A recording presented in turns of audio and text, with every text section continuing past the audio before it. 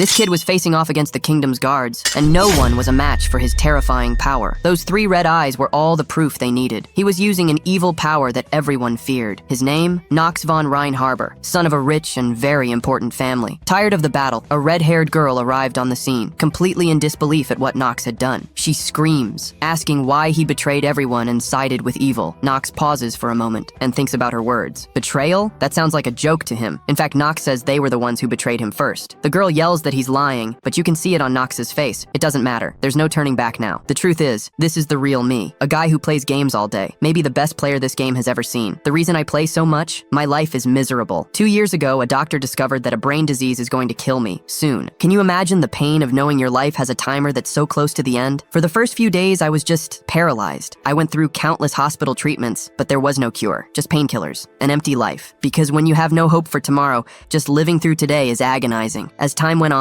the pain wasn't the only problem. Look at this. I'm coughing up what looks like tomato sauce. I don't want to fill out these forms if I'm almost out of time. I'm gonna play one more time. This has to be my favorite game. In it, you can choose to be a genius in something, and you get a penalty for it. But one thing I've never done is choose to be a genius in 2 things. Look at this. The penalty for picking 2 genius traits is like a personal insult against me. You have a time limit as a penalty. Isn't that exactly what I am right now? A guy with a time limit. Character created. Let's begin. The headaches got worse. I felt like I was going to pass out right then. I can't. I just want to try and enjoy something good one last time. I managed to create the character, but it seems my own time limit finally ran out. A system window says the synchronization is complete. The white-haired boy from before wakes up with a start. This is Knox, but much younger now. The boy feels strange. He's sure he just passed out in his room, and now he's in some weird place. It was only when he went to the mirror that the boy realized it. This isn't his face. This is Knox, the character from the game he was just playing. Our protagonist has played this game so many times he remembers everything. Knox von Reinharber is one of the 3 dark masters of Inner Lunatic, born into one of the most infamous criminal families,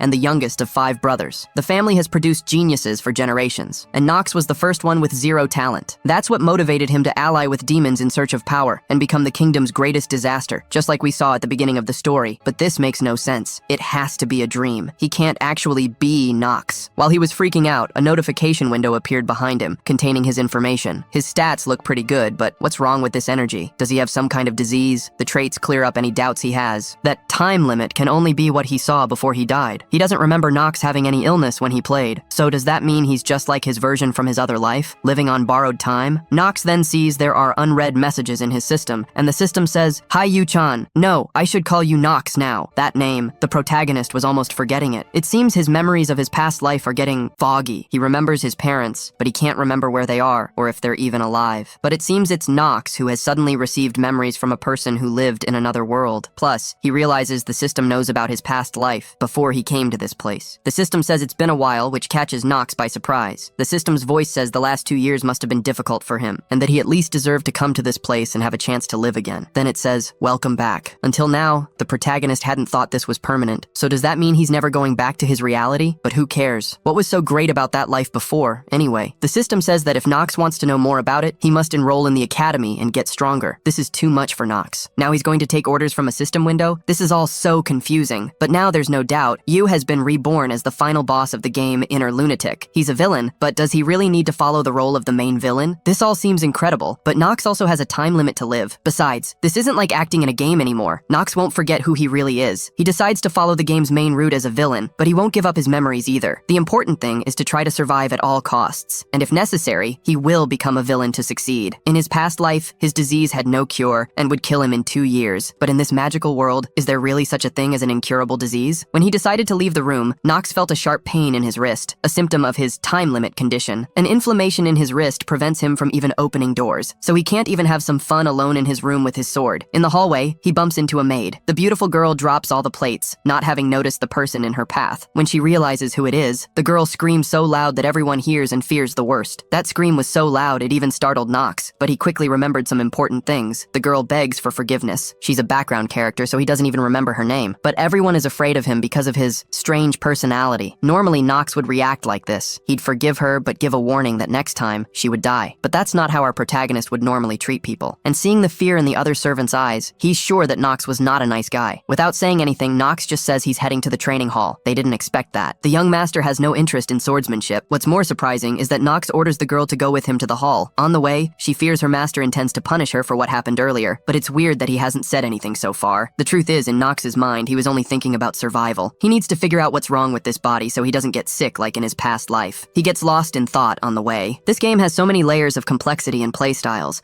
The most important thing is to find out if the genius traits he chose actually worked, and if he really has two of them: sword and combat. Genius leads a person to the peak of swordsmanship. On the other hand, mana genius leads a person to the peak of casting powerful spells. There are many other traits, but these were the two he chose. In the training hall, Knox has a body so weak he can't swing a wooden sword more than a few times. What's the point of being a swordsmanship genius with a body as weak as a malnourished old man's? 10 swings was his limit. He is completely screwed. This place has a lot of weapons available, as expected from the Rain Harbor family. Several legendary warriors were born and raised in this family. The head of the family also wields the tyrannical blade of darkness, an unrivaled power. Knox has no health, but time and money won't be a problem for him. His father doesn't care how Knox uses his time since he's the youngest and most talentless son in the family. Nobody has any expectations for him. Just swinging the sword makes Knox feel like he's going to die a second time. The maid brings him water and towels. She never imagined she would see her master trying to put effort into something. Knox asks her to come closer. The girl fears for her life. This is it. Now she's going to be punished. Knox gets embarrassed. He doesn't do that kind of stuff. She must listen carefully to his orders. She needs to buy everything he's about to ask for. She tries to say it's beyond the limit, but Knox asks if she wants to receive the punishment she was thinking about earlier. The girl left, thinking, he hasn't changed one bit. Our protagonist was interrupted when the family butler, Rodwell D. Ernark, suddenly arrived and caught him by surprise. This guy is his father's right-hand man. It makes no sense for this guy to be here. Usually, he and his father don't care about him, so Knox questions the reason for the visit. Rodwell brings news from his father. The head of the family wants Knox to attend dinner tonight. This catches Knox by surprise. He tries to refuse the invitation. Rodwell reveals that the young lady of the style in her family has come to visit, and it's important for Knox to be there. Refusing could make the family head angry. In that case, Knox has no way out. He accepts immediately. Rodwell notices his unusual behavior and questions Knox's sudden interest in swordsmanship, since he's never practiced before. The young master then speaks with a serious tone. Rodwell, you are a mere butler. Do not dare to cross your limits. What I do or don't do is none of your business. Knox leaves the room, leaving the butler deep in thought. His firm, cold attitude vanishes as soon as he closes the door. He was worried about something, but his attention turns to the girl. He never expected she would come to visit him. Night falls, and it's time for dinner. Someone says, the idiot actually came. The comment was obviously meant for Knox, but he ignores it. The twins keep talking, asking sarcastically if he still holds a grudge against the family. Hartz and Allen continue to make comments criticizing Knox. They even mention that Knox touched a maid. It must have been disgusting. This arrogant chatter is annoying, but Knox turns a deaf ear to them. The maids announce that the most important person has arrived. Everyone turns their attention to the patriarch. Theo von Rhein Harbor has arrived for dinner, and he brought someone with him. A girl with long red hair enters and greets everyone. Talia von Stilliner, dressed elegantly. Theo says that the young lady has requested training for her knights and will be spending some time in the family's territory. The boys are excited by the maiden's presence, but the girl's gaze seems to go in only one direction. Knox is the future villain, and this girl is the one who will oppose him. He gets nervous, thinking that this is the girl who will one day shove a sword through his chest. Theo is surprised that Knox also attended dinner, and our protagonist feels embarrassed by this. The girl has no idea how Knox is treated in this family. They begin to taste the kind of food only the rich can afford. The twins keep staring at Knox throughout the dinner, and then say it's time to decide who will be the next to enter Eldon Academy. And Theo agrees that he must decide on it soon. Everyone knows that Eldon Academy is the most important place in the kingdom, and that's exactly why Knox needs to get in. Besides, the system told him he needs to go there to find out more. The family head comments that only 3 individuals from each family are allowed to be sent to the academy. This is to limit the influence of nobles with large families. The Rain Harbor family has already used 2 spots. His first and second sons were sent to the academy. Everyone at the dinner table grew tense as Theo stated that he would follow the family tradition. Knox then asks if it's a duel between the brothers to decide. Knox's quick response catches Theo's attention. He then announces that in 3 months, they will compete for the family's last spot. The twins start mocking him, saying that a certain someone would bring shame to the family if he were chosen, and they say he has no chance, so it's a waste of time for him to even try to duel. Knox then surprises them by commenting that he expects to hear those words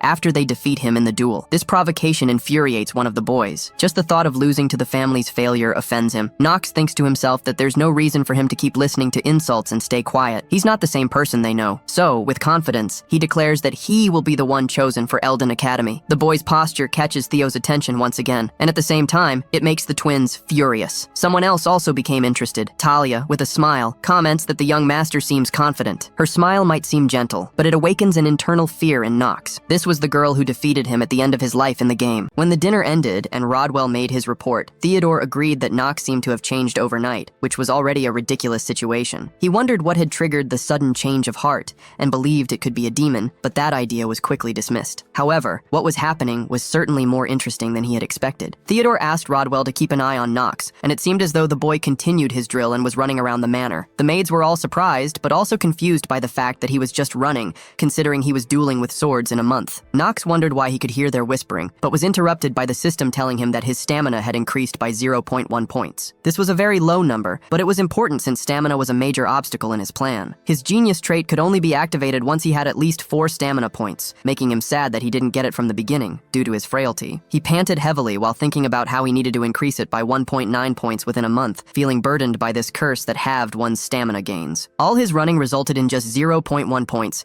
and even his illness trait halved the growth as well, so he needed to work 4 times as hard. Another problem was that he would also be limited to 15 points max, but that was a worry for another time. Finally, Lona had come to bring the items he ordered the previous day, impressing Knox. As he looked at the items, he believed they would help speed up his progress. As a person who had beaten the game 27 times before, he knew what they did. He took the items and Lona asked what they were for, looking worried since they were mostly dangerous. Knox agreed, but said they were only dangerous to those without knowledge, which confused her. He then grabbed the bottle of poison and started to drink it. The maid panicked and explained it was poison, which Knox knew. But this was the type of poison that would give him a temporary 50% stamina bonus, even if it would kill him in 10 minutes. Lona watched and was about to call someone until he refused. Since he wasn't done, he proceeded to eat the golem nucleus, which made her even more panicked since it would petrify his body. However, the 2 items together activated a hidden effect as planned. The nucleus was normally used to maximize defense or bring an artificial golem to life, but when used with the venom, it would neutralize the poison and eliminate his curse of frailty. One negative trait was now gone, but Lona was still panicking and asked if he was all right,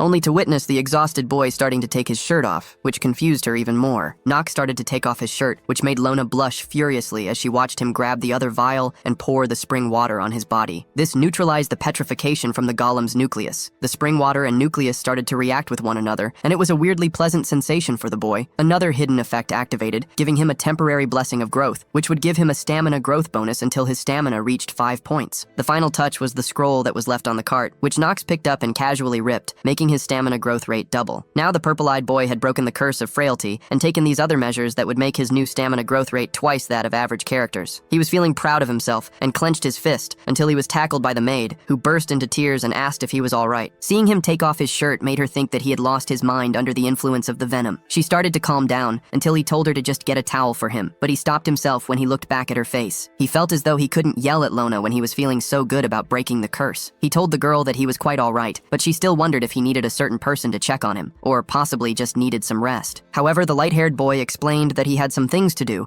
which confused the maid, until Knox said that it was running that he had to do. The sun was bright in the sky, and Knox could be seen doing laps around the courtyard. Lona was right behind him with a towel, while someone else watched them from a distance. She muttered to herself, wondering what on earth possessed Knox to accept a duel with his brothers, when, in her opinion, he wasn't physically fit enough. That person was Talia, and her handmaiden Emma quickly scolded her, saying that wasn't the right way to talk about a member of the family who was hosting her. Talia didn't really care what she said about the family, and kept complaining about how all Knox did was run. It didn't seem like he had any intention of training with a sword, and she'd heard that tutors had tried to teach him but were turned down. The red-haired woman was convinced he would get beaten. Still, she couldn't get it out of her mind, so, despite her handmaiden's confusion, she decided to leave and talk to him. Talia walked up to Knox and greeted him, but he was internally confused as to why she was out there with him. He decided to act cold and asked what her business was. She winced at his attitude, and came up with the idea that he was only like that because he was stunned by her beauty. She asked the boy if he honestly believed he could beat his brothers, even though she complained that he was only running, a point which Lona silently agreed with. She offered her help, but the boy immediately refused and told her to leave. This shocked her, and she asked if this was how he treated people who offered him help. Lona panicked in the background since she believed this was not how he should be talking to ladies. Talia scoffed and walked off, leaving the boy confused about what just happened. Knox felt as though everything was spiraling out of control. He checked her stats and saw how talented she was. Her stamina was even higher than the average number for men in this world. Even so, she wasn't on the level of the 3 Supremes or the 4 Sages, but she could still claim a place just beneath them and would be capable of killing a few devils. Her element was fire, and once awakened, it would be upgraded to white fire, which would give her the power to burn a corrupt Knox into oblivion. With that in mind, winning Talia over as a friend was not an option, as he didn't know how much that would mess with the story. He just needed to find a way to survive while following the storyline. After all, it was nonsensical to get friendly with your future killer. 1 month later, Talia walked down the hall and remembered how some people were impressed at how she truly had talent befitting the reputation of the Steelliner family. She didn't really feel that way though, as she felt inferior to her sister. She clenched the hilt of her blade at the thought of losing to that woman. Talia wondered if she would ever be good enough to be a knight. Knights knights must be able to lead a frugal existence void of greed and, from time to time, sacrifice themselves for justice. Along with that, they must also master countless swords and forms. The red-haired girl sighed and thought that Knox believed that running was enough to defeat his brothers, thinking he stood no chance. The next day, the sun shone on the two brothers who stood in the drill hall, with everyone, including Scylla, Theodore's wife, watching. Theodore asked Rodwell how he believed the match would go, and the steward wasn't too sure. An announcer explained what the duel was for, and quickly started the fight, to which Knox's brother immediately raised his blade. When Knox's father asked for Rodwell's predictions, the steward explained that years of training for Alan would put that man in the commanding position, which the father agreed with. His wife glared, and Rodwell wondered if Theodore was predicting a different outcome. It was true that Knox had changed. However, he didn't believe that Knox would overpower Alan unless there was some outrageous circumstance. In Rodwell's previous days as a knight by Lord Leonhard's side, the art of the sword was governed by a simple rule, where achievement was measured by how much time one spent with their sword. The only factor that would change this was a talent from the realms beyond, an overwhelming natural gift. But he didn't believe that Knox possessed such a gift. Theodore spoke and said it would be unwise to dismiss other possibilities, and that for all they knew, any of his sons could possess a gift comparable to the three supremes. Knox thought about how unlucky he was, even in this current world. He remembered how his luck was supposed to be high, considering it was at 7 points. After all that running, the light-haired boy had failed to bring his stamina up to 4 points. With his blessing of growth, Knox was at 3.8 the previous day, and was almost there to reach his goal. However, Lona was still running behind him, and asked if he was absolutely sure that he needed her to run with him. The man affirmed and let his true intentions slip, that he wanted her to suffer with him. But he told the girl that she had one more article to clean, which made her pout, and he mentioned that he'd noticed. Knox chuckled and wondered if all the running gave her stamina as well. He checked her stats and found out that she had a number which was higher than the average man. After all the hard work he had put in, he was still weaker than a side character. Lona mentioned that the sun was about to set and reminded him of his duel the next day, making him pant heavily and feel disappointed that he didn't have enough time. When it was the next day, just before the match, Alan called out to Knox and suggested that he should withdraw, calling Knox a disgrace to the family. Knox chuckled at the attitude and knew that his brother just wanted to beat him, to which Alan agreed since he wanted to impress Talia. The light-haired boy glanced up at the girl before checking Alan's stamina, making Knox frown at the sight of the high number. He felt worried before the announcer called out to both men and said that they couldn't challenge the outcome of the duel. But this only made Knox even more worried, since losing would mean the end of his journey already and would cost him the opportunity to find out who sent the message and what life was beyond his one-year deadline. He clenched his sword as the duel began, and Alan immediately made the first move, which Knox rolled out of the way of, grunting as he skidded back and trembled from the power of the second attack. Knox wondered what he should do as Alan laughed and continued clashing blades with him. Suddenly, the system said that his stamina had increased, causing him to grin and murmur under his breath. Alan was confused and made fun of it before continuing to send blows at the younger boy. Theodore's wife scoffed at the sight, believing that one of her other sons would attend the academy. As the duel continued, Theodore called the sight pathetic, which made the woman grin. Theodore said they may have had too high of expectations. Rodwell suggested interrupting the duel for Knox's sake, while Theodore thought about how Alan and Hats were talented, even if they weren't as talented as their eldest brother. He wondered if he had to accept that none of his sons had the temperament to overpower all and put the world under his heel. Knox wheezed, and Theodore sighed before rising from his chair with the intention to stop the duel. But it finally happened, and Knox could feel the power coursing through his body after the trait activated. Alan asked if his brother had lost it, but Knox activated a new skill which seemed to slow down time. A wise person Knox didn't remember the name of once said that a genius and an average man experience time differently, and that was what Knox was feeling at that moment. Everything was moving slowly, and even if that didn't automatically make his sword control perfect, he was no longer dormant in his traits. With a raise of his sword, the duel was settled. Alan's sword was knocked out of his hands, making the older man flinch from the sudden movement and the fact that the victory was now obvious. The sword fell to the ground, and Alan held his hand with a glare, while Knox looked down with a cold expression. But Knox knew this wasn't the end of the duel yet. He knew that the skill's effect only lasted 5 minutes, so he wondered how to wrap things up. With a confident tone, he told his brother that he was being leisurely in his pace, and that he would put a swift end to everything. He wanted them to come at him all at once. Knox turned to his father and asked for permission to engage both of his brothers simultaneously, and Theodore stared with surprise. While Talia wondered what had gotten into the boy, the father hummed and thought. Since his curiosity was piqued, he allowed it, despite Scylla's remarks. The duel would proceed, and the twins grabbed their swords while Knox held a grin, watching as his brothers dashed forward. However, Knox was standing his guard as well. Alan told Hats to corner the man, but Hats told the other to shut up. Knox's hidden effect activated again, and the boy knew what to do to block every attack, sliding past them while slamming against their shoulders. Talia stared with her mouth agape, and Knox knew what everyone was thinking, how he was the disgrace of the family, yet was overpowering two of his brothers. The twins glanced at each other, but Knox told them not to take their eyes off their opponent before stepping forward and swinging his blade around. Another frenzy of attacks occurred, and Knox was starting to feel as though though the burden of survival didn't stop him from having genuine fun with sword fighting. Everyone stared in shock, and the twins grunted, shouting about how this situation was impossible. Within seconds, both Alan and Hats were sent to the ground, and they stared up with bewildered and incredulous expressions, knowing that they had finally lost the match. This was also when the system let Knox know that his time of genius effect had run out. Knox turned to the announcer and said that he believed the duel was concluded, to which the announcer confirmed with a wince and a stutter. The winner was Knox,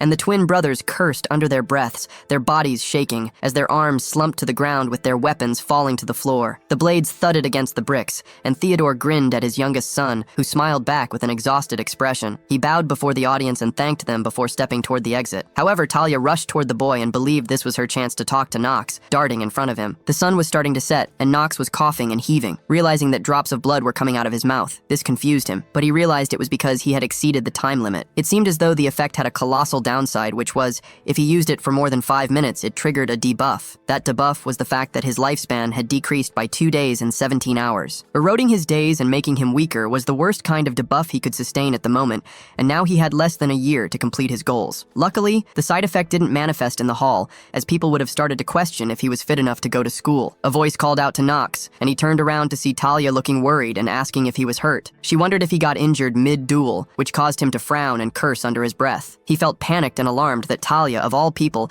had to come to him and get in his business, especially since her telling Theodore about these side effects would only bring things downhill. Knox tried to say something only to get interrupted by the girl wondering if he had defeated the brothers in such a condition. This confused him, as the blushing girl felt embarrassed and guilty for misjudging him. Talia thought about how she had been observing him for a month and had not once seen him train with a real sword. All that she heard was that Knox had swung a wooden sword a few times on his first day of training, making her wonder how he had managed to defeat his brothers. This made her believe that Knox had been hiding his natural talent, so she ran out of the drill hall and wanted to know what he did. However, after the duel, she witnessed the lone boy with blood dripping from his mouth and his body seeming as though it was going to collapse from exhaustion. Talia wondered if it really wasn't Knox defeating his brothers with overwhelming strength, and started to think the rumors that she'd heard were more misleading. He wiped his chin while the red-haired girl looked at the boy and believed that he was a hard-working swordsman who had toiled for his victory. She stared at Knox and flinched when he coughed, causing her to walk closer and ask if he was all right. Suddenly, he slapped her hand away and glared coldly while saying that she wouldn't lay a finger on his body. He thought about how the 2 years he had spent doing nothing but playing video games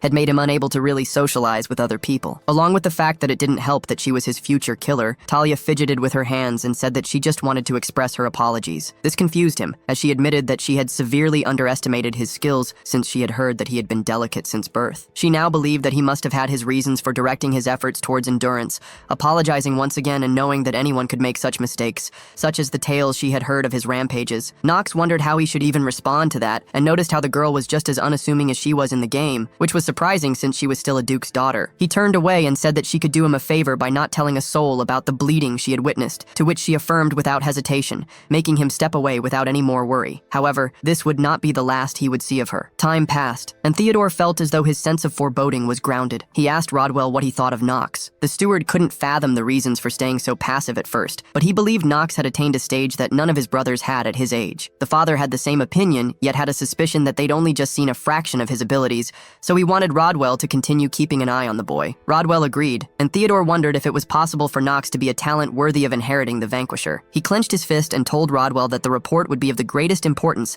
since Theodore seemed to not have much time left, to which the steward bowed and said he would do his best. Night arrived, and Knox got the notification that he'd completed a tutorial quest, but it didn't really seem like a game to him anymore, despite the features that remained. His reward for winning was to receive 3 attribute points, making him sigh at the fact that he'd spent a whole month just to add 2 points. Despite that, he looked at his stats and wondered what to add them to. He decided that he would add them all to luck, and the simple reason was that when playing the game, luck was more important than ever, so he might as well test the improvement right away. The system also mentioned that there were benefits available, such as the fact that he could get 1 random skill scroll and conjure 1 skill, which made him excited. As he immediately summoned the dispenser, which was a bit weird to see in the flesh, Knox turned the switch and hoped he would get a normal grade scroll since his luck was higher. He remembered what the scroll colors were as he gulped nervously. A ball fell out of the dispenser and opened up, glowing brightly until it was revealed to be a gold scroll, exciting him as he opened it immediately. He proceeded to use the skill conjurer and knew which one to conjure in order to help with collecting the hidden treasures from the manor, and that skill would prove indispensable. Soon, Theodore would call his sons together, so this skill conjuring could wait for now. The scroll showed that he had received a skill that gave people with lower points a 20% debuff against him, making him remember why he loved the game. Knox glanced over at the other window and remembered that Green, the second eldest son, would be returning returning to the manor soon since his graduation was a good while ago, and he would be returning from night training. Right now, Knox would prioritize resting, and he believed that Talia wouldn't cause him problems anymore since she wouldn't break her promise, making the boy think that she would have no other reason to come at him. The next day, Knox was quickly proven wrong, as he immediately saw the girl walk up to him. He asked what she wanted, and she mumbled something incomprehensible, confusing him as she repeated herself and asked if he could teach her how to progress as fast as he did. Talia wanted to make fast progress like Knox did,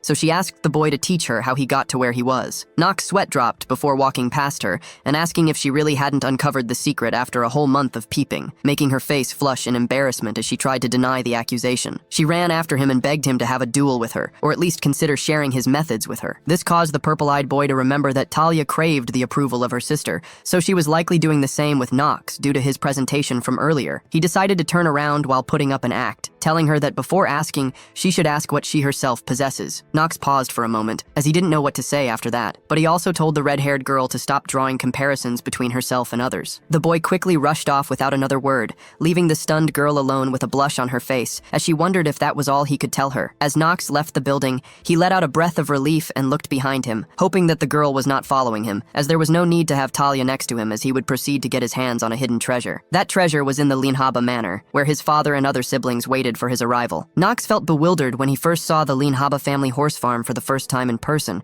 believing the words he would hear about it being one of the 3 best farms on the continent. Rodwell bowed to Theodore, and the father told everyone that they were called together so they could choose a horse as a lifelong companion, making Knox gulp at the fact that the time had finally come. Of all animals, horses held the most sacred place in the tradition of the Linhaba family and the continent, since anyone who wished to be a knight or magician must acquire a horse at an early age and form a bond that would last their whole lives. There's even a course on horsemanship at the academy, and cavalry warfare would become more common as the game progressed. Taking good care of it also saved on the costs of transportation, which made it indispensable. This makes it all the more reason to pick the right horse. His father spoke up and said that Knox would get the first pick as the winner of the duel. He only had one chance and watched as Knox walked off, making Theodore hum in thought while wondering if his son possessed good discernment. The horses neighed, and Knox was surprised by how stellar a lot of these horses were. However, there was a specific horse he was looking for. His eyes browsed around before landing on a black and gray horse that had its ribcage showing. The boy walked toward it and chose it without hesitation, surprising his twin brothers, while Theodore held a frown. He suggested that Knox should reflect upon his choice,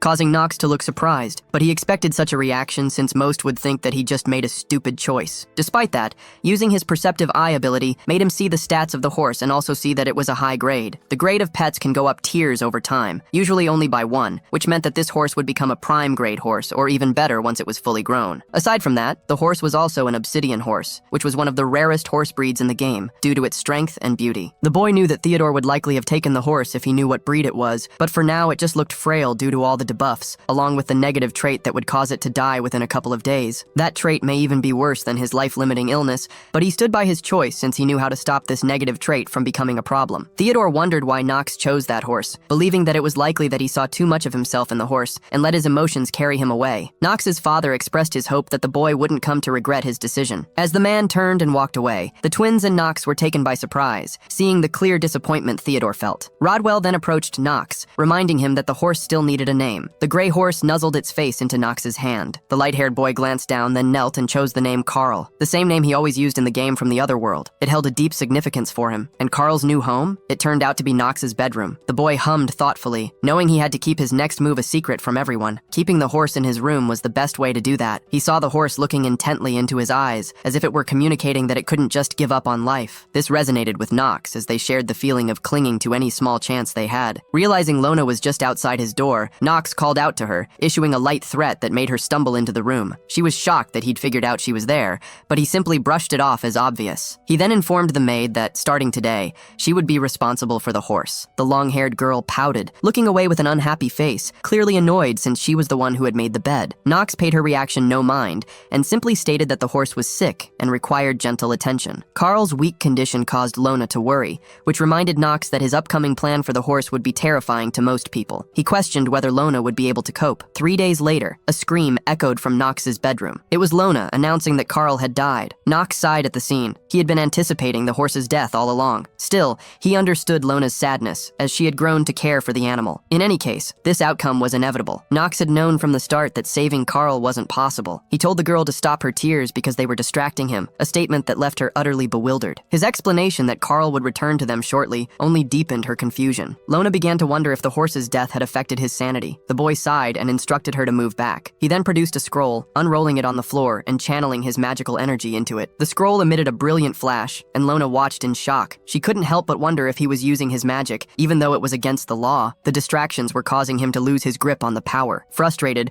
Knox yelled at her, asking if she wanted to witness Carl die a second time. If that wasn't her intention, he demanded her silence. She immediately obeyed. Knox desperately needed to focus because he couldn't fully control his mana yet, and his mana sensitivity trait was dormant. Furthermore, the Empire's law was strict. Only royals could use their magical energy before they turned 15 years old. This rule gave royals a significant advantage in magical training, often leading them to greater achievements. Since Knox wasn't royal, his only option was to unleash every bit of magical energy he could summon. He felt a throbbing sensation in his hands and wondered if this was the true feeling of wielding magic. Grinning as he prepared his one-time skill conjure, he knew there was no margin for error. He was about to use black magic, and an image of a skeletal hand holding a book flashed before his eyes. The system informed him he could now summon Carl back as an undead pet and asked if he wished to proceed. He agreed without a second thought. A glow enveloped the horse, which lay before the open book. Knox recalled that the undead in the game shared two common features. They were resurrected with black magic and darkness-type energy. The second trait was that even after death, they retained their consciousness and gained enhanced strengths, including absolute loyalty to their master. There was a complication, however. Only one family, the Marbus family, possessed the power to create such beings, as they were masters of the darkness element. They were much like the Lion Habos, but instead of knights, they were black magicians. Knox wondered if characters outside that family could ever acquire these skills. The answer was a firm no, unless they possessed the Necronomicon, the Book of the Dead, which was precisely what he had summoned. Dark hands erupted from the ground and coiled around Carl, while a black liquid trickled from Knox's mouth. Lona watched in shocked horror, but he ordered her to be quiet, as he needed a little more time to channel his energy. He grunted from the strain and coughed up more blood, realizing his magical energy was depleted. Luckily, his efforts had paid off. He looked up to see the horse get to its feet and neigh loudly. Knox had done it. He stared at Carl, now his undead pet, and saw a gleam in its eyes. He panted, exhausted, but thrilled that he had finally gotten something right. Lona, still with tears of worry in her eyes, watched Knox stand up and call to Carl, who trotted over to him. He checked the gray horse's stats and was pleased to see the negative trait was gone, replaced by the expected upgrades. He informed the horse that from this day forward, he was its master. Carl seemed to make a contented sound as Knox petted it. Both boy and horse were startled when Lona suddenly threw her arms around them both. Knox was confused as she began sobbing, overwhelmed by the worry she felt watching him cough up blood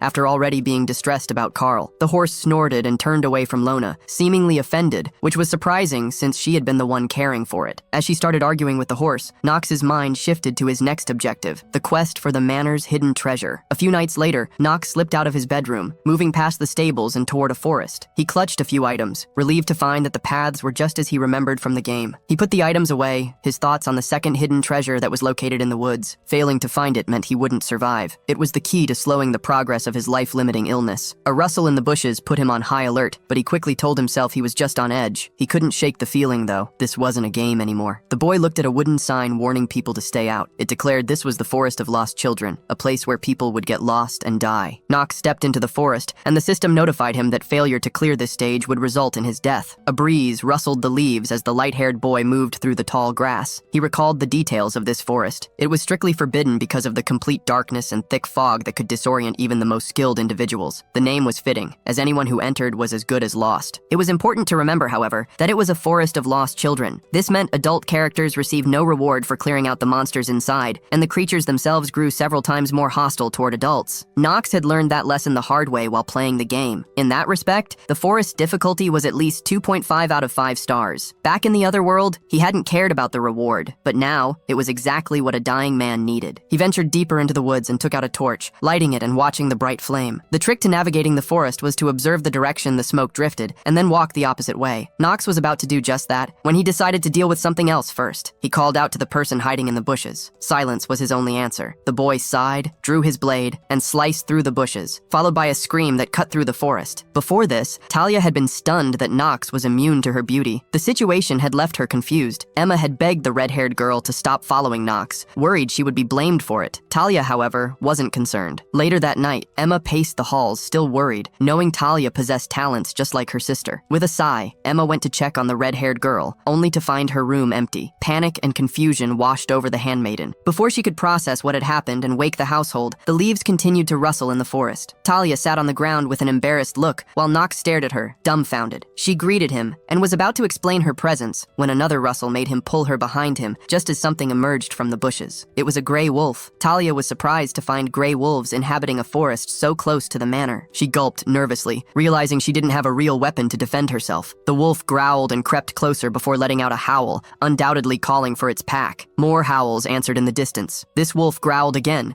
but Knox just grinned, dashing forward and slashing the monster across its chest. A second slash to the neck sent the wolf crumbling to the ground, dead. The girl stared in bewilderment at the boy, who now had blood spattered on his face and clothes. He asked her again why she was following him, which made Talia blush and invent an obvious lie. Knox had no patience for it and threatened to leave her there if she didn't tell him the truth. His response shocked her, and she grabbed his wrist, launching into a rambling explanation. It wasn't a complete lie, but she wasn't getting to the point. Knox sighed internally, realizing Talia was overestimating his skills, and surprisingly, held no ill will toward him. He was also amazed that a girl could be clueless enough to tail someone in the middle of the night. Still, he decided to let her tag along, since he couldn't just abandon a main character in the forest. He made one thing clear, though. He wasn't helping her. He was only keeping her alive to prevent a feud between their families. Talia felt a pang of guilt, and Knox hoped she had learned her lesson. But the girl kept talking, trying to thank him, which surprised him. The moment was shattered by the arrival of the other wolves. They growled loudly as they began to circle the pair. They stood there, Knox still holding the torch, and a chill went down Talia's spine. Suddenly, Knox pushed her away, telling her to stay back. He handed her the torch, explaining that she would just get in the way of his sword if she tried to fight. Things were not going as planned, so Knox needed to concentrate. This forest was part of the prologue, not the main story. That meant there wouldn't be a stage boss, which was one less thing to worry about. However, there would still be an elite monster, just one step below a boss, and it was probably an elite gray wolf. The wolves continued to growl before charging. Knox knew that just identifying the threat wouldn't make it any easier. He slashed at the approaching wolves, feeling like he was constantly living on the edge. He watched as another wolf lunged at him from above. It was time to cast aside his pride and face this challenge like he used to in the other world. He gripped his sword tightly, trying to recall his mantra. Once he remembered it, he cut through more wolves and sighed in relief. Talia watched in awe, convinced that Knox wasn't even trying his hardest, and wondering if he had ever hunted a wolf before. The words Knox had spoken to her echoed in her mind, making her think he saw her swordsmanship as inadequate. The wolves kept howling, and Knox stood his ground, knowing what was coming. He heard a rustling in the grass as a much larger animal emerged into the clearing, the elite gray wolf. Back at the manor, servants with torches searched for Talia. They found footprints leading to the forest, which they assumed belonged to Knox and Talia. A wave of fear washed over the servants, who knew the horrors of that place. Emma collapsed in worry, insisting they had to follow them. Rodwell immediately stopped her, saying they couldn't, which confused the handmaiden. He explained that it was a forest that even the Lianhaba family had been unable to conquer. To the family, the forest was a symbol of shame. Admitting that an area within their own manor remained unexplored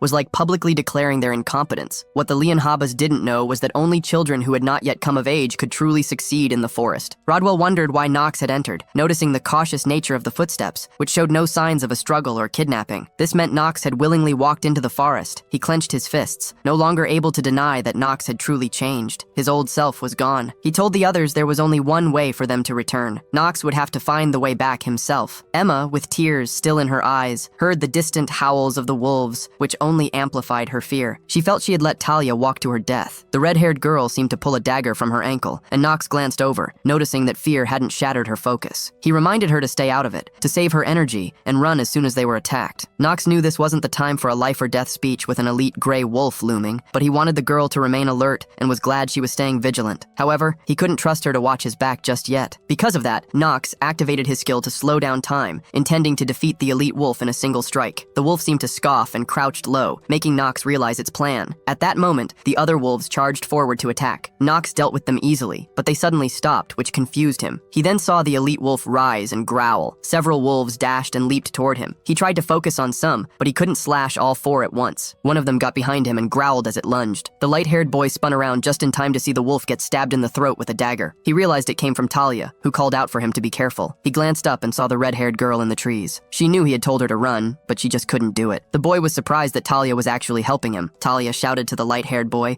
asking if he was okay and hoping he wasn't injured from the near attack. Knox was surprised that the red-haired girl was helping him, but his thoughts were cut short by a growl. He turned and slashed away 2 more wolves. He assured her he was fine, which made her sigh in relief, but he couldn't help but feel he must have looked pathetic. Knox sighed, then realized his body was trembling. The side effects of using his skills for too long were already kicking in. It was frustrating, especially at such a crucial moment, because something was now rising from the ground. It was the elite wolf. The purple-eyed boy grinned, tightening his grip on his sword's hilt as he watched the elite wolf circle him. Suddenly, it charged, surprising Knox by dashing right past him and back into the forest, leaving him completely confused. Silence fell over the area as the boy tried to understand what had just happened until he heard a rustle. He turned, but it was too late. The elite wolf sped past him again, leaving a deep gash on his side. Talia looked on with worry, calling out to Knox as the wolf retreated into the forest once more, leaving the boy in silence as he clutched his shoulder. He grit his teeth, feeling that this raid on the forest was all wrong, even though it was a raid of his own design. It was a logical feeling, though, since real life was far different from a video game. The boy frantically scanned his surroundings. The silence continued as Knox considered how the monster was coordinating attacks with its pack and was now using the environment to its advantage. He heard the leaves rustle just before it zoomed toward him again. Knox pinpointed its location and immediately swung his sword at the monster. However, the wolf stopped dead in its tracks, preventing Knox from landing a hit. This surprised him as the growling canine charged once more. The light-haired boy realized the wolf had been waiting for him to make a big swing to expose his own weak point. His hands gripped the sword, and he gritted his teeth, grunting until blood started to trickle from his mouth, adding to his frustration. The wolf leaped at him, and everything seemed to shift into slow motion. Knox's life flashed before his eyes. He thought about how he had beaten this game multiple times, yet he was foolish enough to get overconfident in a situation like this. Knox wondered if he was truly stupid enough to think he could do anything. He knew this wasn't how he had pictured his death. The boy squeezed his eyes shut, bracing for a second end, but it never came. A sound pierced the air, and the surprised boy opened his eyes to see the canine yelping with a dagger lodged in its eye. It dawned on him that if he had weak points to expose, so did the elite gray wolf, and the only person who could have revealed them was not him. Knox gripped his sword and let out a battle cry, plunging the blade through the wolf's stomach. Blood sprayed everywhere until the beast collapsed to the ground. The boy also fell, completely exhausted from the side effects of his skills. He wheezed while Talia shouted in worry, realizing the other wolves were still alive. Despite that, her fears eased slightly when she saw the remaining wolves whimpering and backing away. The red-haired girl jumped down from the trees and rushed to the boy, asking if he was all right. He reassured her, wiping the blood from his mouth, and was about to tell her he owed her big time, but he stopped himself, remembering he was thanking an enemy, the very person who was destined to kill him in the future. Knox turned away and reassured her again, but his tone was colder this time, as the gash from the elite wolf was still hurting. The boy got to his feet and said it was just a surface wound, which brought some relief to the girl. Then, she turned her head and saw a spider crawling on her shoulder. The sight of the arachnid sent a chill down her spine and made her scream. The boy was confused, turning around and wondering if more monsters had appeared. He was cut off by the girl tackling him and clinging to his body in tears, which only confused him more. Talia shivered and mumbled about the spider to both herself and Knox. She glanced at it again, screamed once more, and caused the boy to stagger. Knox sighed and chuckled at the fact that the red-haired girl was afraid of spiders. He flicked it off, telling her she shouldn't have followed him into a forest if she was so scared of them. Talia asked if he really wasn't frightened by them, but Knox countered by asking if any knights were afraid of spiders. This made the girl feel embarrassed, and she tried to defend herself. With her off of him, he felt like he could finally breathe. But then Knox started coughing again, which worried Talia. He tried to tell her it was none of her business. Knox thought about how the girl hadn't really hindered him during the fight and had even saved his life in a way. He felt incredibly grateful, even if he would never say it to her directly. But now, Knox just had to find a way out, since his goal was accomplished. The sun began to rise, and Emma continued to sob, feeling like everything was her fault. Rodwell stood there, wondering if things had gone horribly wrong. Talia's disappearance could easily escalate into a dispute between their families, and that wouldn't be the only consequence. There had been other reports of children from the manor vanishing into the forest,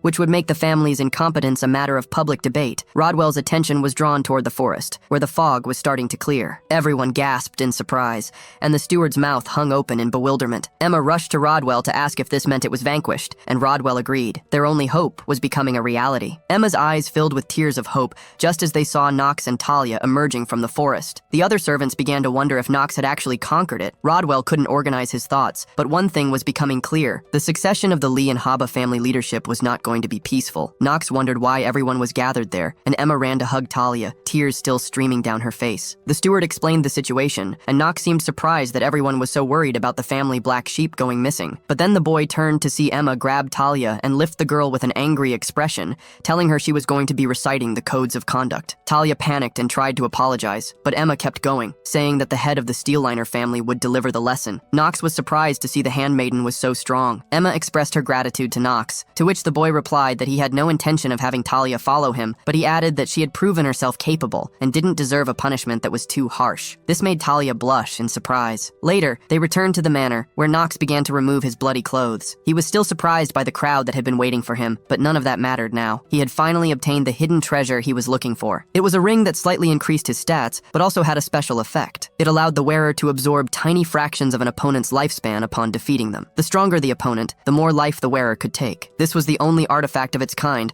but of course the ring alone couldn't save him from death. It wasn't as if he could extend his life indefinitely, since the description specified it was only tiny amounts. Even so, it gave him more hope. He slipped it on, knowing it was better than nothing. He could feel his stats rise slightly. He called for Lona, knowing she was just outside. The maid wondered if he could see through things, to which he replied, maybe. This caused Lona to get flustered, thinking he could see under her clothes. Knox bonked her on the head, and the girl wondered if he had gotten stronger as she rubbed the spot. Changing the subject, he told her they were going to arm wrestle. She seemed confident, agreeing to his terms. He would raise her wage if she won, and lower it if she lost. As they counted down, Knox slammed her arm down the instant they started. She was in disbelief, and begged the boy not to decrease her wage. But he mentioned hearing from a certain maid that he was the famed lout of the family. He grinned at her while Lona continued to plead. Suddenly, Knox's sickliness trait activated, causing his wrists to fracture and giving him a cold. Knox felt disappointed and told Lona to just get him some ice and a towel. He sighed, trying to focus on the happiness of getting the ring. He knew he should prioritize rest, but hated that he was hit with such a combination of ailments. Somewhere else, it seemed someone was trying to recall Knox's face, knowing his name from the other world. Carl and the Ring of Black Fire, the two hidden treasures of the Leonhaba Manor. The sun shone down on the manor, and Knox learned that even with both treasures in his possession, he was sentenced to 6 months of confinement with no chance to use them. Knox stared at the sign inside, opening it and grumbling to himself. He felt he shouldn't face any consequences, considering he had vanquished the forest that no one else dared to enter. He asked Lona if she agreed, turning to the maid, who seemed hesitant to say anything. Knox reminded her that her wage could also be decreased for failing to keep him in a good mood, so she quickly and stammeringly agreed as the boy collapsed onto the couch. It was frustrating for him. He was just getting comfortable with his new life, and watching Carl grow brought him a lot of joy. This confinement couldn't continue. It wasn't just about those things. His death was approaching quickly, and he knew he would die before the 6 months were up, a fact he was aware of thanks to a system pop-up. These alerts seemed more concerned about his remaining time than he was. His body trembled before he rose from the chair and told Lona he was going to speak with his father to get his freedom back. She was about to tell him his bath was ready, but was cut off by a knock. The door opened to reveal Rodwell, who greeted him with a bow. The boy was surprised by both the steward's presence and the message that Theodore wanted to speak with him. Bodies of knights and monsters lay scattered on the ground, as Theodore remembered the fateful night now known in history as the Night of Carnage. Monsters shrieked, swarming toward the man, who gripped his dark sword before cutting through the enemies in his path. The images of swarming devils, piles of human corpses, and the sheer carnage raced through his mind, making him feel it was more of a plague than a battle. Theodore gazed into the distance, feeling a dark, heavy energy around him. It reminded him that he needed one of his sons to inherit his sword, the Vanquisher. Someone with half-hearted potential wouldn't be enough. The man wondered who would be the right choice, who possessed a talent strong enough to one day end him. A knock sounded, and Rodwell informed Theodore that Knox was on his way, which Theodore acknowledged. He thought about how even he had failed to solve the mystery of the forest, and that Knox's achievement deserved recognition and a reward. Unsurprisingly, the Omegers had interfered and blocked the recognition. They found it hard to believe that Knox had changed and demanded a full investigation to confirm that the forest had truly been vanquished. This was something even Theodore couldn't ignore, as an inquiry would have been necessary regardless. Knox entered the room and greeted his father. Theodore mentioned the boy's wrongful actions in the past, likely referring to the time before his reincarnation, which Knox was fully aware of. Regardless, Theodore acknowledged his accomplishments and said Knox could name any prize he desired. This greatly surprised the boy. He broke into a sweat, as he didn't remember this from the game. Theodore was usually cold and commanding, so Knox lifted his head and asked for confirmation. His father rose from his chair and swore on the history of their black blade that he was telling the truth and would grant whatever Knox wished. Knox was stunned. The older man continued, explaining that any excessive request would affect his opinion of the boy, but he had a sliver of faith in Knox. Knox asked for time to think, and permission was granted. talented. He was also given permission to leave the estate whenever he pleased, as long as he didn't cause a commotion like last time. The light-haired boy thanked his father, who reminded him of his family name. The next day, everyone gathered outside to say goodbye to Talia and Emma. The red-haired girl blushed as she said her farewells, but Knox tried to ignore it, even as the girl beamed at him. Rodwell told the boy it would be polite to respond, so the purple-eyed boy groaned in frustration and turned to wish the girl farewell as well. He said they should meet again when she became a greater knight. Talia asked what she needed to do to become one, and he replied that she needed a brave heart that didn't fear spiders. The girl flushed with embarrassment and punched him in the stomach, making him regret his choice of words. He should have said a wolf instead. Even so, the girl agreed and told him he should keep his nape clean to greet her blade. This sent a chill down his spine, as it was in poor taste given what he knew about the future. Emma bowed and thanked the boy for everything he had done, including saving Talia, but he said that wasn't his intention and told them to leave without further delay. The carriage rolled away, and one of the characters had finally departed. Knox felt he was gradually getting used to this strange new existence. And hey, he might even be enjoying it. Another notification popped up, informing Knox that he had 146 days left. He sighed at the fact that he couldn't get a break from the reminders. A few days later, Lona asked if he needed a new maid to attend to him at school. Knox hummed in thought, about to recall something when a knock came at the door. Rodwell entered and told Knox he was there to present the maid who would serve him during his time at the academy, starting today. A green-haired girl greeted Knox and introduced herself as Zitri de Lobelia. The boy introduced himself back, then opened her stats and saw exactly what he expected. She was there to spy on him for Theodore. The system reminded Knox of his impending death, making him sigh as he got ready for the day. But he could take some comfort in the fact that he was making rapid progress despite all the setbacks. Knox looked out onto the balcony, knowing he would soon be heading to the academy. Lona seemed excited about it too, asking if he was nervous. He responded with a question of his own, wondering why she sounded so cheerful about his departure. She winced and sobbed, claiming she would just miss him, but the boy told her to drop the act. He knew he shouldn't waste time teasing Lona when that time could be better spent improving his skills. Otherwise, he wouldn't be able to handle the programs at the school. After all, it was the best academy in the Empire, and it was sure to be filled with talented students. He had to survive alongside them and make himself a part of the main storyline to become the villain he was meant to be. Knox wondered why everything had to be so complicated. His thoughts were interrupted by a question about a new maid attending to him at school. He hummed thoughtfully before Rodwell entered to greet him and present the very maid Lona had mentioned. The green-haired girl introduced herself. Knox introduced himself as well and checked her stats, noticing she was there to watch him for his father. She still maintained a facade of being kind and caring. Theodore was one of the most powerful and cunning men in the game's universe, mainly because his sword skills weren't just due to raw talent. His rise to power was built on his distrustful nature, constantly observing everyone and everything. The maid had Theodore's expectations resting on her, and she affirmed them without hesitation, a cold look in her eyes. She was said to be first in line for the leadership of the Lobelia family, and in exchange for her service to him, he would support her restoration to that rank. Zitri vowed to do her best to assist Knox, but Theodore disliked her choice of words. He glared at her, making her flinch. She bowed again and said she would observe the boy and report every detail to Theodore. She then left, sighing after escaping his intimidating presence. The girl took a breath and pulled out something from around her neck, looking at a family picture while knowing she couldn't hesitate any longer. When night fell, Knox thought about how he now had a spy, wondering if she was chosen to make sure he wasn't possessed. This was understandable since demonic possession was quite common in this world. After all, the original game's story had Knox's downfall begin with him being possessed by a great devil. Knox believed no one would discover his true identity, but he was still worried about Zitri. She wasn't a character in the main storyline, which Knox saw as a waste, since she was supposed to be the next head of the House of Lobelia. However, her uncle had murdered her parents and stolen the leadership claim. The rest of the story was predictable. The girl fled and ended up as a maid for the Leonhaba family. While she projected a cheerful demeanor, she was despairing underneath it all and would soon give in. If Knox remembered correctly, the girl would meet her end by taking her own life even before the first chapter of the story. He wondered what he should do. Should he save a character destined to die, at the risk of altering the story? He fully understood it could interfere with his plans. The next day, Knox met with both maids to tell them he would be hunting monsters within the manor and wanted them to come as his assistants. Lona was shocked and shuddered at the idea, pretending to feel sick. But Zitri interrupted and agreed without a second thought. The brown-haired girl sobbed and told Zitri not to agree to everything. Knox knew that fear was a normal reaction, which made Zitri's answer all the more interesting. Knox reminded Lona of her lack of vacation days, even if she tried to get out of it. He grinned and mentioned her wage, which made the girl cry and ask what weapon she should bring. The boy chuckled. Zitri told the girl she would join them after informing Rodwell. Knox thought about how he needed to focus on gaining more days to live, especially now that he was free. As they rode off into the forest, Theodore watched from a window. A few days later, the Forest of Lost Children had become just like any other forest after being conquered. A growl was heard from a gray wolf that Knox quickly charged and slashed. He was testing the ring's abilities as it absorbed a tiny fraction of the wolf's life. He sighed in relief when the system informed him his remaining time had increased by 2 hours. Knox glanced around when he he realized he had likely hunted all the wolves in the forest,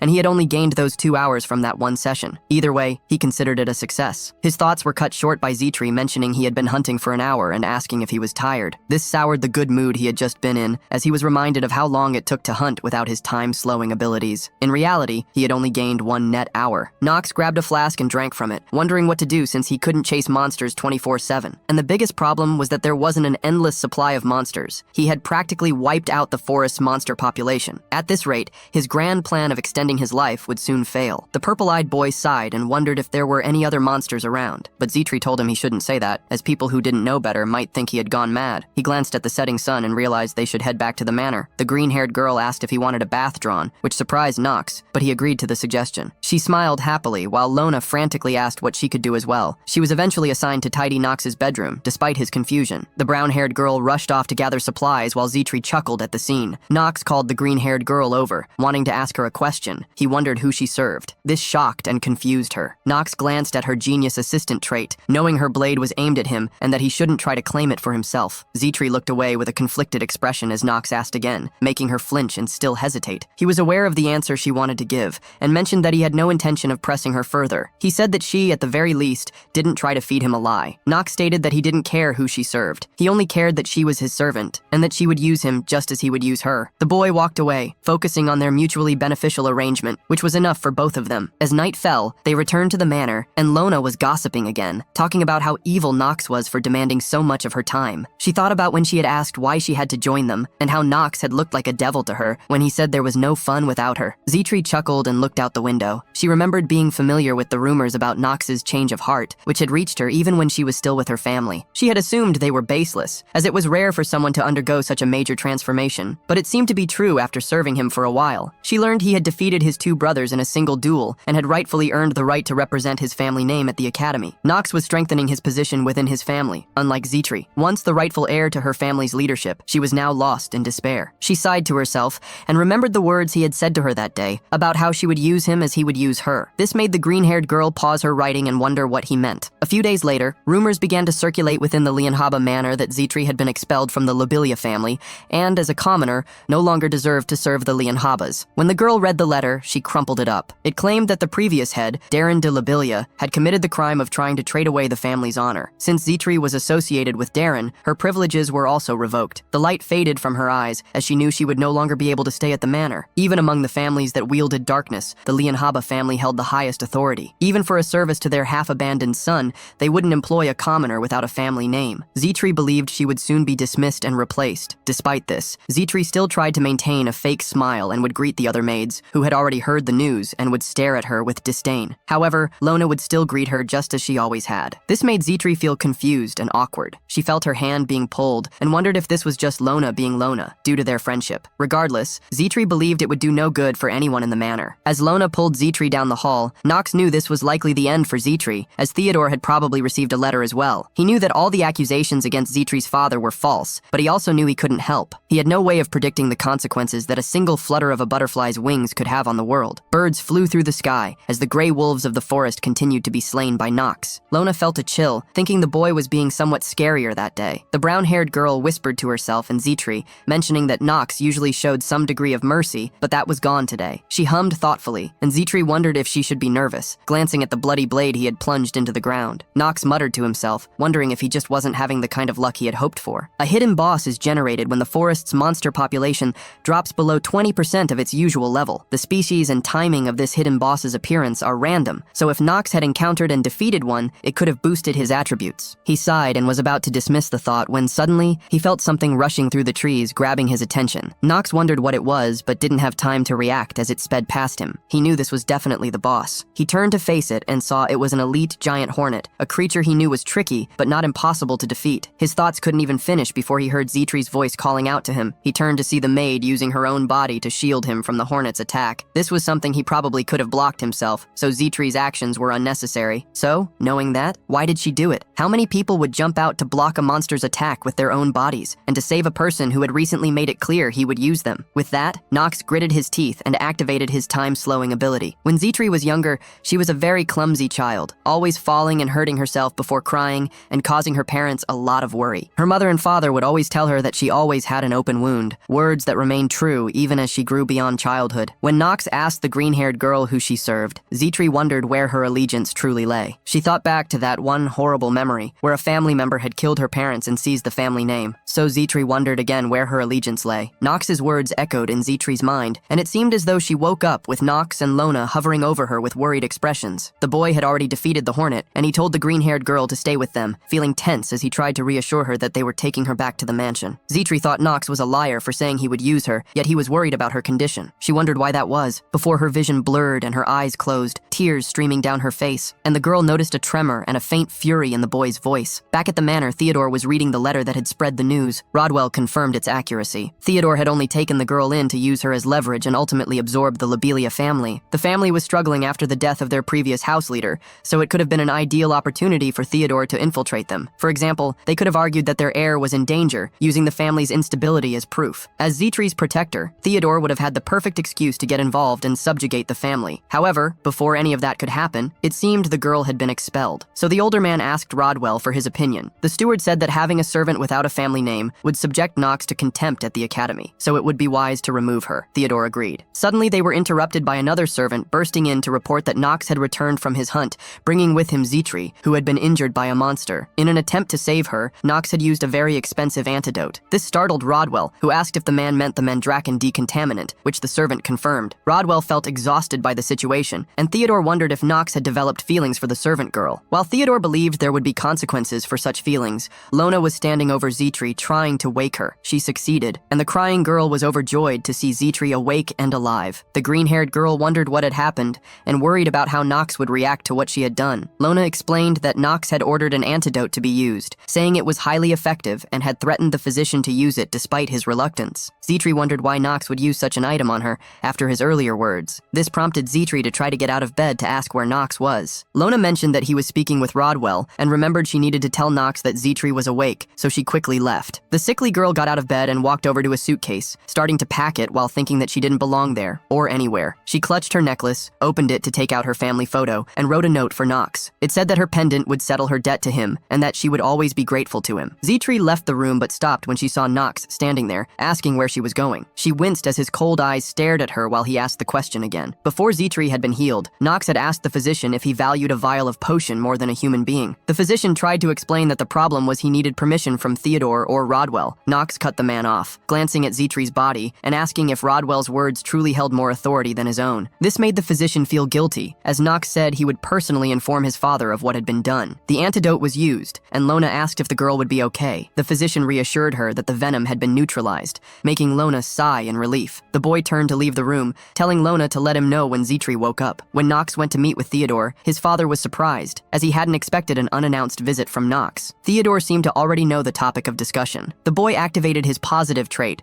reminding his father that he owed him a wish. Because of that, Knox said that his wish was to keep Zitri by his side. His father glanced down for a moment, while Knox thought about his actions and beliefs so far, how he had been trying to preserve the story and avoid the butterfly effect, how he knew her status was being a spy under Theodore's control. None of that mattered at this moment. The moment Zitri threw herself in front of Knox to protect him, it became clear that while she couldn't answer his question, her actions did. Theodore decided to grant the wish, making the boy bow and turn to his father once more. Knox asked to elaborate on his wish, and was given permission as the system began to warn him that his agitation was affecting his act. But Knox continued, stating that he didn't intend to tolerate anyone toying with his people, whether it was the Lord or his own father. With a cold glare, Knox left the room. This brings us back to where Knox found Zitri about to leave, prompting him to ask where she was going. The green-haired girl was hesitant, but admitted she was leaving, feeling she didn't deserve to stay. But her words were cut short by Knox, who asked where she, his attendant still in his service, was going despite her duties. She mentioned how Knox knew about her spying on him for Theodore, and how she hadn't been honest. She was confused about why he kept giving her a chance, even when she had tried to deceive him. Her tearful face wanted to know why the boy wasn't dismissing her. This made Knox grin at the real Zitri, who had been hidden beneath her disguise, the look of someone who was struggling but hadn't given up on finding her way out of the darkness. Knox explained that deception was a fate shared by all humans, but Zitri still felt she had wronged the boy, which Knox agreed with. He then asked if she was going to leave without righting those wrongs. This confused her. The purple-eyed boy explained that she was staying, and that he didn't care if she had a family name. All he cared about was her talent and her service. He told her she would atone for her wrongs by continuing her duties by his side. Zitri teared up once again as she agreed to his words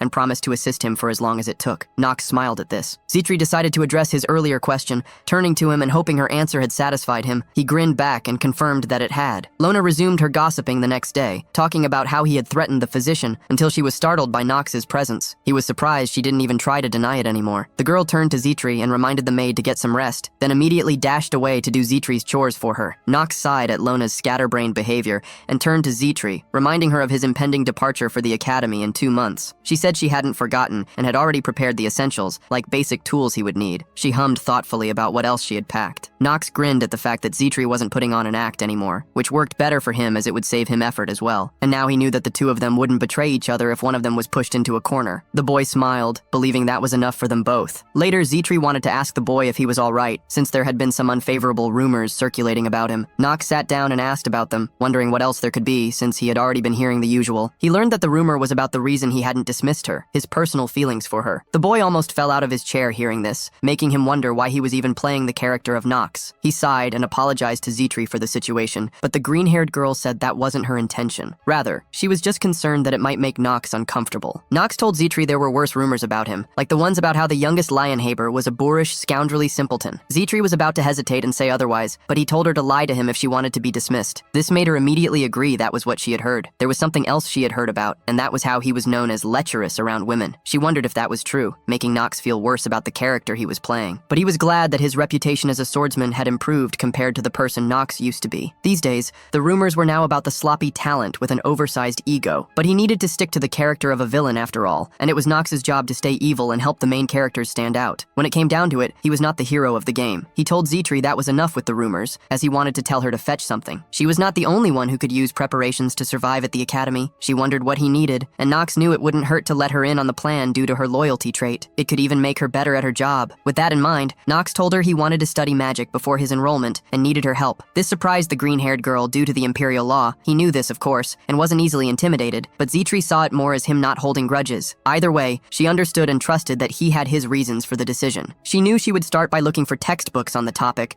which made Knox grin at how she knew what to do. The boy heard a commotion outside and looked out the window, hearing about someone named Gren arriving. This was a man Knox had almost forgotten about, and he felt an important event was approaching, as it would be a chance to add many days to his life. Knox told Zitri it was time to soon depart for somewhere distant, making her sweat drop as she sensed another scheme. Later in the day, Theodore congratulated Gren on his graduation. This man was the second eldest son of Theodore, and was naturally one of Knox's brothers. Knox immediately checked Gren's stats and saw that the man was a snob and a lecher, just like the rumors about Knox himself. Yet he was also an opportunist. But the reason his character wasn't widely discussed was because Knox was a bigger ruffian in the family, and Gren had had an easier path to graduation through his shrewd nature and political schemes. Each cycle, the academy accepted less than 1,000 students, of whom only half would get their diplomas, so there was no way Gren had played fair. Theodore asked if his son had arranged to travel to Chaders, making the man pause before confirming. Their father knew that Gren's main duty was likely subduing monsters. Knox knew that Chaders was a natural territory south of the manor, with a desert serving as a border between them and the eastern kingdom of Tahalan. It was notoriously barren and overrun with monsters. Gren would be issued a first assignment to prevent a monster wave, which would be important for the boy, as the reward was recognition as an imperial knight. Gren knew about the monster swarms, and Theodore mentioned the territory preventing harm to the rest of the empire, telling his son to defend it well. Gren agreed, but Knox knew the assignment was more than just slaying monsters. This sub-story chapter in the game was connected to many other chapters, so there was a lot to be gained. Knox called for his brother's attention and asked if he was aware that his presence would benefit from the chapter's gains. This question surprised Gren and made him think his brother didn't know what Chaders was like. But Knox explained what he understood of it, reminding Gren of the rumors he had heard since arriving. Knox knew Gren's skill was coming up, hearing his brother ask if Knox had truly vanquished the forest in the company of Talia. Knox affirmed it without hesitation or agitation, emotions that Gren's skill allowed him to detect. This was also the secret behind his mastery of crafty conduct. Gren also asked about the drill hall combat and the help from Zitri, things that Knox also confirmed while activating his Heart of Steel skill against the detection skill. The brother chuckled and said he had reasons to decline, saying he would be too busy to recover Knox's dead body. Suddenly, Theodore said Knox could go, surprising Gren. Theodore reassured the brother and insisted on bringing him along. Gren tried to refuse until their father glared at him. He gazed at Knox and told him to use his remaining 3 days wisely, then left. The boy was surprised at how easy everything was. Knox wondered if Theodore was up to something, but his thoughts were interrupted by Gren asking what Knox's plans were and if he had lost his mind. Knox said he had lost it a while ago, causing Gren to grab Knox's collar and tell the boy to be more cautious. He said it would be a shame if he got hurt before even leaving for Chaders. Suddenly, someone seemed to have dropped a bottle of wine. Knox turned to see Zitri tripping behind him. When Zitri tripped and the wine slipped from her hands, Knox was surprised to turn around and and see it splash on his clothes. The green-haired girl bowed and apologized for her clumsiness. She suggested he should wait in his bedroom while she fetched him a fresh shirt, which made Gren release the boy from his grip. Knox apologized to his brother and said he would retire, walking away and saying that in 3 days they could continue their reacquaintance. This caused the older brother to grit his teeth and clench his fist. As the purple-eyed boy walked through the halls with Zitri by his side, he thanked the maid for what she did to spare him the conversation. But Zitri couldn't help but sigh at how much adversity Knox seemed to attract daily. She changed the topic to ask if he was really sure about going with Gren to Chaytor's. Knox interrupted her and was about to confirm, until he was interrupted himself by a shrill shout from Lona, who ran up to him and asked if he had lost his mind. Knox wondered if the brown-haired girl had forgotten he was her master, but he sighed and insisted the decision was already made. He wondered what the big deal was with him going to Chaytor's, thinking it was fitting. Zitri agreed with Lona and was concerned for Knox's safety, believing Chaytor's was too dangerous despite his gallant spirit, as there were thousands of monsters and bandits known to reside on the land. The number didn't scare him. Knox believed it just meant there were more things to hunt and more lifetime for him to steal. He reassured the maids that he had plans for such dangers. He was about to tell Lona and Zitri that they would both remain at the manor while he would carry out the campaign alone. However, Zitri interrupted him with a stern tone and affirmed that she wouldn't let him do that. The green-haired girl continued, reminding him that she was an aide exclusively in his service, so she was duty-bound to assist him regardless of his location. This meant she would follow him to Chaytor's. Knox said it would risk her getting hurt, but Zitri was well aware of that. She reminded him that he could get hurt as well, since they were both heading to a dangerous place, especially since she had heard from Lona that Knox was delicate. Zitri continued, asking if Knox believed his delicacy could afford an unassisted journey, given his frequent forgetfulness and inexperience in laundering. She asked if he believed a journey without an aide was achievable. The boy ran a hand through his hair, realizing he had forgotten this wasn't a game anymore. Such details of life mattered, and if he died, Zitri's position in the manor would become even more precarious. So for her, coming with him was actually the safest choice. With that, Knox decided to agree. He said she shouldn't drag them down and suggested she should get to know Carl, his horse. Zitri understood and was actually already a step ahead. She was about to say she was on excellent terms with Carl, but this information shocked Lona and made her ask how that had happened. The green-haired maid said she simply used the finest sugar lumps, which cost her half her monthly pay, but it sped up the friendship between her and the horse. Lona felt jealous of this, since she would always get sorted hay for the horse. She continued to complain until Knox hit her and turned to leave, saying Lona would continue her usual manorial duties. Zitri would accompany him on the trip, so he told the green-haired girl to prepare thoroughly, but Knox couldn't help but wonder if she was worried for his safety. A knock was heard, which made everyone freeze and stare in confusion. The door opened to reveal Rodwell, who let Knox know he was being summoned to be given an item. This surprised Knox that his father wanted to give him something. He remembered Theodore's words and wondered if it was about that, but he would find out soon enough. The boy met with Theodore and mentioned the topic of the summon, which Theodore confirmed. He wondered if his son could truly wield the item at all. They both glanced at the blade that sat in an open box. It was one that Theodore explained had belonged to the founder of the family. Knox was surprised by the situation, since this was not what he expected to be given at all. All the times Knox had played the game, he had never even caught a glimpse of this sword, and yet, even after 27 completed runs, making him think he was a pro, there was a sword he had never heard of. He wondered why Theodore was offering it to him and couldn't figure out his intentions, but this made him think the sword would be important later. Theodore spoke, knowing the sword looked humble, interrupting Knox's thoughts. His father reassured him that this was the sword that the very first leader of the family had spent his entire life wielding. Knox asked how he could demonstrate his ability to wield it, to which his father simply said to hold it. With that, the boy grabbed it and picked it up, only to suddenly feel a heavy, dark aura coming from the blade. He realized it was absorbing his magical energy and noticed that the color of the blade had also started to change. This caused Theodore to get up when he saw his son sensing the flow of energy. The boy nodded, and his father explained that the sword absorbed magic from the wielder before multiplying it several-fold. This surprised the boy, and he asked if it was a blade not to be wielded lightly. He was interrupted by the sword absorbing his magical energy once again. The system warned the boy that his magical energy was draining at an alarming rate and was negatively affecting the act he was putting on, which worried the boy. Theodore spoke again, saying that if Knox wanted to be the next owner of the sword, he had to hold it for 10 whole minutes. This was something Knox could not fathom. Theodore said the sword was called Stormbringer. The sword was currently under restraint, and the system told Knox that it would absorb magic power while converting it into attribute points and also emitting the amplified magical power. This information wasn't really helping Knox at the moment, as he was trembling from how much it was negatively affecting him. Knox soon learned that his magical energy had been completely drained, so the sword decided to use his life as an alternative fuel. This confused him, as the system warned him that his remaining lifetime was decreasing at an alarming rate, which worried the boy greatly. He believed he needed to let go of the sword for his own safety. However, Knox saw that it seemed his hands didn't want to let go of the sword, despite his efforts. This frustrated Knox, as he was upset with the situation he was now stuck in. Theodore watched, thinking about how the sword, the Stormbringer, was quite a wicked weapon. It would drive the wielder to destruction in exchange for its service, and the history and renown of their family stemmed from its blade, but no descendant of its first owner had succeeded in taming it. Most of those who tried had fainted the moment they took it into their hands, something Theodore had witnessed many times. So if anyone lasted 10 minutes on their first try, it would be a true feat. Even Theodore himself could only last a mere hour after all those years of training with it. And yet, something in Theodore urged him to try the 14-year-old kid, who hadn't even developed his magic yet. By the time Knox had saved the dying servant girl, it became clear that amidst all the recent disturbances stood Knox, which was hardly a coincidence. The boy was growing, and his potential was coming into view. So Theodore wondered if the boy would exceed his expectations, watching as Knox collapsed to one knee while still holding the blade. Perhaps Knox's talents would stand in comparison with those of the three supreme. The thought alone was reason enough for Theodore to test the boy. Should he succeed in lasting the given time? Theodore believed that Knox would make the most potent leader in the history of the Lion Habas. Knox pointed the blade to the ground as it started to crack the floor, panting heavily, while Theodore believed that his son had the potential to excel him. The boy gritted his teeth and turned to the older man, who mentioned how he had been suspecting the boy of concealing the power he held within. Knox was about to ask what was going on until his father walked past him, saying that the sword now belonged to Knox. But this didn't make Knox happy, considering he had lost a lot of life. 3 days later, it was time to depart for Chaders, and Zitri felt content, mentioning how it was nice of Theodore to give the boy a pouch to fit all of his items. Even so,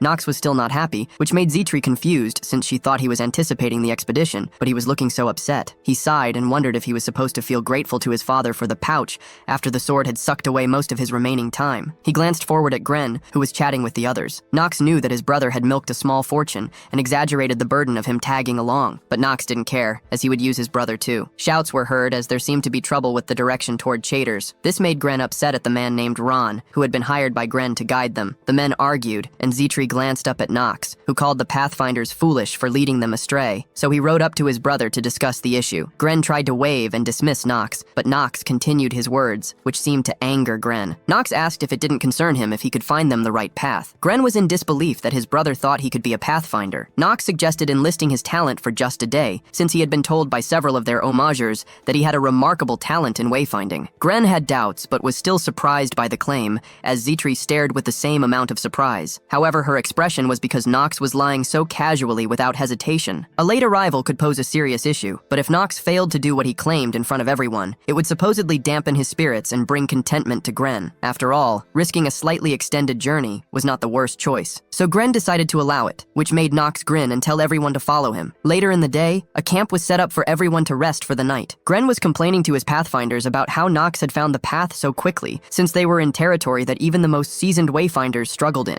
The older brother continued his angry complaints, while Knox watched silently in the distance, knowing it was easy for him since he already knew the paths from his previous gaming experience. Chaders was a strategic location that he had been to hundreds of times, but Zitri wanted to ask the boy directly how he had managed to find the way so quickly. Knox claimed it was the ground that had helped him. She was confused until she saw the claw marks of an evil bear, a type of monster native to the southern region, and found near the southern frontiers of Chaders. This information surprised the green-haired girl, but also worried her about the possibility of being attacked. But he reassured her that the bears feared fire. Everyone around gossiped among themselves about how Knox was a different person, and could even surpass his academy-educated brother. This made Gren even more upset, and he asked one of the servants to confirm Knox's success against the twins, which Schultz confirmed. With that, Gren wanted to see the boy's skills for himself, so Schultz said there was the perfect item to help, pulling out a bag that Gren chuckled evilly at the sight of while glancing at Knox. In the dead of night, everyone went to bed, and even the guards seemed to be drowsy. A monster rustled through the trees toward their camp, something that Knox had expected. He already had the blade in hand before he got up and told Zitri not to leave the tent. The leaves breezed in the wind as Knox exited the tent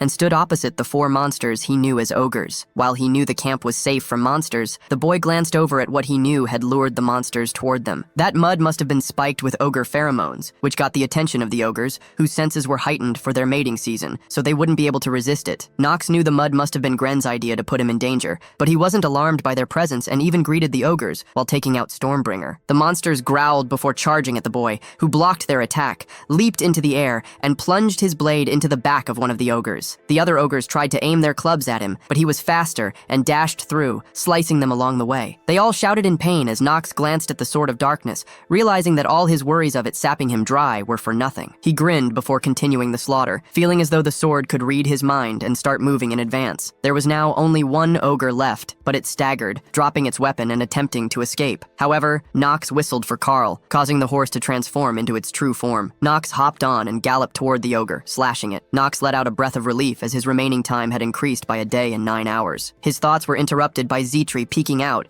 and asking if everything was all right. He reminded her of his order, but she ignored his words and was surprised at the sight of the ogre corpses. She asked if she should summon the night patrol. Knox said there was no need, as the ogres had been invited. This confused her, until he explained that it was Gren's doing to set them upon the others, which was also why Gren's tent was at a distance. Zitri asked if this meant Gren was plotting to constrain Knox, which the boy confirmed without hesitation. He explained that he would potentially pose a hindrance to Gren's pursuit of the household leadership, so Gren likely wanted to examine his capabilities. Such cowardly schemes were likely the only way he could gain a decisive edge over Garen, his older brother, who was a superior swordsman. But Gren could do with a lesson on how that didn't work on Knox. The boy pulled out a vial, asking Zitri if she knew what provoked ogres even more. He proceeded to squeeze ogre blood into it, as that was what provoked them, much like humans, since they could not forget a vendetta when their kin were killed. Owls hooted throughout the night, as Gren was awakened by the humming of crystal balls. This confused him, as they only emitted such a noise in the presence of a monster's magical energy. He wondered what could be the case until he heard thumping noises, as his servants barged in to tell him that they were under attack. Gren exited the tent and saw swarms of ogres. A chill ran down Gren's spine as he hoped they wouldn't pursue him, but the sun was seen to rise as everyone finally fought off the ogres and were cleaning up. Gren was yelling at Schultz for potentially making a mistake, but even the servant was confused. However, Knox seemed completely unfazed by the situation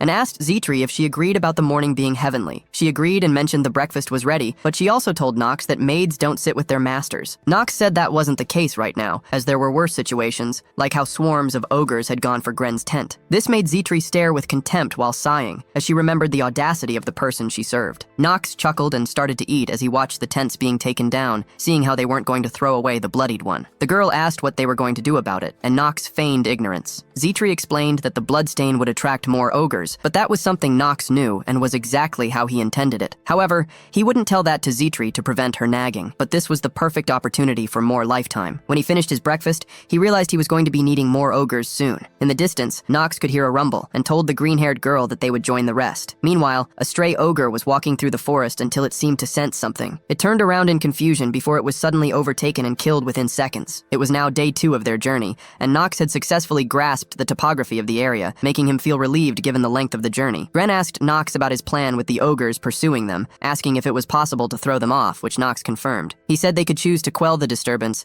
but that would also attract other monsters, so it would be wiser to just get out of the woods quickly. However, Gren didn't believe these words, and felt upset that soldiers were flocking to Knox's standards instead of his own. Another soldier walked up and asked Knox why he was stomping on the ground. It was because he knew that some monsters were known to burst from the ground, causing panic among the others. The boy glanced down and confirmed it, explaining that they were crossing a certain habitat. As everyone started to feel the ground rumble, Zitri was startled and screams were heard. Knox announced the worm was coming, seeing it erupt from the ground. This was a monster that mostly resembled an earthworm or a python, but such a resemblance hid the fact that it was a dragon with a malformation issue, due to which it could not use magic. However, it was still powerful, since it was not uncommon for dozens of ogres to try and fight it, only to meet a collective end. This was also why he had been looking for such a monster, seeing it eat the horse as none of the others knew that Knox had been stamping the ground to invite it. The boy turned to the others and told them to hide in the bushes, which confused them. Knox grinned when he remembered that he had said the ogres would pose no issue to them. This was not technically wrong, even if throwing the ogres off was not in his plan in the first place. He saw the other swarms of ogres come out of the forest. Zitri had a worried expression on her face, as she felt scared by the legion of ogres, but Knox reassured her and asked the green-haired girl if she knew what a worm's most and least preferred creatures were. She was confused before cowering at the rumbling. Knox explained the answer to both was ogres. As the two species fought,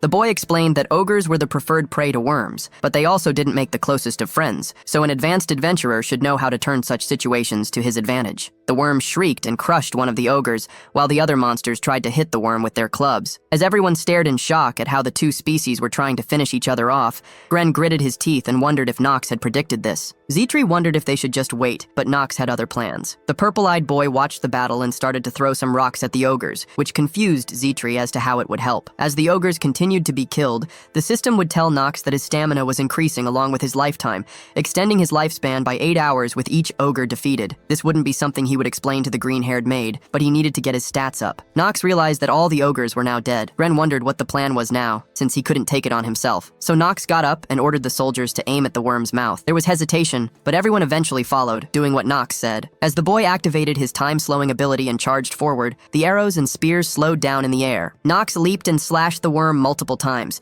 spinning and landing as the ability stopped, showing the worm exploding with blood from his actions. This increased his days by 10, which was more than expected, but he enjoyed that big monsters benefited him so much, although it wouldn't have been so easy without the ogres. When Knox's stamina reached 5, his temporary trait expired, which was part of the details when he had activated the scroll all that while ago. It was unfortunate, but at least he had gotten there at all. Knox clenched his fist, and everyone was checking up on the boy, cheering about how skilled he was. Knox was about to answer until he was interrupted by some more crackling and rumbling noises as another worm sprouted from the ground. Knox was slightly surprised by the presence of a second worm. However, he would be even more surprised when someone shouted at the others to get out of the way, as the worm was immediately sliced and killed by a new person. This monocle-wearing person was someone Knox recognized, and he wondered why they were there at all. Knox wondered what this monocle-wearing person was doing here, recognizing the character immediately. Everyone else also recognized who this person was, and knew they were a pupil of a person named Chelsis, the genius swordsman, the strongest unit in the universe, and one of the 3 supremes alongside Theodore. This man was called Paracelsus. This new man asked if the rules of nobility dictated that they must refrain from expressing gratitude when they were saved. Knox remembered that this was also the man who harbored a great hatred toward the nobility. Schultz felt offended on Gren's behalf and asked if Paracelsus knew who Gren was, but Paracelsus only gave a passive-aggressive response. Paracelsus introduced himself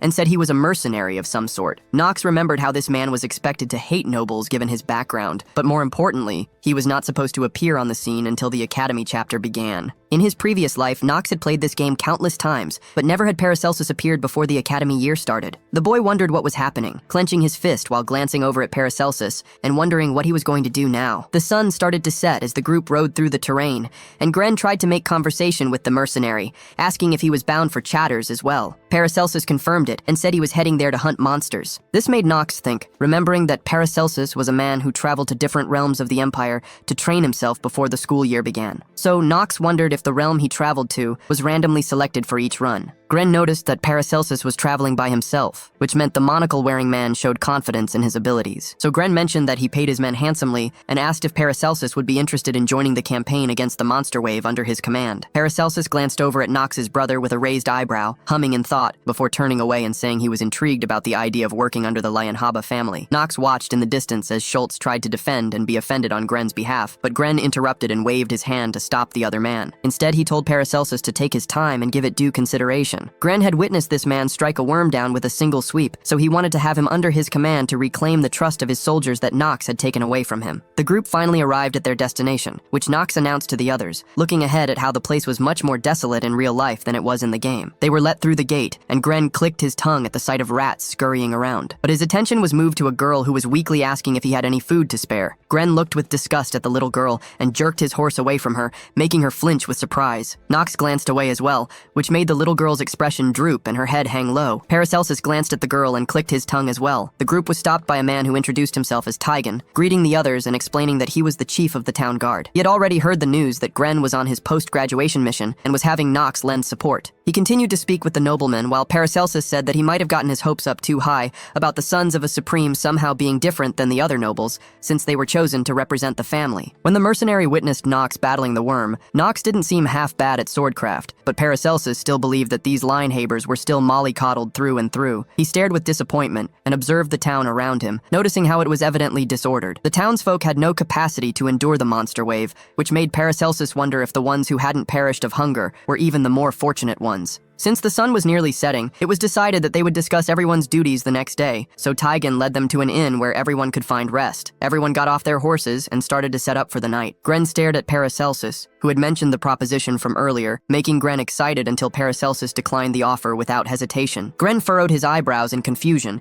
and asked if Paracelsus knew what he was saying, wondering if the monocle-wearing man intended to make ready for the monster wave without aid. Knox watched in the distance as Paracelsus explained that his intention was to proceed as previously planned, but he wished Gren fortune in his campaign. Gren called Paracelsus a commoner. However, this only made the mercenary chuckle, as he had been subject to far unkinder remarks as a vagabond. Again, Paracelsus still wished Gren luck in navigating through all the challenges, so Knox believed this was the end of their interactions and wondered if their paths would cross again in the future. Night arrived, and Knox told Zetri to get a good rest, as they were going to be busy the next day. He went into his bedroom, only to notice the girl from earlier outside. sitting near a fire with other children. The girl jerked up in surprise when her attention was called, as Knox asked if she was not in search of food. All the kids stared at Knox with surprise as he pulled out a bag filled with loaves of bread. He handed the bread to the children, making the girl choke up with tears of happiness. Knox knew he couldn't save everyone, and this action was just him acting out of what little goodwill his otherworld self used to have. But the children were still joyful from this kind action as they dug into their food, something Knox didn't want them to beg for anymore. Along with that, Knox and the others needed to find ways to survive in this town. In the distance, it seemed Zetri was watching what Knox was doing, smiling softly at the fact that the boy had just assumed a cold demeanor earlier. The next day, Tigan was explaining to the others how every year the south of Chaders was plagued by the surge of monsters frequently. In their efforts to fend it off, the town had nowhere to turn but the subsidy and support from the king. As they stepped through the area, Gren asked if the palisade served as the sole defense of the town, to which Tigan affirmed, even though it all required some mending to be done. Knox glanced at the walls and sighed at the sight of them,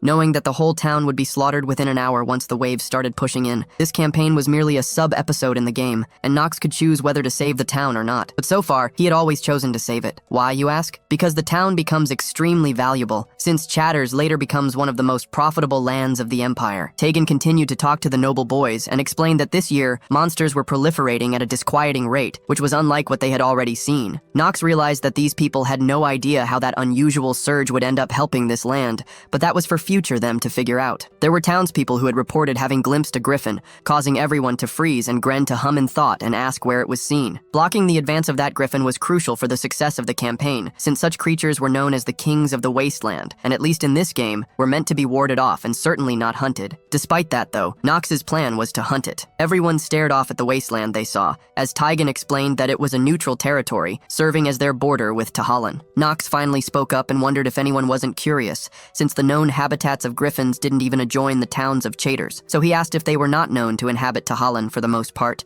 wondering why their presence was near Chaders in the first place. A chilling aura came upon the men, as Knox knew that reaction answered his question on who would prove to be the traitor and would be the signal of the beginning of a sub-quest. The first thing Knox was going to do was scrape off the festering rot of the town. Later in the day, Schultz was seen crumpling up some papers in anger, since he felt as though Knox was beginning to become a large wall in his plans. Knox's scheme had caused Schultz to lose Gren's favor. He gritted his teeth in a rage since he had spent all his time wasted after fawning over Gren to win his favor. But his angry thoughts were interrupted when he heard Zetri walking down the stairs of the inn. Schultz remembered that the girl was Knox's servant and a commoner, so he immediately thought up a plan. He slammed his hand against the wall next to her. He grabbed her arm and pulled her toward him, making her confused and asked what he was intending to do. The man said it was obvious and that they should find a place for the conversation, but Zetri pulled her hand away and tried to retreat. However, Schultz continued his advances and said that he, as a knight on a mission, still needed amusement, and asked Zetri if it was not the same for her. He grabbed her shoulder, and the green-haired girl was about to talk back, until she realized that fighting against the man would have Knox end up on the wrong side of Gren and expose him to scorns of all sorts within his family. So she decided to just let things happen to try to protect Knox. Schultz said that she, as Knox's servant, shall pay the price for Knox's actions. However, the voice of Knox was heard, as he said he was more than willing to pay it himself. The sounds of slashing were heard, and Zetri stared with surprise at Knox holding a bloody blade. The boy stared coldly at Schultz,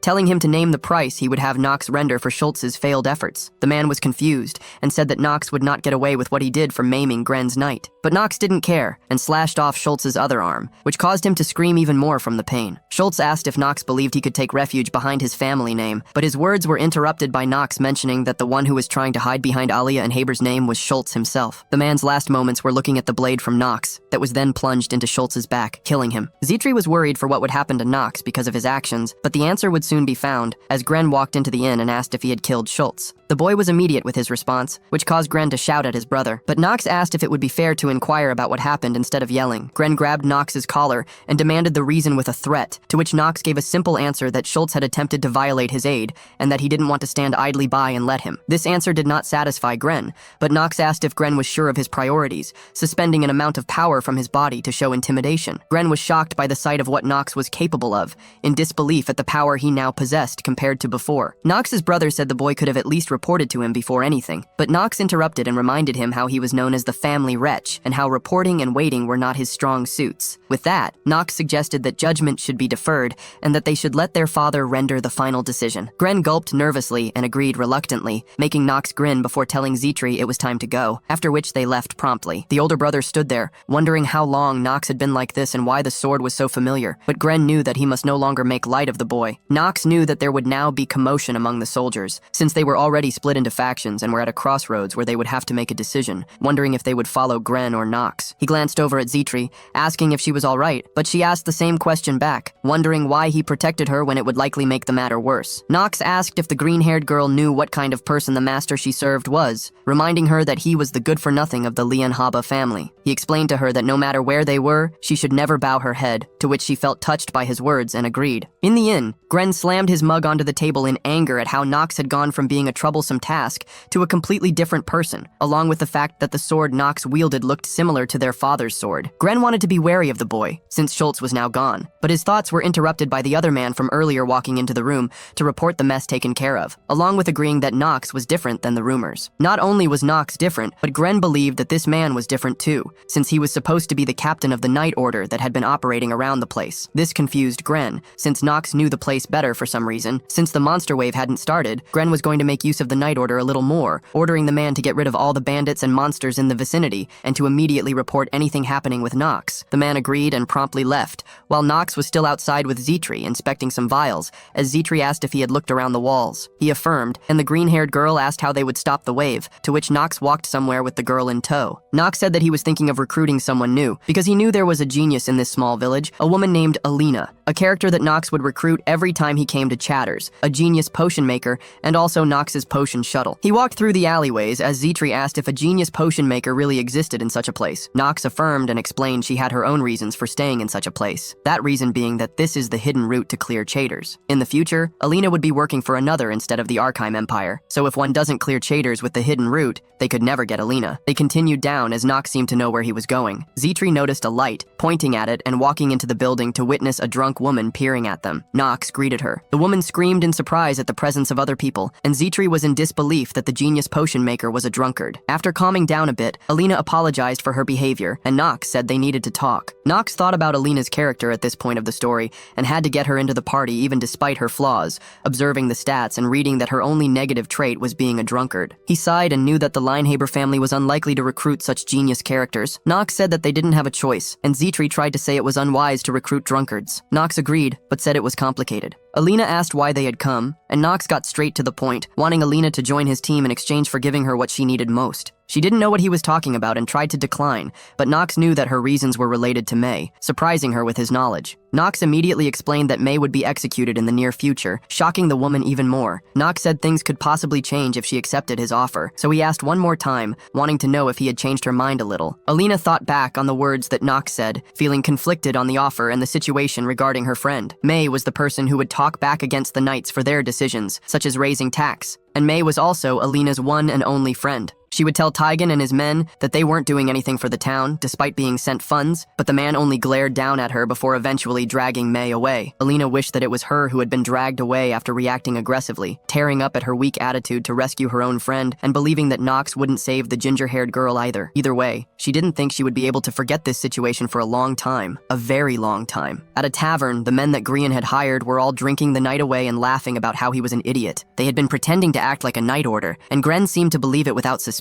Everyone laughed, and one of the men said it was worth ransacking the Ron Night Order's living place to get the badge that could get them even bigger jobs. If they showed it to the Lianhaba family as well, they believed they would get the benefits befitting someone of the position of the captain of the Ron Night Order. Things were even better since the main guy's name was also Ron. Ron said that if they held Gren hostage, they could get a big payout. They continued to laugh as another guy spoke up and wondered if their actions would be alright, since they were dealing with the most influential family of the Dark Three. But the others glared at the man and called him a coward and an idiot. He shied away, and Ron stopped everyone's anger. He got up and rhetorically asked if they knew where they were, explaining that they were in a town that even the Imperial family had given up on. Ron suggested that they should simply hold Gren hostage and get the money before running off, since he believed that no matter how influential the Lianhaba family was, they wouldn't be able to do anything in an enemy nation surrounded by sand. They continued their chatting, but one guy said that Knox was with them as well. Ron agreed that the boy was dangerous and said they shouldn't get involved until they finished things up. Another guy said that there was no concern, since Knox was just a kid, so they all continued to laugh and drink once again, until the candles suddenly went out. Everyone was confused and started to get agitated. Ron told everyone to calm down, until he felt blood on him, which confused him. He glanced over and noticed someone had been decapitated, and heard the screams of others, confusing Ron even more as he walked over to see another dead body. Ron realized there were enemies and shouted for them to reveal themselves. Knox stood behind him with a cold glare, calling them all vermin before Ron jumped back. Knox was surprised about their hidden place and asked why they had the audacity to rob the Lianhaba family and overestimate themselves. Ron said that Knox was mistaken, but Knox interrupted him and already knew about their crimes together with Taigen and how they wanted to use Gren. The man gritted his teeth and asked what Knox wanted, saying that all he needed to do was just look away this one time. The men started to surround Knox, threatening the boy, while Knox activated his sword and spun around to slice multiple men, asking Ron if there was anyone naive enough to believe that. Ron ordered everyone to get the boy, to which everyone charged at Knox, but he easily dodged everyone's attacks and swiftly killed them. Ron watched in the distance, believing that Knox had been hiding these skills the whole time. So the man grabbed his blade and activated some power, telling Knox to remember that he was dying because of his arrogance. The others believed that Ron would win, as the man used his southern sword technique, but Knox wasn't alarmed. He simply sliced through the attack and destroyed it with his genius swordsman trait. Everyone was shocked by this action, and Knox killed those around him, calling them vermin once again. Knox asked why they had the audacity to ask what he wanted, when he had already gotten exactly what he wanted. He proceeded to activate the same technique that Ron had. After Knox had activated Ron's technique and destroyed the attack, the boy pulled out his blade and prepared the southern sword technique. During this, Knox thought about geniuses and what it meant to be one. He felt himself standing in the middle of a vast white space in white clothes, continuing to wonder if being a genius just meant that one was more exceptional than other people. He stepped forward and ended up at what seemed to be some sort of mirror. If being a genius wasn't being more exceptional, then did it mean someone who had proven they could reach a higher level that most people couldn't reach? The mirror shattered, and Knox felt as though from the moment he had risked his life, he had asked himself that question repeatedly. What does it mean to be a genius? With a smile, Knox came back into reality. He knew that the sword technique he was using at the moment wouldn't be much compared to the sword techniques he would be learning in the future, but it would definitely be enough against his enemies. All of the other bandits were slashed from how wide the attack was, as Ron could only collapse to the ground in despair from his plans being foiled so easily. Chader's southern sword technique was something that took Ron more than 10 years of his life to master, and now a kid like Knox had somehow figured it out within seconds. Knox stepped on the blade that Ron wielded, looking down at the man with a cold glare. The brown-haired man snapped out of his bewilderment and shouted, jumping back while trying to threaten that Taigen wouldn't let Knox get away with things if Knox killed Ron, or that Taigen may have already heard what Knox had done. None of these threats fazed Knox, as he simply said there weren't any witnesses, cutting off Ron by explaining that he was simply assassinating them. Ron was still confused by this, so the boy put a finger to his mouth in a way of hushing Ron, as Knox explained that if no one lived to tell the tale, this would only look like an assassination. The boy held a smile on his face, knowing what the world would think before he would slash and kill Ron. Somewhere in a dungeon, May was being held as a prisoner, and was chained to the brick walls while huffing to herself. Taigen was talking to her, and learned that she didn't want to work, nor be sold off to the other nobles, but the girl didn't speak at first. So the man slapped May in the face to get her to talk. She only grinned and said she wouldn't listen to the likes of him, causing him to grab her face and claim there was nothing she could do at that moment. He told her that the only thing someone as lowly as her could do was struggle on the ground, but suddenly she spat at him. Taigen paused for a moment and asked her what she was doing before slapping her again, wondering if she wanted to be sold to a black mage. May had thought back to her past and how a teacher was telling her she had gotten the potion mixture wrong, despite trying her best, meaning she was likely not cut out for the subject. The girl had seemingly zero talents from the start, not in alchemy nor in swordsmanship or anything else. The teacher was excited when she got to Alina's potion and felt as though she had nothing else to teach the girl, continuing to praise the half-elf girl as May felt almost jealous. May overheard the teacher sighing about how Alina was a war orphan,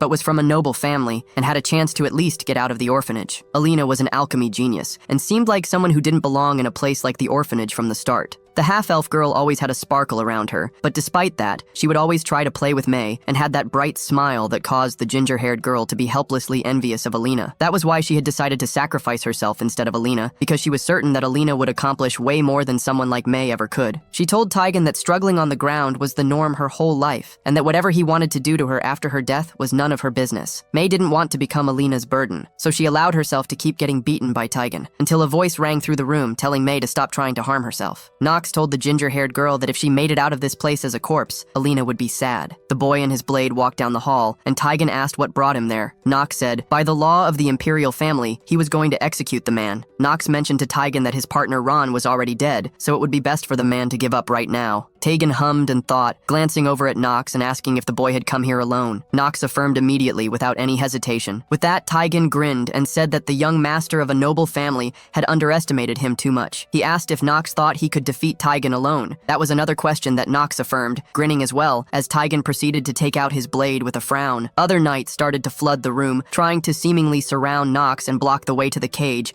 as Taigen ordered them to kill Knox. Shouts were heard from all of the men who charged forward at the light-haired boy, who stared stared forward without alarm. He closed his eyes and took a breath before he would activate his time-slowing ability. Everything started to slow down, almost as if everything was frozen in time and the 5-minute time limit started. But this wouldn't be a problem for Knox. The boy walked past all of the knights, slashing them along the way without a care in the world. He held his bloody blade and entered the prison cell where Taigen and Mei were. He walked past Taigen as well and glanced at the man's face as the clock kept ticking. He ended up next to where Mei was, reaching out his hand to touch her face. The ability was still activated, but he slowed himself down to get back into reality in order to pour something on Mei. She asked who he was. Knox immediately gave his name as her vision became blurry. He told her that everything would be over after she woke up from her sleep. The girl was lulled into an unconscious state, likely from whatever Knox had poured on her. Taigen turned around with shock at the fact that Knox had seemingly already defeated his men and was already in the prison cell. As Taigen turned around, he was unable to notice that Knox had done something to him, causing him to tip over and collapse onto the rocky ground. As he struggled to get up, he turned to see that his feet were sliced off. This confused him greatly, since he didn't see it happen at all. All of the knights screamed from the pain as their blood spilled onto the walls of the dungeon. Knox walked up to Taigen and told him that he shouldn't think he would die that easily. Taigen stared up at Knox with a bewildered expression and a chill down his spine. He couldn't believe what was happening and the fact that he, the great Taigen, had lost to a mere child. The boy stared coldly down at Taigen, as Knox wondered once again what it meant to be a genius at that moment. He aimed his blade at Taigen, pausing for a moment, before he thought that it was Knox, the character, who was a genius. Bringing the sword into the air, the boy wondered what being a genius meant to the character before proceeding to stab and kill Taigen. In that moment, Taigen couldn't help but see his life flash before his eyes. When Taigen was younger, his father was the knight captain of the Chaitor's mercenary corps. That man was supposedly the most outstanding person within the village to everyone, including Taigen. Every man wanted to be like Taigen's father, but it seemed Taigen saw a different story of his father behind closed doors, even if people respected this man in public. As Taigen's father held his mother's hair with his bloodied hand after beating her, the older man would ask his son if he knew the reason why people in town followed him. The boy looked away and said he didn't know the reason. So Taigen's father put a hand on Taigen's head, saying the answer was strength. He explained that possessing overwhelming strength can make a person get away with anything, and that was the law of a city on the borders of the Arkham Empire. Taigen asked his father if he was the strongest person on the continent, causing his father to pause for a moment before letting go of both his son and wife, while admitting he wasn't the strongest on the continent. He said he was just one of the countless nobodies and that there were numerous unbelievably strong swordsmen on the continent. There were also kids that were Taigen's age, who were geniuses, who were stronger than Taigen's father. Taigen's father told him that was what it was like for a continent experiencing war. Back in reality, Taigen knew that the reason he had survived for so long was because he chose not to fight with these geniuses. As he saw Knox raising the blade that would lead to his doom, the man repeated Knox's name in his head. Taigen believed that Knox was one of the unreachable geniuses that his father had mentioned, believing that being a genius was to be so talented that no one could reach them. Because of this,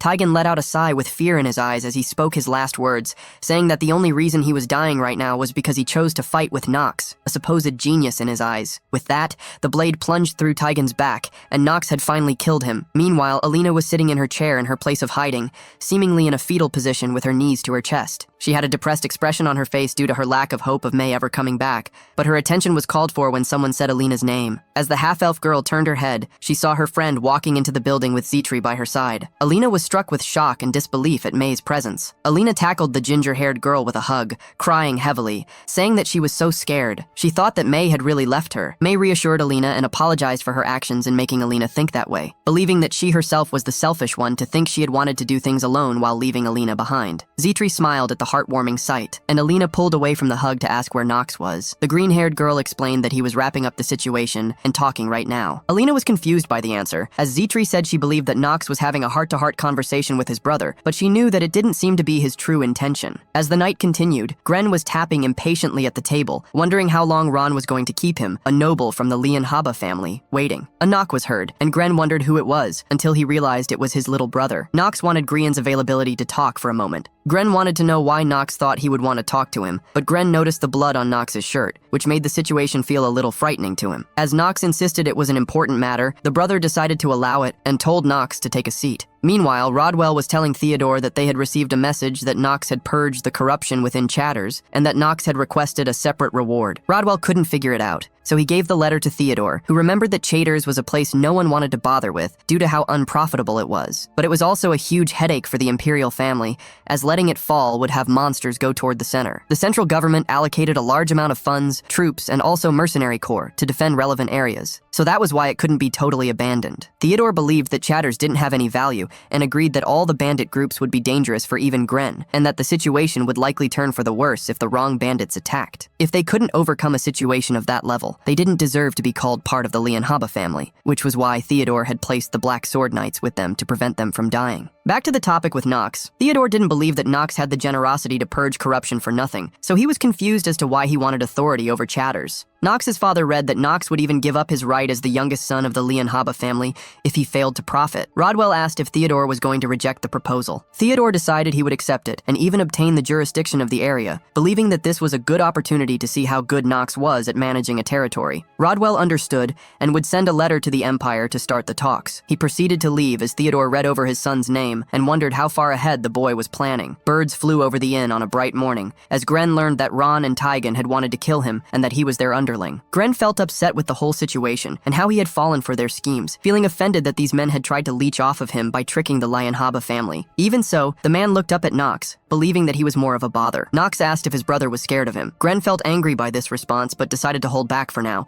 since he wouldn't become a knight if he didn't pass the test. So he had to accept Knox's offer. With a sigh, Gren asked the boy what he wanted, which made Knox amused. He explained that all he wanted was the right to command all the soldiers under Gren's command. Gren knew that, as unfortunate as it was, his life was in Knox's hands, especially since he didn't know exactly how strong Knox was. In return for the command, Gren wanted Knox to remember to guarantee his life and yield the outcome. Knox agreed, but said that was 2 requests, which meant another thing for Gren to give in exchange. This caused the older brother to glare. He said he would also hand over mineral rights and artifacts of his large mine. With that, Gren insisted Knox would take care of things properly, to which the boy said that it would be an easy thing to do. He got up and said that he would be in his brother's care while staying in Chatters, grinning and telling his brother that he hoped he wouldn't do anything rash. At Alina's place, Knox had asked Alina for some potions, and while they were ones she had never made before, she believed it was possible. Zitri believed it was a good answer, but she also believed that Knox's plan was too dangerous, and wondered why he needed to kill the griffin. May also agreed, but Knox said they shouldn't be scared, as he wouldn't have brought it up if it was impossible. They were being reasonable with their worry, but he had to lie since he couldn't tell them about the thing he wanted to obtain. He decided to be vague about it, which Zitri complied with reluctantly. But Knox knew that killing the griffin at the beginning of the game was actually close to impossible, since no one had succeeded in doing so. Well, at least that would be the case when trying to exclude Knox. The boy started to draw up the plan and remembered the hidden route, one that would make it possible to kill the griffin as compared to the normal playstyle. It would only be revealed to so-called stagnant water gamers, something that Knox was, since he had cleared the game 27 times. He asked if everyone understood, to which all the women affirmed. The reason why he wanted to kill the griffin was because the reward was that great. With that, they would proceed with the plan the next day. As the sun set, Knox would feed his horse. He knew that if he didn't put his life on the line, he couldn't survive, since that was the type of world he had transmigrated to. The next day, it seemed a large swarm of monsters started to run through the woods, while Knox watched from above, telling everyone to get ready. Alina and May affirmed, and Gren did as well, but with more annoyance in his expression. The boy turned to the soldiers and told them that they only had one chance. Knox wondered why the moment felt so new, the fact that he had become Knox and the only strategist. Zitri rushed up behind him,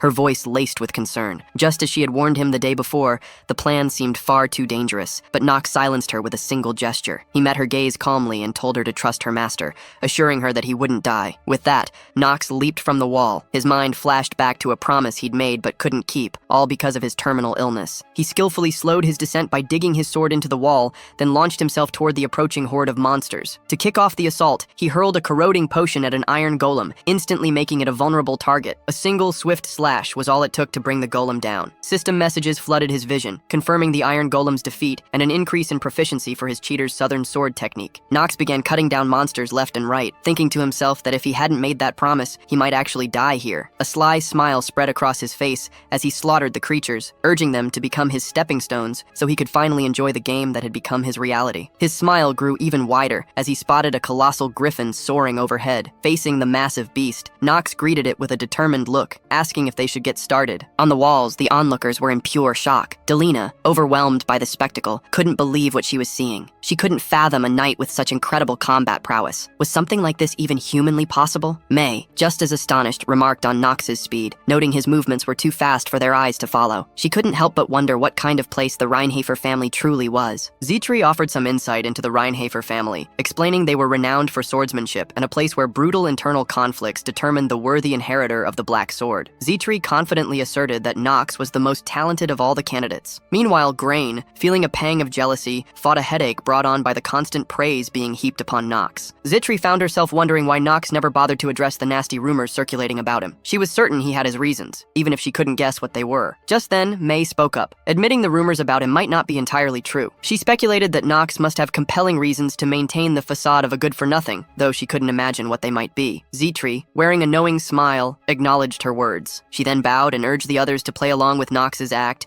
reminding them that he was a wise person after all. Before she could finish, Alina cut in, asking if Zitri wanted her to help hide Knox's true nature. Alina reassured her with a smile, and May also pledged to keep silent. Seeing this, Zitri couldn't help but smile at the camaraderie forming between them. Suddenly, the griffin's war cry echoed through the air, sending a shiver down everyone's spine. Grain, witnessing the beast's formidable presence, couldn't believe Knox actually intended to fight it. In his mind, Knox was teetering on the edge of insanity. The battle began. The griffin lunged with its claws, but Knox agilely dodged the attack. Seizing the opening, Knox went in for a strike, but the griffin swiftly used its powerful wings to ascend out of reach. Once the beast was airborne, Knox shot a cold gaze at Grain, a silent command to take action. Though frustrated, Grain knew he had to follow orders. He obediently commanded the troops to hold their fire until the griffin neared the fortress walls. Once it was close, they were to unleash the ballistas on his signal. Grain made sure everyone understood the command, and the soldiers responded with a resounding acknowledgement, immediately preparing the ballistas. Finally, the moment came. As the griffin swooped near the fortress walls, Grain gave the signal. With a green light, the ballistas were unleashed. Realizing the danger, the creature let out a fearful cry, but it was too late. A ballista bolt pierced its wing, causing it to scream in pain as it began a free fall toward the ground. Knox watched with a satisfied smile. He knew that neutralizing the griffin's ability to fly was the key to defeating it. Without hesitation, he consumed a metallization potion, increasing his stamina by 1. Confident in his strategy, Knox reveled as his plan to bring down the formidable foe unfolded perfectly. He recalled a few days ago when Grain, overwhelmed with anger, protested the order to create ballistas, considering it beneath him and suggesting someone else do it. Knox's response had been simple. If Grain found the task so distasteful, he could face the griffin on the battlefield himself. After a moment of thought, Grain had given in, asking how many ballistas were needed. Back in the present, Knox approached the fallen griffin. He had to admit, Grain had his uses. His instincts were good. Knox's cold, calculating gaze locked onto the injured creature. All that was left was to see how effective Alina's potion was, and to finish this. Overcome with fear, the griffin tried to flee, but the searing pain from its wounded wing forced it back to the ground. Knox advanced on the struggling beast, taunting it. He noted the griffin's frustration, pointing out that for a high-level monster, such an injury should be nothing. But the ballista bolts piercing its wing were far from normal. They had been slathered with a potent poison, one the griffin was particularly susceptible to. Knox ominously told the beast to look forward to what was coming next, as the real pain would begin in 5 minutes. As the griffin swung its claws toward him, Knox coolly responded that 5 minutes were all he needed. The skill, Hour of the Genius, activated, and in Knox's perception, everything froze in place. The pressure radiating from the griffin was overwhelming, far different from the game. Still, Knox knew he wasn't the one who would be dying today. The griffin, initially confused, was suddenly slashed multiple times from different directions. By the time the creature realized what was happening, Knox was already behind it. Seizing the opportunity, Knox looked at Grain and called out his name. Grain, in utter shock, questioned if this was truly the Knox he knew. Nevertheless, he reluctantly accepted the reality of the situation and ordered the soldiers to fire the ballistas again. Bolts rained down on the griffin, piercing it from multiple angles as its painful cries echoed through the air. Knox let out a chilling laugh as his sword began to emanate a dark aura. Pointing the weapon at the wounded beast, he wore a cold smile and declared that it was time to end this. The griffin's anguished scream ripped through the battlefield as more bolts found their mark. Onlookers, both soldiers and civilians, stood frozen in shock and disbelief, witnessing the sheer intensity of the battle. Undeterred by the agony he inflicted, Knox charged, unleashing a technique known as Black Execution. In a single, swift move, he severed the griffin's retaliating claw. Before the beast could even comprehend the turn of events, Knox's sword cleaved through the mythical creature, splitting it in two. As the griffin crumpled to the ground, lifeless, Knox calmly sheathed his sword, his victory declared. The hour of the genius skill ended, and the strain of the technique was evident in his heavy panting. When his cold gaze fell upon the surviving monsters, it sent shivers down their spines. Gripped by terror,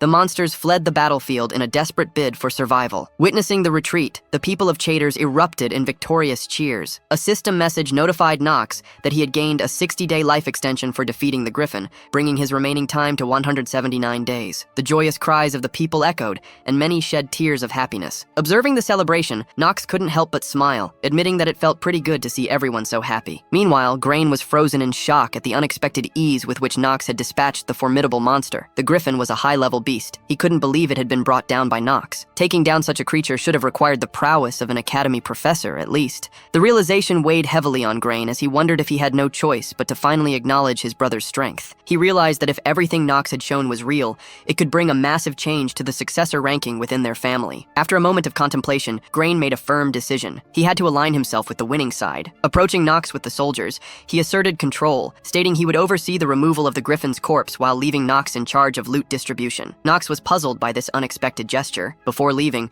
Grain advised him to go back and get some rest. With a knowing smile, Knox recognized the impact his display of strength had on his brother. As Grain departed, Knox seized the moment to access the hidden clear rewards. A message materialized, detailing the item he'd obtained, the Griffin's heart. It was a miscellaneous item of advanced grade with a wind attribute, also known as the Outlaw of the Wilderness. Its special effect allowed it to be used in creating an elixir that could alter stamina and agility. Depending on the alchemist's skill, the elixir could either increase or decrease those stats. Sometime later, in Alina's room, the Griffin's heart lay in her hand. She agreed with Knox. There was undoubtedly a power of wind within it. She speculated that with this, they could create elixirs or equipment that had previously only existed in rumors. Knox, not having much time to spare, was determined to use the heart for an elixir. He asked Alina how long it would take. Alina explained that it depended on the situation. With the tools she currently had, it might take a while. Determined to speed things up, Knox offered to provide all the necessary tools. But amid the conversation, he made an unexpected proposition. With a casual demeanor, he expressed his desire to hire both Alina and May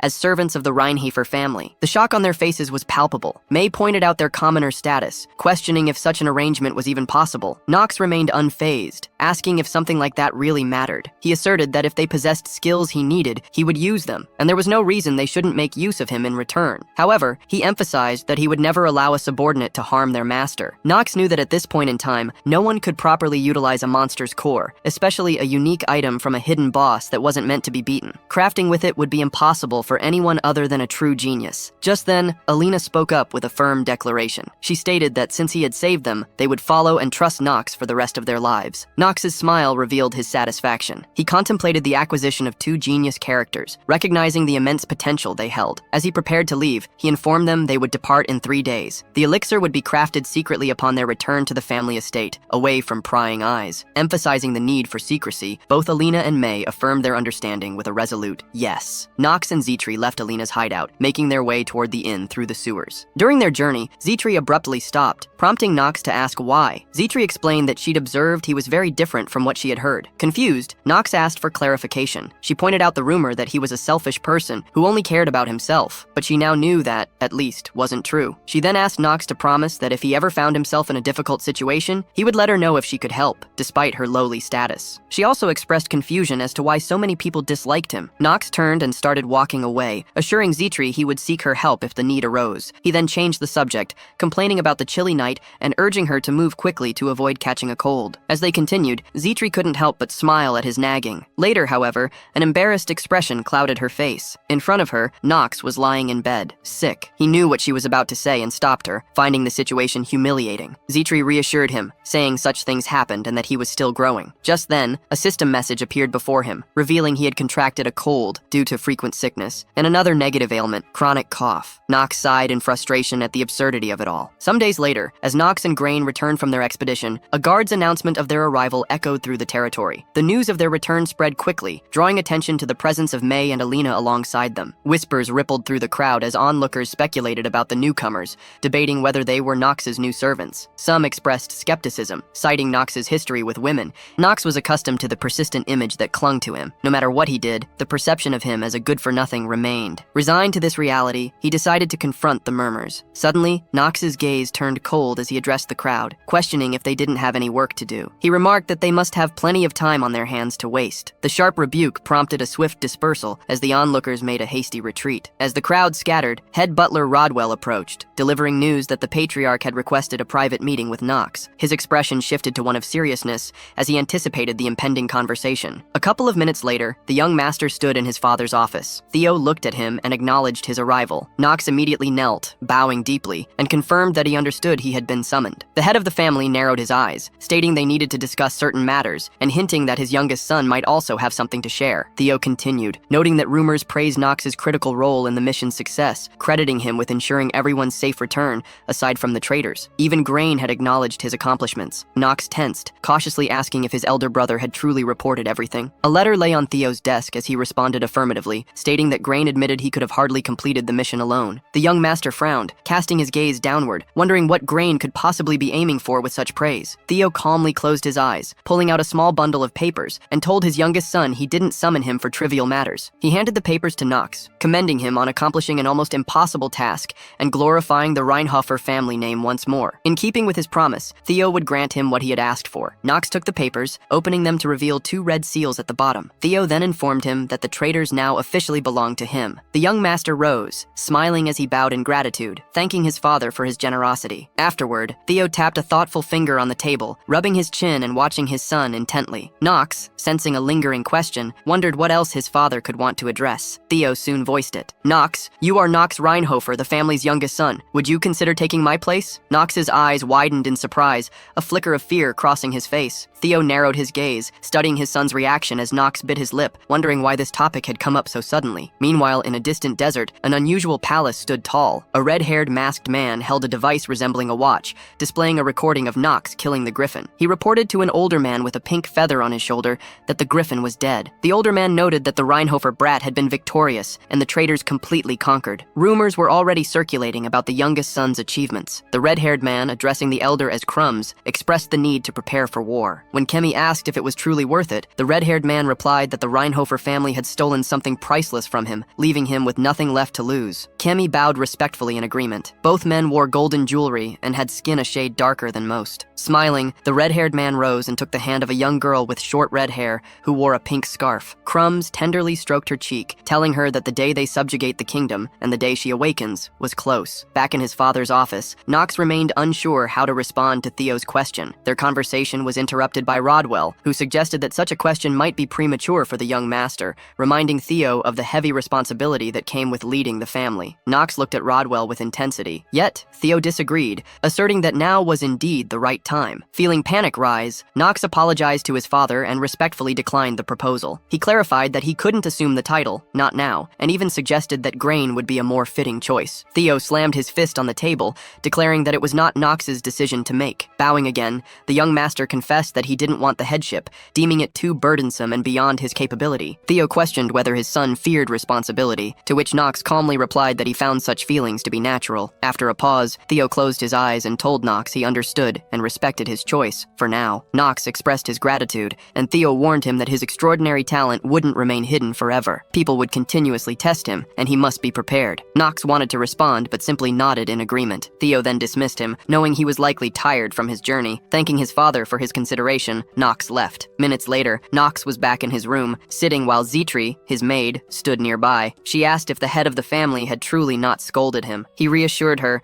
saying there was nothing to worry about, and that nothing negative had happened. There had been no mention of him needing to reject anyone. Zetri looked away with a sigh, then turned back to him. She mentioned that chambers for Alina and May had already been prepared. Knox praised her, calling it excellent work. She dismissed it as merely the duty of a maid, but before she could finish, the young master interrupted. He told her that if everything in the world was done as it should be, then there would be no hatred, theft, or murder. Zetri awkwardly placed a finger on her lip, and he again praised her, telling her she did well. She bowed before him and thanked him. Knox's expression turned serious. He was thinking that everything seemed to be in motion now. He would become the best student at the best educational institution for magicians and knights, the Elaine Academy. At this time, Theo told Rodwell that the conversation with his youngest son had been as difficult as he'd thought. The butler replied that he still felt the subject was raised too early, because if Knox had thoroughly known everything about the position, his answer might have been different. The head of the family disagreed, telling him that the young master's look was as if he had already written his own future. If Knox feared anything, it wasn't the position, or even him, but something more inevitable. He was afraid of something akin to looking into the abyss. Theo mused that, at the moment, Knox was only afraid of death. He wondered why, in this new reality, he was still afraid of it. Rodwell told him that he wasn't supposed to say such things, but he thought that his youngest son was greatly affected by what happened to his mother. Theo smiled sadly and agreed, then added that Knox might even blame him for it, seeing him as a pathetic person who couldn't protect his own wife. life. Rodwell wanted to discuss one more thing, telling the head that he believed Mr. Grain would soon become active and was planning something big. Theo frowned and said he would take that into account. In an unknown place, countless corpses littered the ground. The entire earth was red with blood as demons flew towards Theo. Suddenly,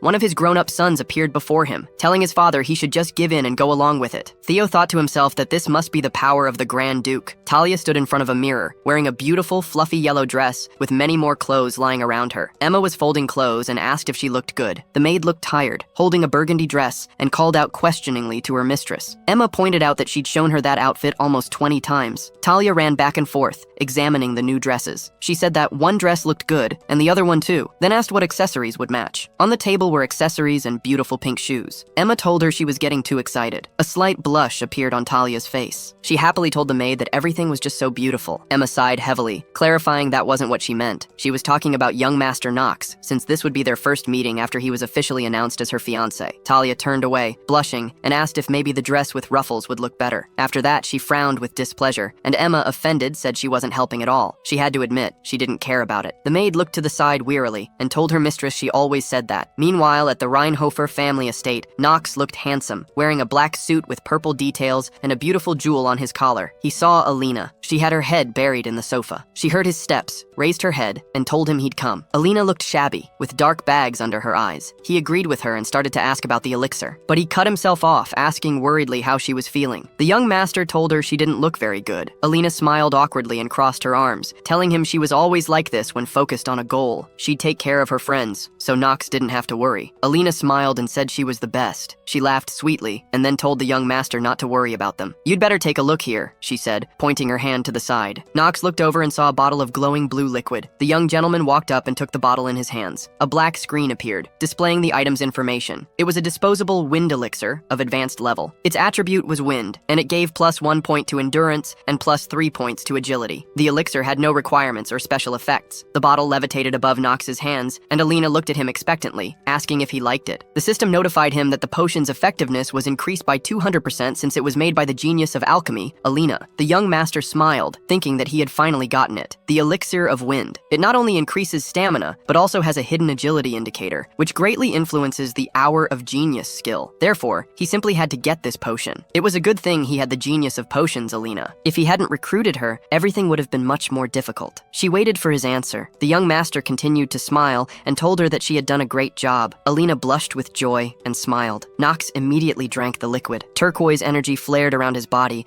and for a second it was as if the wind itself blew through the room. He told them that they were all finished now. The young master went out into the corridor, followed by Zitri. He smiled and confidently said that it was time for them to visit Alina. At the moment, his main characteristics were as follows. His name was Knox. He was a 15-year-old human male with a darkness attribute. Knox had no accomplishments. His bonuses were genius in close combat, genius in magical perception, strong mind, and master of acting. His limitations were mortally ill, cold limbs, morbidity, and obsession. Knox's stats were better. His stamina was 6 + 1. His mana was 9 + 1. His luck was 11 + 1, and his charisma was 26. In addition, he possessed skills such as Hour of Genius, mid-level heirloom sword mastery, southern sword, and ignition technique. Knox's remaining life, due to his fatal illness, was only 150 days. The system notified him that the Magic Perception Genius bonus had been activated, as his mana had reached 10 points. The young master looked very handsome, even wearing white gloves. Everyone immediately began to discuss his arrival. One student noted his white hair and lavender eyes. He asked if this was the youngest son of the Reinhofer family. A guy with blonde hair confirmed that he'd heard Knox would be entering the academy this year. Another student asked if this lousy son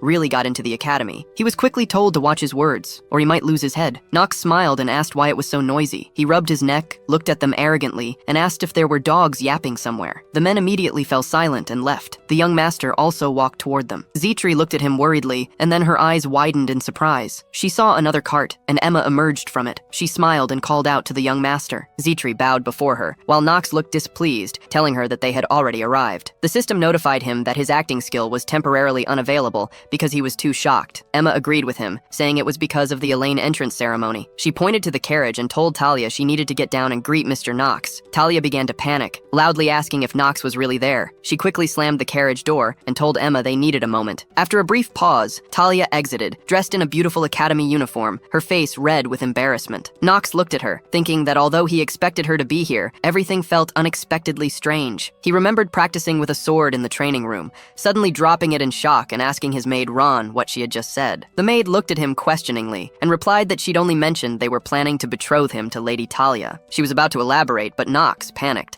grabbed her shoulders and asked how he was supposed to know. He told her it was a huge problem, but now he hopelessly closed his eyes, realizing it was true. Their families had arranged the marriage without their knowledge, and he was not pleased. Talia was visibly embarrassed, stuttering slightly. She smoothed her hair and greeted him awkwardly. Knox looked away and returned her greeting emotionlessly. Talia seemed thrilled, smiling as she looked at him. Zitri approached her master and whispered, asking if this was Lady Talia, his fiancée. Knox responded irritably, telling her not to say that. Talia happily asked how he was doing. Coldly, he replied he was fine, and asked how she was. She answered that she was fine too, blushing. Their conversation was interrupted by a horse's neigh. Everyone turned toward the sound. In front of them was a green carriage. Knox thought of another renowned genius of Elaine Academy, Eleanor de Rival, who was from a rival family secretly ruling the continent. She was beautiful, with blue eyes and red hair, exuding an air of grace. Eleanor stepped down, smiling as she announced her arrival. Knox thought about her intense dislike for the original Knox in the game. Eleanor laughed, covering her mouth with her hand, and addressed her servant, calling him Mr. Knox. She remarked that she hadn't known he'd been selected to enroll in the academy, expressing her gladness to meet him. Knox asked if she was Eleanor, to which she smiled and confirmed, recalling a childhood memory. She added that she was the same heir to the merchant family he had looked down upon, giving him a slightly menacing look. Eleanor smiled,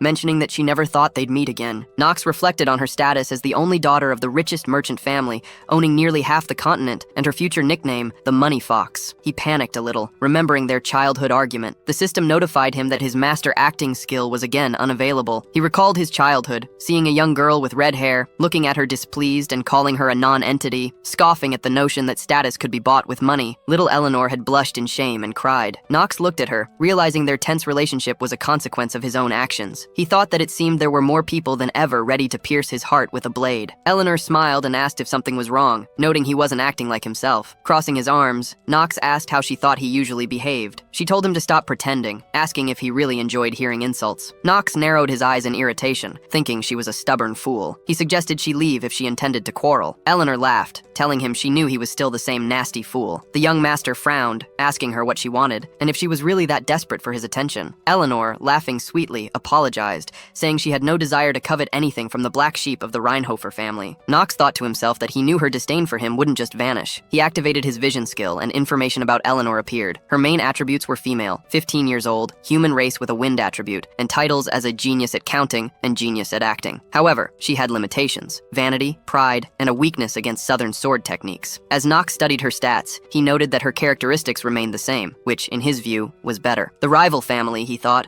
was willing to pay dearly for the D in their name. Eleanor's father paid dearly. She hated it, but still, she made the most of this fact. She was too vindictive and touchy, and the old Knox had foolishly decided to quarrel with her. Knox tested her patience and quietly remarked that she shouldn't have been meddled with at all. Eleanor bowed before them and told him she would leave, but they wouldn't say goodbye, as they were not close enough to wish each other well. Knox, calm as ever, told her that it didn't bother him, since he didn't expect anything better from a hillbilly like her. She smiled, agreed, and simply walked past him. The young master then told Talia that they also needed to go, as the entrance ceremony would begin soon. She looked a bit worried and thoughtful, but quickly agreed. They headed toward the academy entrance. Knox thought that now he definitely wouldn't be able to get rid of Talia, because she was his fiancée, but he would try to make the most of this situation. As he glanced at the Elaine building, he thought it was time to get back on his feet. A couple of minutes later, they were inside. The young master looked around and told his bride that, as expected, the children of many renowned families had gathered. Some newcomers were already talking to each other. Knox considered that although some of them might be useless and not align with the original story, it would still be advantageous to enlist their support. He remembered several individuals: Paracelsus, Lenore, the girl with yellow hair, the guy with black hair, and the girl with pink hair, the strongest characters in the game. Rubbing his chin thoughtfully, he decided it would be best to avoid them to prevent completely derailing the plot. A cautious approach was necessary. Suddenly, he asked Zitri if he was imagining things, or if too many eyes were on him. Zitri told him that this was indeed the case. The aristocrats glanced at him every now and then, with shock and occasional contempt in their gazes. The maid furrowed her brows and told him she thought he would be popular in Elaine. The young master crossed his arms, repeated her words, and asked if she thought the looks were too unkind for him to be considered popular. Talia looked at him worriedly. Suddenly, someone coughed loudly,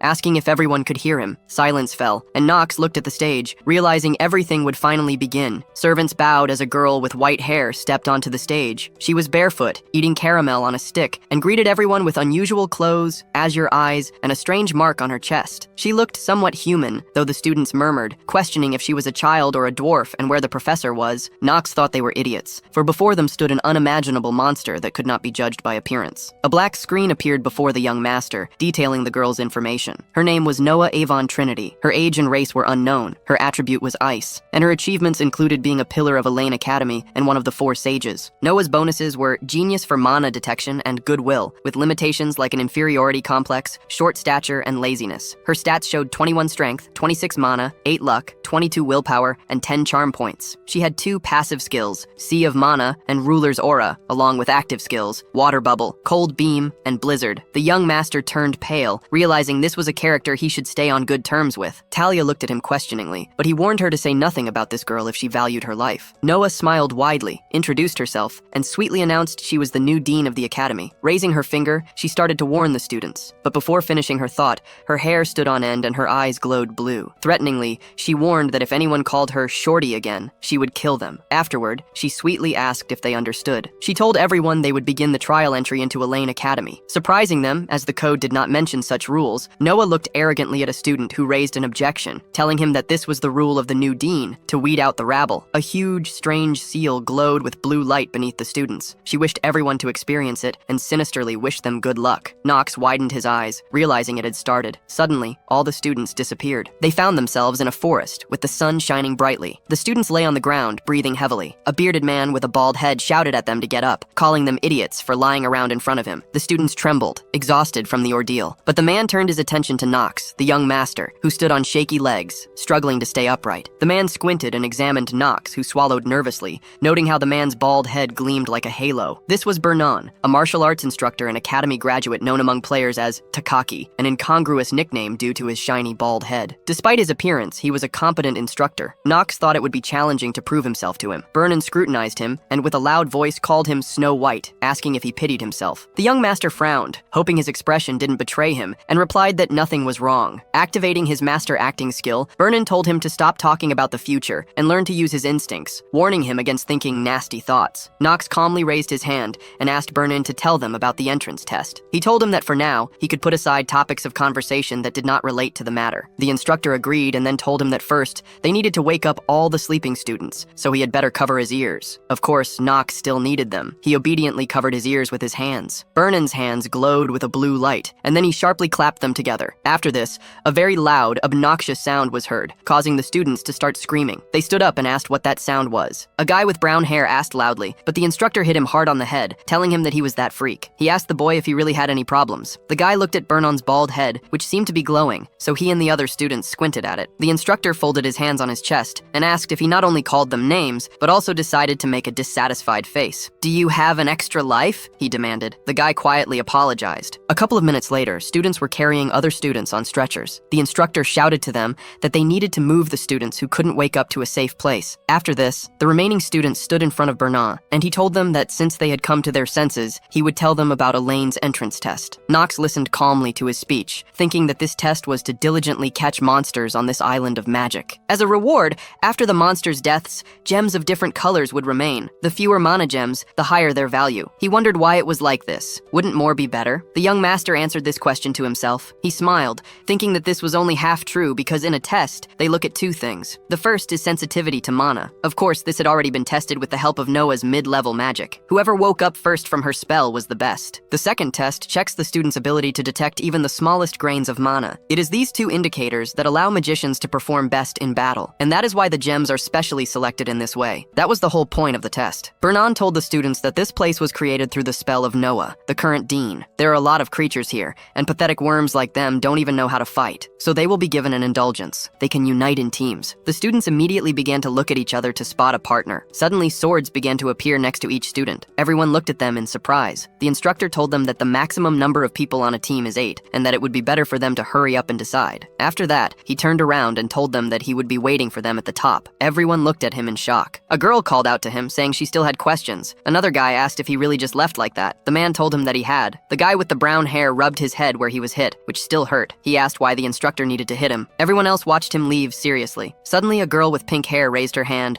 and asked if anyone wanted to help the princess besides her. Behind her stood a girl with long yellow hair. Alina smiled and said that she would generously reward those who went with her. She swore on the name of her family. The students looked askance at Knox, but he turned away and walked into the depths of the forest alone. He smiled, thinking that in the game of prophetic dreams, a mediocre person simply would not survive here. What matters most here is a person's knowledge. In order to strengthen his terminally ill body, he needed to use this. He approached a cave and said that for this, it would be best for him to act alone. Knox smiled and quickly ran inside. Meanwhile, the instructor stood at the top with his subordinates behind him. Everything around was covered in snow. He straightened his headdress and then thoughtfully rubbed his beard. He said that no matter how you look at it, it's very strange, because the new student not only withstood the dean's magic, but he didn't finish the thought and asked if Knox had also gone into the forest alone. Does he have no sense of fear at all, or what? Vernon said that's definitely not the case, and there's another reason he's not worried. It was clear in his gaze. Even an uncut diamond is still a diamond. He said he's waiting for Knox to show him what he's worth, calling him the hidden dragon of the Reinhofer family. He looked down and waited for him to show them everything he could do. After some time, Knox's sword was covered in blood. Many dead monsters lay on the ground, and gems lay next to them. He walked further, and a person watched him. It was a girl with long white hair who seemed to be following him. Meanwhile, Talia, the yellow-haired girl, and the pink-haired girl were fighting together with goblins all around them. They held swords in front of them. It was bloody, and the girl with yellow hair was without a sword. Talia thought worriedly about where Knox had gone. She planned to stick with him. The girl with pink hair suddenly called out to her loudly, telling her that she had the great honor of protecting Princess Penelope. The girl told her that she needed more enthusiasm. Talia agreed with her. The girl with yellow hair was called Penelope, and she was holding a large purple gem in her hands. It glowed and sparkled beautifully. Penelope told them that they had gone quite far. She believed that purple crystals were valued far above the rest. The girl with pink hair told her that maybe this is not so. After all, this is a test for Noah, one of the 4 wise men. She was sure that there was something hidden behind all this. Penelope agreed with her, and then looked around excitedly. The rest of their teammates were already tired and exhausted from the battles, their clothes bloody, and they were sighing heavily. The princess told them that she thought that in their current state, not everyone would be able to make it further. The girl with pink hair frowned, thinking that this would not work, because she promised Penelope to take her to the top. The current Aram Empire is rotten to the core, so in order to restore the empire to its former glory, Princess Penelope must take the throne. She thoughtfully rubbed her chin, and thought that she needed to do everything possible to make this happen. Talia confidently told the princess that she could still fight, so they could simply gather those who were still able to stand on their own feet and move on. She asked her what she would order them to do. The girl with pink hair told her that she had thought about it too. Penelope frowned, squeezed the purple crystal tightly in her hand, and then relaxed it. She remembered the guy with yellow hair who looked at her arrogantly. After that, she looked down and agreed with them. She told them that they would move on. They needed to hold on a little longer. Meanwhile, Knox had already left the cave. Steam was coming out of his mouth because everything around was covered in snow. He rubbed his hands trying to warm them up. The system notified him that the 3rd level chilly limbs restriction was now in effect. His movement speed was limited, and his character's breathing would work intermittently. Additionally, all of his character's stats would temporarily drop. Knox frowned and closed his eyes. He exhaled heavily, thinking about how he knew this would happen. Clenching his hand into a fist, he then snapped his fingers. A fireball appeared above his palm, and the system notified him that the restriction of chilly limbs had been lifted due to the owner's fire magic. The young master looked at the screen and thought that if he wanted to go far with a body like his, he would need to come up with something for this limitation. Looking forward, he muttered that this was quite enough for now. He walked further, and a small fireball levitated beside his shoulder. Knox looked around. Snow and snowdrifts were everywhere,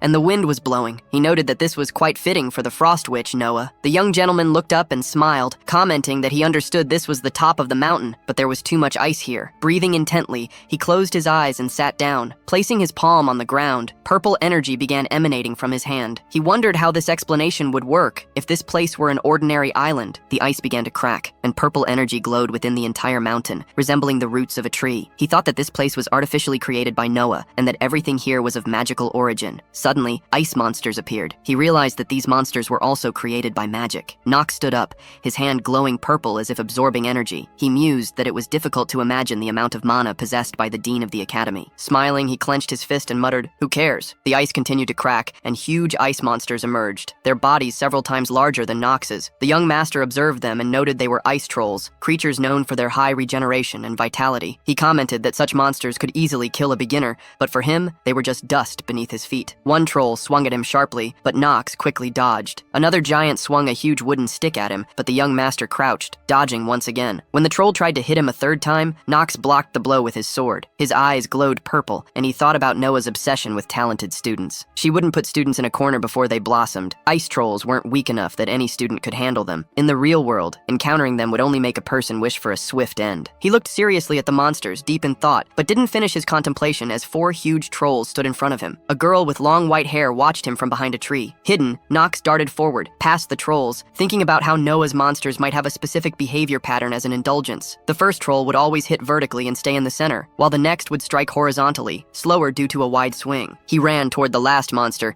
thinking that this one would try to pierce him, but had the weakest blow of all. As the last troll swung, Knox blocked the attack with his sword, smiling as he realized he could parry the strike. He immediately swung his sword, cutting through the monster. Moving swiftly, he began to strike the other trolls with his sword. Blood spilled from their bodies as he withdrew his weapon and struck another monster sharply. With all the opponents defeated, they collapsed to the ground. Knox bent down, picking up a gray gem that had fallen from one of the monsters. Holding it, he pondered why he ignored the other gems. The gray crystal was a hidden marker that Noah specifically placed here, and he would be able to exchange it for a very important scroll. The young master would strengthen his Hour of Genius skill after completing this story. Meanwhile, a man with dark hair held a purple crystal, telling his partners that at this rate, they would be the first among their peers. Eleanor appeared displeased, but a girl with brown hair looked at the gem with interest, expressing hope. The girls smiled joyfully, clapping their hands, and agreed that they had done well. Eleanor, lost in thought, agreed, and said this should be enough to pass the test. Her thoughts trailed off as she remembered Knox going into the forest alone. She felt haunted by a strange feeling, and looked down, emotionless, recalling her childhood. A man shook her shoulders, demanding why she had quarreled with Reinhofer's son, clad in a long burgundy coat. He shouted, reminding her that they must rise above others. He asked if she understood that they needed to reach the top. Eleanor looked at him in fear, crying, as he shouted that she needed to find a way to approach Knox at any cost. She thought that this man had never seen her as his daughter. Currently, she rubbed her chin thoughtfully, wondering where Knox had disappeared to, thinking that facing this test alone would be of little use. Maybe he knew a secret way to pass this test with a high score. Suddenly, she raised her hand and told everyone that she had a proposal. She smiled and told them that if any of them wished to rise even higher with her, then, in the name of the rival family, she would guarantee them an even greater reward. Everyone began to discuss her proposal. The girl with short hair asked her if she didn't like this gem, warning that they might get hurt if they went any further because it was too dangerous. Eleanor smiled sweetly and agreed with them. Then, she asked if they agreed that the higher the risk, the higher the reward. The guy with blonde hair confidently told her that he would go further with her. She agreed with him, and a guy in dark clothes asked if he could join them too. Eleanor looked down sadly, thinking that everything always came down to money. She didn't know what Knox was up to, but it wouldn't hurt to find out. After that, she smiled artificially and asked them if it was time to move on. At this time, Knox was on the top of the mountain. He thought that the reason to take risks and go alone was simple. Everything would be rewarded in full. He looked at the corpses of the ice trolls, thinking that there was almost no opportunity to improve the Hour of Genius skill in this game. It was almost impossible until he discovered the hidden agility attribute. Knox said that nothing could be done about it, even if he attracted everyone's attention. Suddenly, he opened his eyes wide, turned around, and his sword quickly flew to the side. He was surprised by this because he had held his sword tightly in his hands. Paracelsus stood before him, smiling.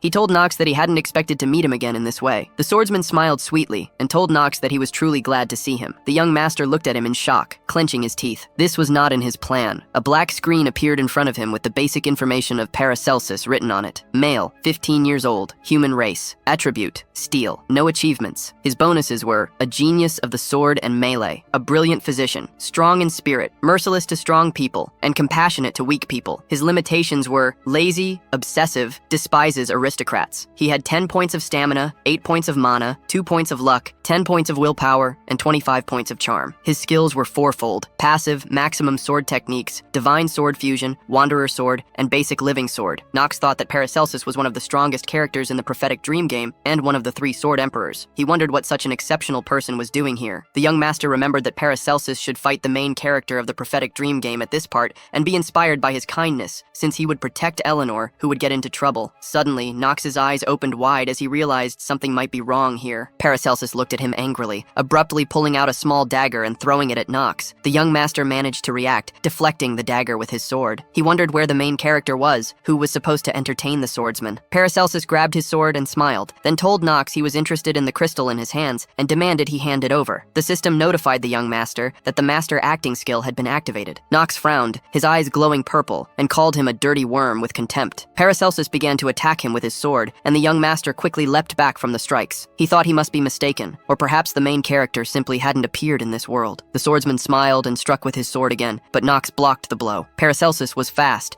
and he immediately swung at Knox again. The sword's tip almost struck the young master, who pulled his head back, frowning. He thought he would really have to entertain Paracelsus. He asked him if he realized he was now confusing all the plot cards. The swordsman smiled ominously seriously, saying he had no idea what Knox meant, but something had bothered him when they'd met before. In chatters, he had already wielded a sword perfectly. The young master asked him what he meant, and Paracelsus sweetly replied that he apparently had many worries. He asked if Knox could simply do as he asked, so they could each solve their own problems. The swordsman remarked that the gem would likely yield the highest score. Knox asked what would happen if he refused. Paracelsus calmly told him he'd leave him no choice but to take the crystal at any cost. They stood opposite each other, the atmosphere oppressive. The young master told him he was acting basely, asking if he'd planned this from the beginning. Paracelsus smirked and told him that he'd fallen for it himself. Knox thought that he might be the strongest character, but his talent had yet to fully awaken. Even as a genius, he had his hour of genius skill for such situations, but now wasn't the time to fight seriously. The young master looked serious, considering that he might need this skill if the main character truly didn't exist, and he had to save Eleanor. He pursed his lips, realizing it was risky but unavoidable. Knox told Paracelsus that he wasn't the only one who knew everything. The swordsman smiled, asking if he really remembered his name, and teasing if Knox would ask him to be gentler out of old friendship. The young master frowned and called him by his name. Paracelsus. The swordsman smiled slightly. Knox pointed his sword at him, saying he knew he only joined the academy to uncover the mystery of his teacher's death. Paracelsus glared at him, calling him an idiot. The young gentleman smiled and asked if he was ready to talk now. After some time, Eleanor's team climbed to the top, snow surrounding them. Suddenly, Penelope called out to her, saying she knew she'd get there too. Eleanor bowed before her, telling the princess that she wouldn't stand in her way. She just needed to verify something. Meanwhile, Knox and Paracelsus continued to fight nearby. The swordsman swung his sword, but the young master dodged the blow. Penelope agreed with Eleanor, adding that she herself didn't want meaningless battles. The girl with pink hair called her the princess, and said it would be difficult to overcome the son of Reinhofer and Paracelsus, unless they received mortal wounds. The girl, Echidna, put her hand to her chest and told the princess she'd follow whatever she decided. Eleanor watched the fight between Paracelsus and Knox. She thought it was strange because the youngest son of the Reinhofer family, whom she knew, had always been unremarkable. She frowned, wondering when he had become so strong. There was tense silence in the forest. Only the sounds of battle could be heard. Knox and Paracelsus were fighting each other, and Talia looked worried. Echidna asked if she really wanted to watch the fight. Talia sighed in alarm as Echidna told her she never imagined the destroyer of the East would become their classmate. Apparently his name was Paracelsus. Talia asked if Echidna really knew the guy fighting Knox. Echidna closed her eyes, frowned, then affirmed that he was known as the Grey Wolf, Paracelsus. He had been destroying bandit gangs in the East since his youth, earning his nickname. Talia admitted she hadn't known this. Her partner continued, saying this was the first time she'd seen such a change in the son of the Reinhofer family. She hadn't known he wielded a sword so skillfully. Echidna folded her arms and watched the battle with interest,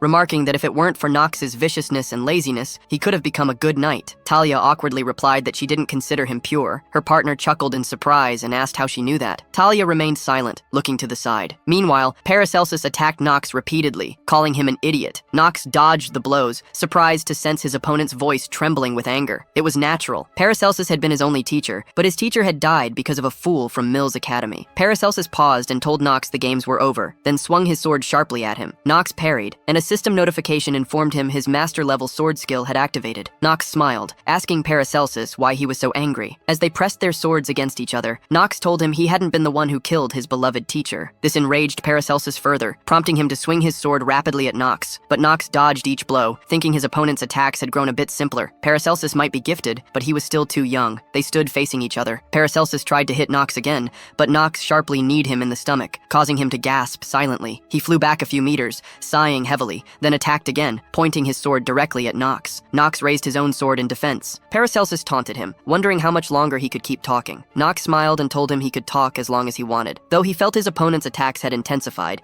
and that it might be best not to drag out the battle. His legs were already tiring. Paracelsus charged. Knox realized that if Paracelsus used his teacher's living sword technique, he would likely lose. There was a reason it had become an imperial sword technique. Paracelsus warned Knox not to get distracted. Striking at him again, Knox parried, expressing distaste and taunting him as a pitiful commoner. Another system notification informed him that the restriction of the swordsman despising aristocrats had activated. Paracelsus looked at him with pity, asking if aristocrats were the reason people were forced to beg in this world. They resumed clashing, their swords locking as Knox taunted him for wasting energy on hatred. He grinned, asking if Paracelsus wanted to know something about his precious teacher, stalling for time. Knox spotted his classmates nearby, Eleanor among them. He thought to himself that the monster would appear at exactly 9 p.m. A system notification confirmed the time was 8:58 p.m. Paracelsus, smiling ominously, warned Knox he might cut off a body part to get information. Disgusted, Knox asked if he really intended to harm a nobleman and avoid the consequences. The swordsman hesitated, glancing around, noting their classmates as witnesses. Knox announced that this would be his last attack, no matter the outcome. Paracelsus called him overconfident, suddenly charging at him with a sinister grin, eager to test his opponent. Knox responded by swinging his sword quickly,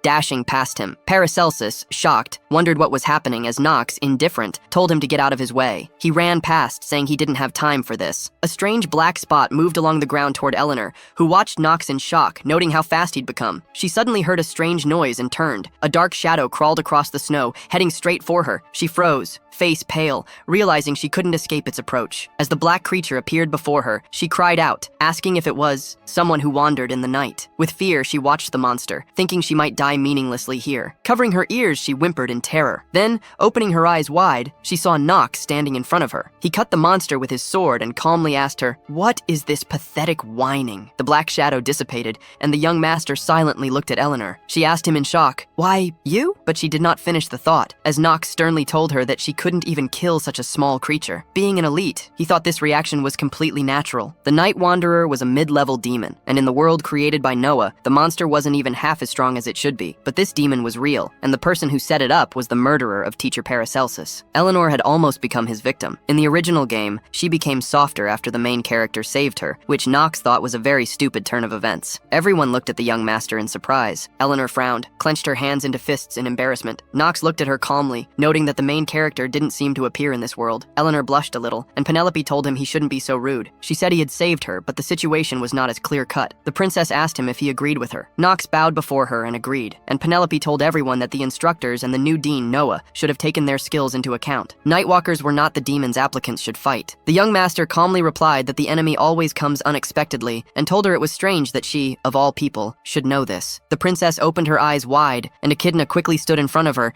telling Knox he shouldn't bully Penelope. She annoyedly told him she was sure he perfectly understood the complexity of the situation, otherwise he wouldn't have come to help. Knox thought that she had ash-pink hair and a vertical pupil. It was definitely von Zeno, the Echidna. She was the future head of the Zeno family, close to the princess, and known as the Snake of Greed. Basically, Zeno and Reinhofer didn't get along. They were families with opposing attributes. But in the game of prophetic dreams, nothing is simple. Knox calmly told her that, to be honest, he didn't even want to talk to a dog of the holy kind. Echidna asked him, displeased, if he really dared defame the name of the Zeno family. The young master asked her what she would do to him for this. At this time, a man was watching them from a hill. This man was Bernon. He loudly shouted at them to stop bickering. After that, he quickly jumped down and called them all idiots. Knox calmly asked if the exam was over. The instructor answered affirmatively, and the young master showed him the gray crystal he had obtained from the monsters. Bernon told him he didn't think any of them would actually get the gray gem. It was unexpected, but well done. If, of course, he left out Knox's arrogance. Knox looked at him questioningly, after which the instructor announced that the highest score was given to Knox, who had managed to get the gray gem, while the owners of purple gems were awarded second place. He asked if everyone agreed with this. Everyone was silent, but then the princess raised her hand. She asked if the attack by the Night Wanderer was part of the exam, saying the monster seemed all too real and demanded an explanation. Bernon told her this case would still be investigated, and that for an unforeseen situation with a risk to life, Eleanor would receive appropriate compensation. He looked at Knox, again calling him Snow White, and told him that he too was entitled to a special reward for saving a peer's life. The young master calmly turned away and told him he didn't need a reward. He thought that getting involved with Eleanor would only complicate things. Without the main character, the world would drown in injustice. And this wasn't quite right, but accepting the reward would mean acknowledging something that wasn't true, and he preferred to avoid such misunderstandings. After that, he went in the other direction, but Eleanor called out to him. She asked, "Why did you help me?" He opened his eyes wide and then looked back with displeasure, thinking that everything always goes awry. The system notified him that the master acting skill had been activated. The young master calmly looked at her and told her that he was just killing a monster. And then,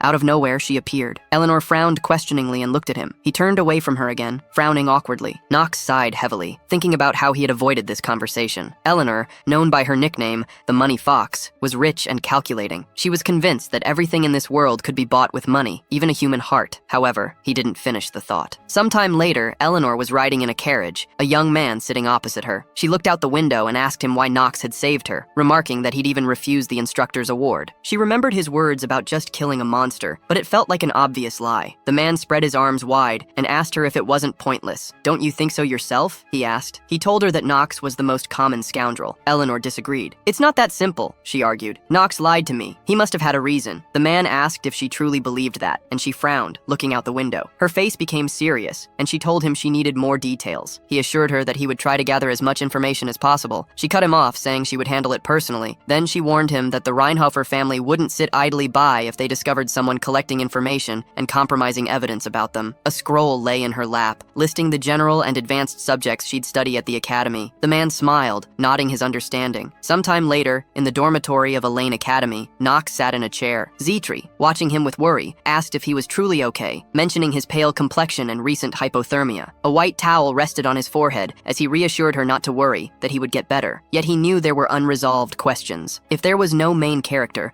then someone had to take on the role to regain his lost memories and uncover the ones sending him those messages. He believed it was necessary. There was no other option. Only Knox, whom he possessed, was the villain. Suddenly, he opened his eyes wide, stood abruptly, and asked, "Is this really a way out?" Zetri gasped, calling his name. Knox smiled, realizing that even in this world, there was a way to be both villain and protagonist. Meanwhile, in an unknown place, the sky glowed red, dark smoke swirled, and bodies lay scattered on the ground. A piece of cloth like a flag fluttered on a stick with a bird emblem. Among the corpses stood a girl with long red hair, holding a sword and looking fierce. A man in a long cloak and iron mask called her Moon Lady, telling her that the mines had begun to stir. He knelt before her, vowing to awaken. The Moon Lady declared that the continent would soon be rocked by another bloody storm. The man, Daff, asked if she was ready. She turned away, instructing him to prepare, confident their goal would be achieved. As she pulled on her cloak adorned with a moon-shaped keychain, blood smeared her hands and clothes. She swore to destroy the Aram Empire, but left the sentence unfinished. In another moment, Knox reflected on his past life, recalling that experienced gamers often shared a perspective. The line between protagonist and antagonist was thin. Of course, he agreed with this notion. Both characters faced similar trials. Only monster bosses represented absolute evil. Villains were usually those who had endured trauma, which explained people's obsession with them. Walking through a narrow, dimly lit street, Knox, clad in a dark robe, mused that although villains and heroes were different in character, the villain could not become a hero. He grinned, realizing that in a world doomed by the absence of a protagonist, the villain might have to step up and fulfill both roles. He noticed a small house emanating a faint blue light at the entrance,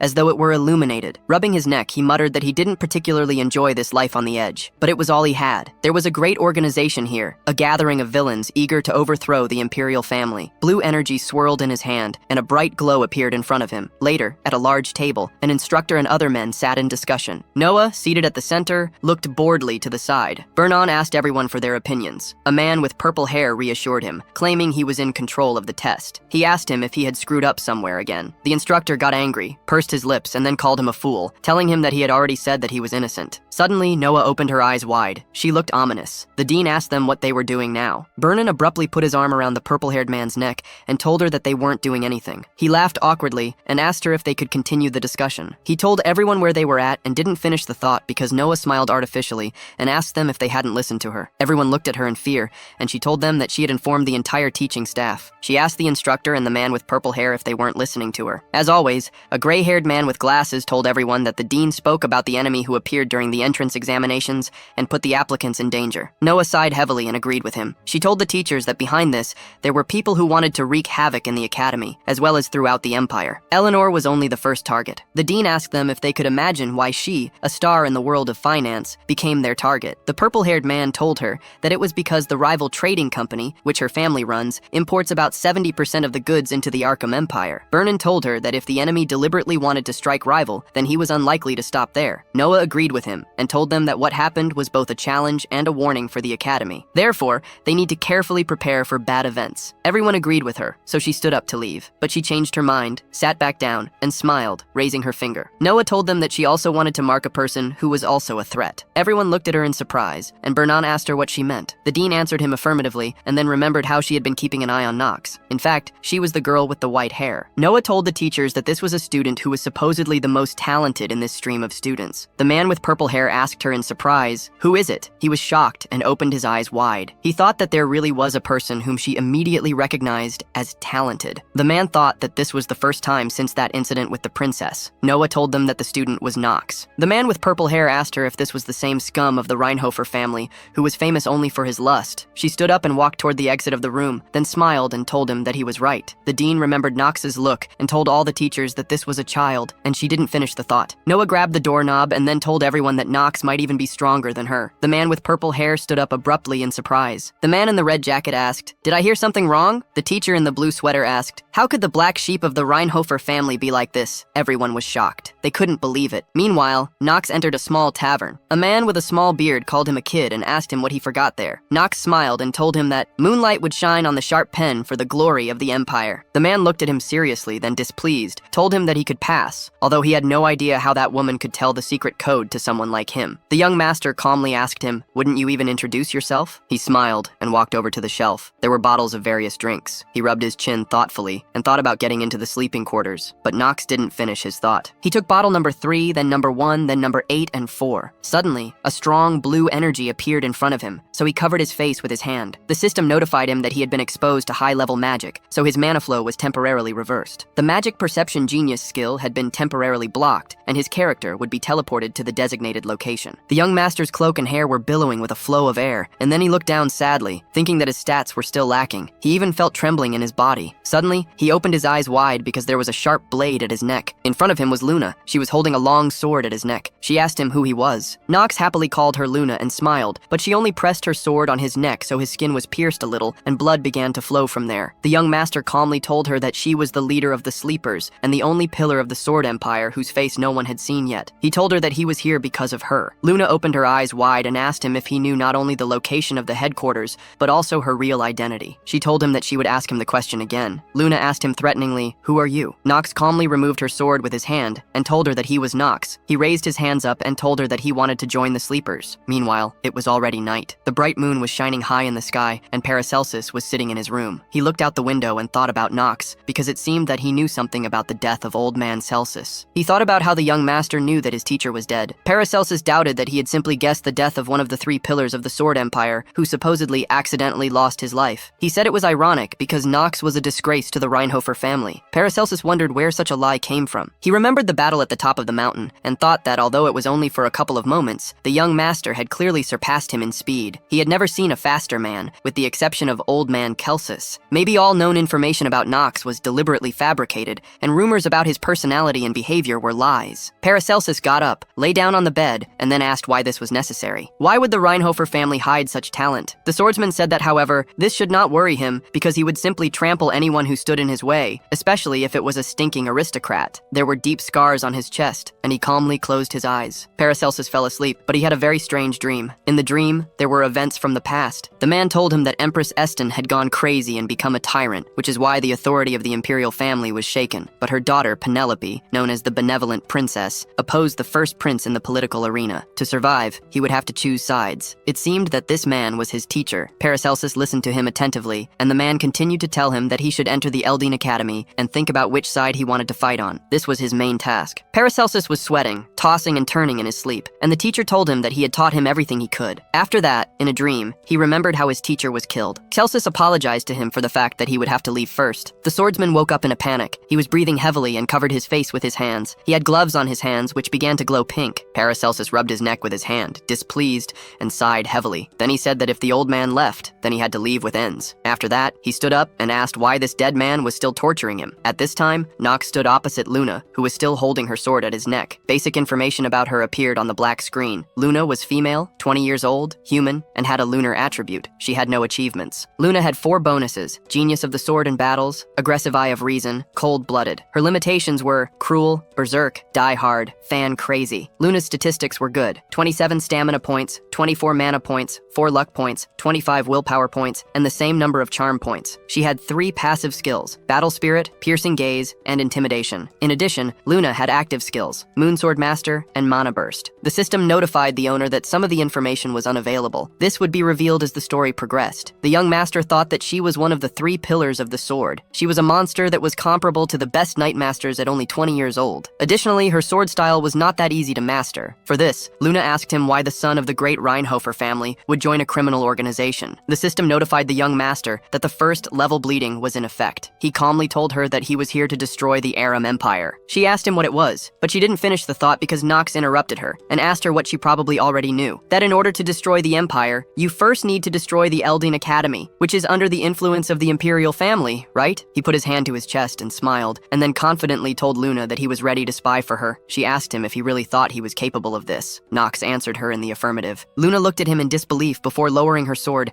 and telling him that he was clearly not the timid type. She asked him again what his name was. The young master rubbed the new wound with his hand and introduced himself to her. The moon called Death. The man in the black cloak immediately approached her and told her that he was here. She told him that he must prepare for the moon test. Dad Daff had terrible scars on his face. He bowed to Luna and told her that he would carry out her order. After that, he walked up to Knox and handed him a black robe. He told him that he needed to put it on and follow him. After some time, the moon was still shining brightly. They walked in a small forest. The young master looked at the sky and thought that this was great because everything was going according to his plan. They came to a strange building, and Daff told him that after he ascended the altar, he must kill all the enemies that appeared. Besides, he shouldn't lose the cloak he gave him. Daff spoke a little strangely. He seemed to stutter a little and spoke very slowly. His voice sounded mysterious. Knox asked him why he shouldn't lose his cloak. Daff told him that this was the only way he would escape the berserker's power. The young master was wearing a black cloak. He pulled the hood over his head and thought that he actually knew why he should keep this cloak. The berserk debuff was one of the worst in the game. It drives you crazy in exchange for a short-term increase in strength. Daff told him that if he were exposed to the blood moon, he would go crazy. In essence, this was the berserk effect. The moon in the sky really turned reddish. The young master thought that there were two conditions for passing this test: resist the crimson moonlight to avoid getting the berserk effect,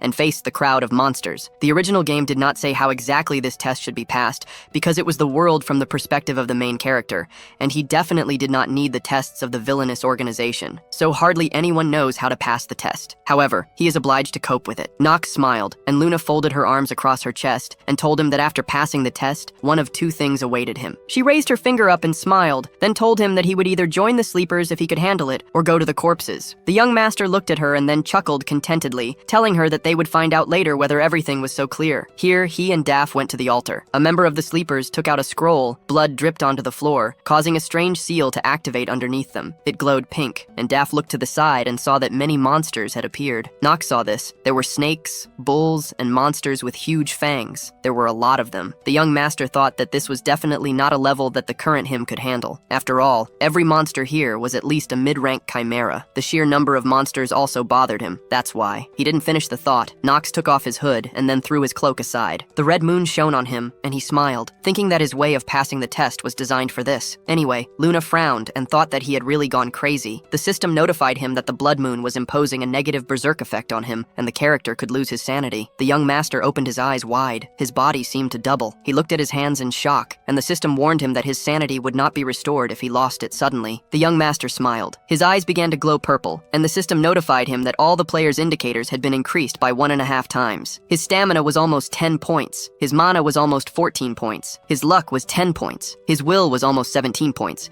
and his charisma points remained the same. The system notified him that the berserk effect was applied to him. This did not affect his luck and charm indicators. The moon became even brighter and redder, and the system again notified him that the blood moon was putting a berserk effect on him, so he could lose his sanity. Knox's hidden statistics appeared on the screen. His agility was 7 points. The young master had the following skills: Genius Hour, mid-level family sword skill, southern sword technique, ignition. The remaining time of his life due to the fatal disease was 142 days. He had a berserk effect applied to him. Luna thought he was a fool. She wondered if he was crazy. Knox smiled and took deep breaths. Daff told the chief that he could not believe that the young master simply threw away the cloak because it was the same as throwing away his own life. He asked her if he should stop him. Luna answered him negatively, and then told him that, first of all, Knox is clearly not the kind of person who listens to others, and his death means nothing to them. Daff worriedly told her that he was the son of the Reinhofer family, and his father was Theo, and he did not like sleeping people. He asked her if they would give him a reason to create a conflict between them. Luna smiled and told him that wouldn't happen. She would take care of it. She smiled and looked at the young master again, and then asked Daff if he really thought that Theo was one of those people who is filled with fatherly love. He told her that this definitely couldn't happen. Luna told him that they would just watch it. She looked at Knox and called him an idiot. She then told Daff that he probably had a plan. He told her that he would do whatever she told him. Knox's sword began to exude dark energy, and the monsters screamed sharply. The red dragon quickly rushed towards the young master. He immediately cut the body with his sword. Drops of blood poured onto his face, and he smiled. Then he thought that the whole world had suddenly turned scarlet. This is exactly how the sleeper test was described in the game. He sighed in concentration, and then thought that all his indicators had increased sharply. And that was not all. It was as if he suddenly became more capable, taller and wider. Even his shoulders grew larger. Knox was now definitely more capable than all his peers. The other monsters screamed and ran sharply towards the young master, so Knox opened his eyes wide. It glowed purple. After that, he again easily cut the monsters. He tore off their heads. His clothes, hair, sword, and face were all covered in drops of blood. But the monsters did not decide to calm down. Many beast-like monsters ran towards the young master, so he crouched down a little and assumed a comfortable position for attack. He thought about how the berserk effect is considered a negative status, one of the worst prophetic dreams in the game. It only appears during the blood moon. Knox smiled and held out his sword in front of him, and then thought that he had come here with the intention of using it from the very beginning. It was all thanks to one trick. trick. The system notified him that with 2 genius-level characteristics, he could suppress the negative effects of the blood moon. The young master thought that he had the characteristics of melee genius and magic perception genius. The system notified him that the negative impact had been suppressed. Knox looked at the monsters and thought that the whole point was that geniuses were just on a different level. It was very dishonest, but he could afford it. After that, the young master quickly jumped up and then swung his sword, saying that he was using the grim judgment technique. He landed hard on the ground and hit the monsters hard with his sword. Many heads were cut off. Luna and Daff looked at him in shock, and the system notified the young master that, thanks to the effect of the Black Flame Ring artifact,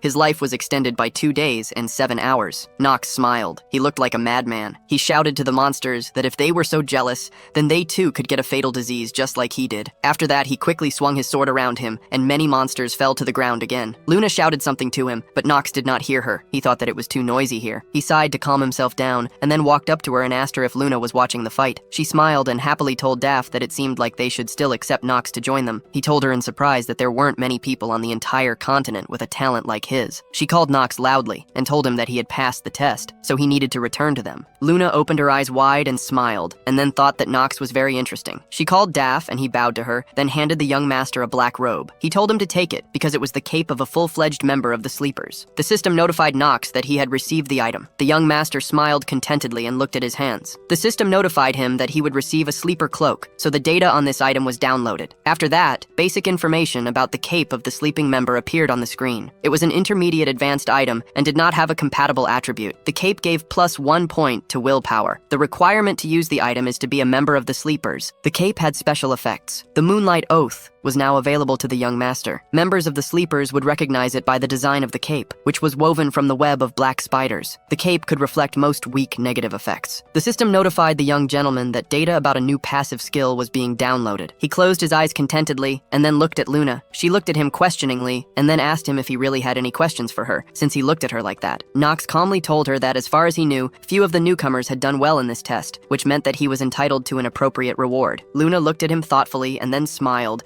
telling him that he was handling everything well. She called him a brave newbie and told him that she wondered how long he could continue to be as cocky as he was. Luna told him that he was now free until he was assigned a mission. He bowed before her, and she told him that she hoped he would not disappoint her. After that, Knox approached the blue portal, and Luna asked Daff, "Isn't Knox an interesting boy?" He agreed with her, then thoughtfully rubbed his chin with his hand and told her that he could not understand how the young master withstood the madness of the blood moon. Luna told him that she shared his bewilderment because any other person would not last even 5 minutes, of course, unless he was a genius. But even geniuses wouldn't risk fighting without protective clothing, which means Knox is risky enough to put his life on the line. Daff agreed with her again, and she asked him to keep an eye on the young master. She told him that they should watch what Knox was good for and what else he would do. At this time, Knox came out from the other side of the portal. He walked back to the tavern. Kieran calmly wiped the dishes and then smiled and asked Knox if he was really crazy. Knox told him that he was right about that. He smiled faintly and thought that, in other words, he was asking him why he threw away the protective cape if it could have cost him his life. Only he didn't risk anything,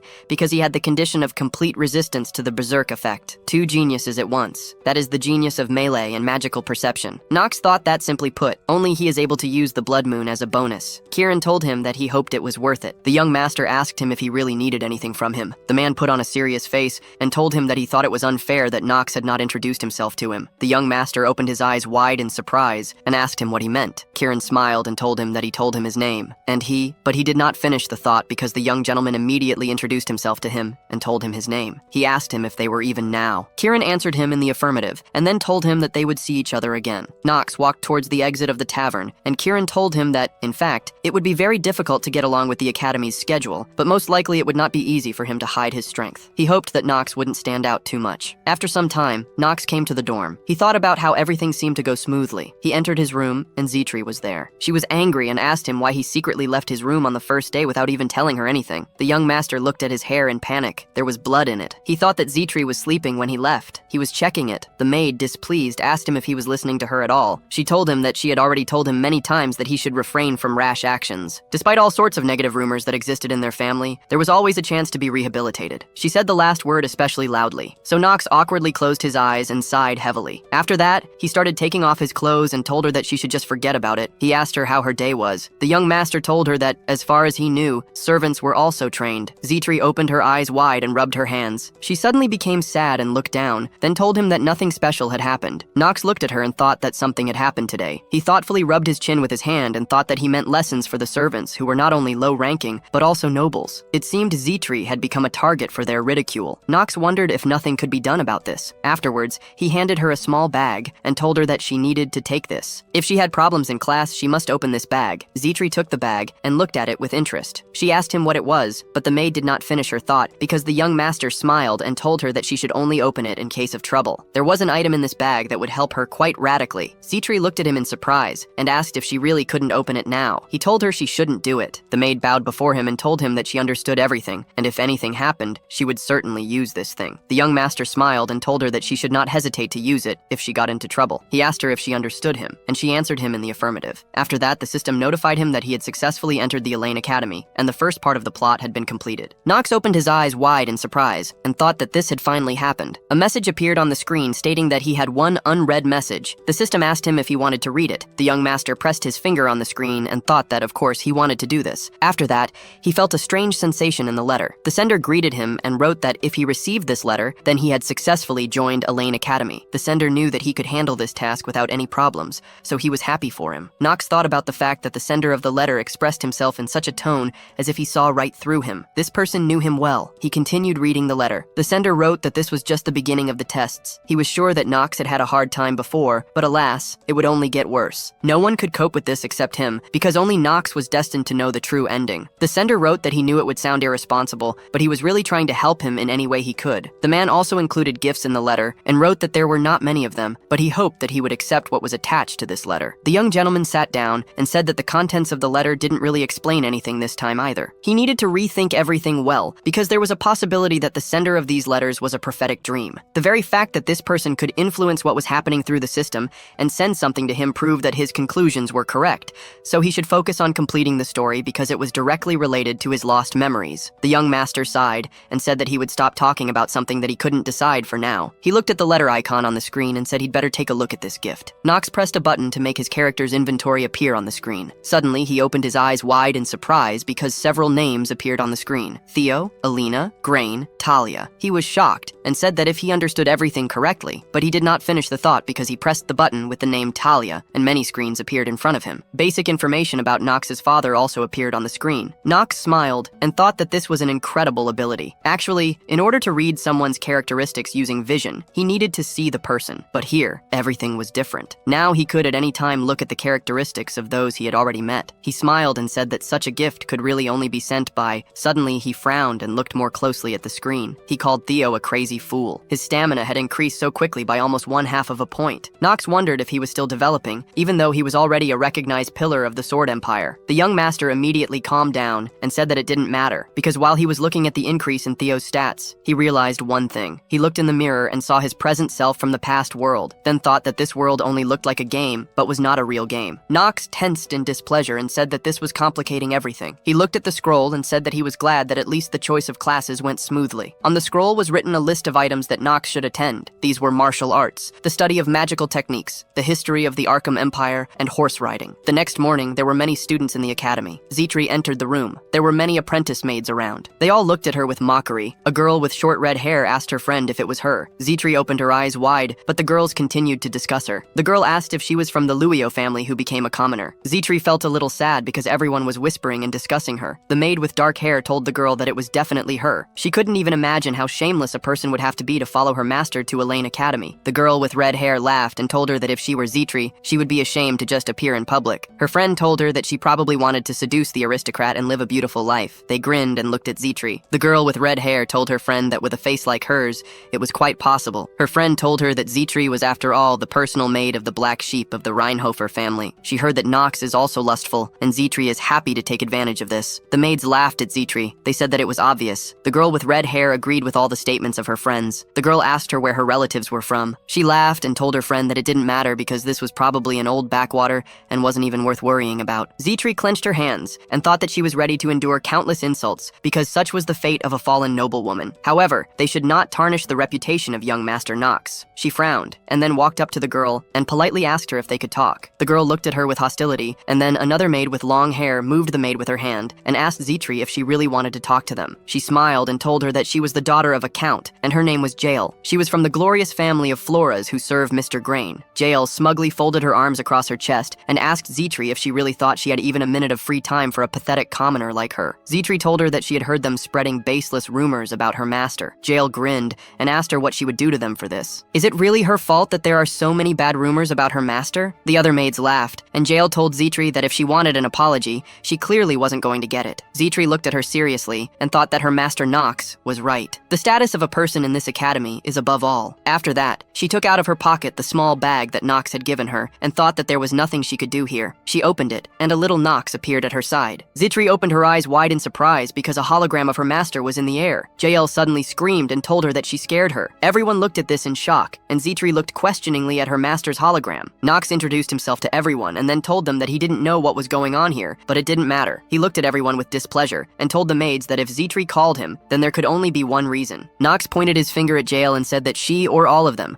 no matter how many of them there were. He didn't finish the thought because Jael looked at him in fear and then asked if this was the same guy from the Reinhofer family. Knox smiled ominously and told everyone that they were in for trouble. He'll rip their heads off and send it in a box to their families. After that, he disappeared, and Zitri was calmly silent. After that, she fell into a stupor and thought that this was really Mr. Knox's radical decision. Jael was very frightened. She turned pale and then suddenly fell to the floor and bowed before Zitri. She awkwardly asked her what her name was. Zitri sighed heavily and told her her name. Jael got even more scared and thought that she had just sighed, and that was bad. Now the Reinhofer family will easily kill her entire family. She apologized loudly to Zitri. She told her that she was out of her mind and that it would never happen again. She apologized to her again. Everyone else looked at Jael in shock, and Zitri thought in surprise that this method really helped. She was shocked by this. However, this will only add to the unflattering rumors about Knox. She looked to the side and quietly asked what he was thinking about. After that, she walked past Jael. Everyone looked at her with fear. Sometime later, the sky was gray and the sun was not shining. Zitri and Knox were walking down the street, and she worriedly asked him if everything was okay with him. The young master actually looked a little tired. She told him that he had dark circles under his eyes. Knox rubbed his eye with his finger and told her it was fine. Zitri frowned and looked at him pitifully. The young master thought that as a result, he barely figured out the choice of his classes. He sighed tiredly, and then a young guy stood in front of them, so they stopped. The guy was wearing a white shirt and brown overalls, and on his head was a brown headdress. The guy smiled at them and took off his hat, and then bowed to Knox and called him by name. Knox asked him who he was. The guy continued to bow in front of him and told him that he would introduce himself to them. He told him that his name was Rick. He was the faithful servant of Mrs. Eleanor. Rick smiled and told him that this meeting was an honor for him. The young master said his name questioningly, but frowned and wondered what was going on here. The system notified him that he would be shocked. So the master acting skill was activated. After this, the shock effect was removed. Knox thought that from the first seconds, he met a very dangerous little guy. It was the deceitful Rick. He was a real servant of the devil. Over the next 3 episodes of the main story,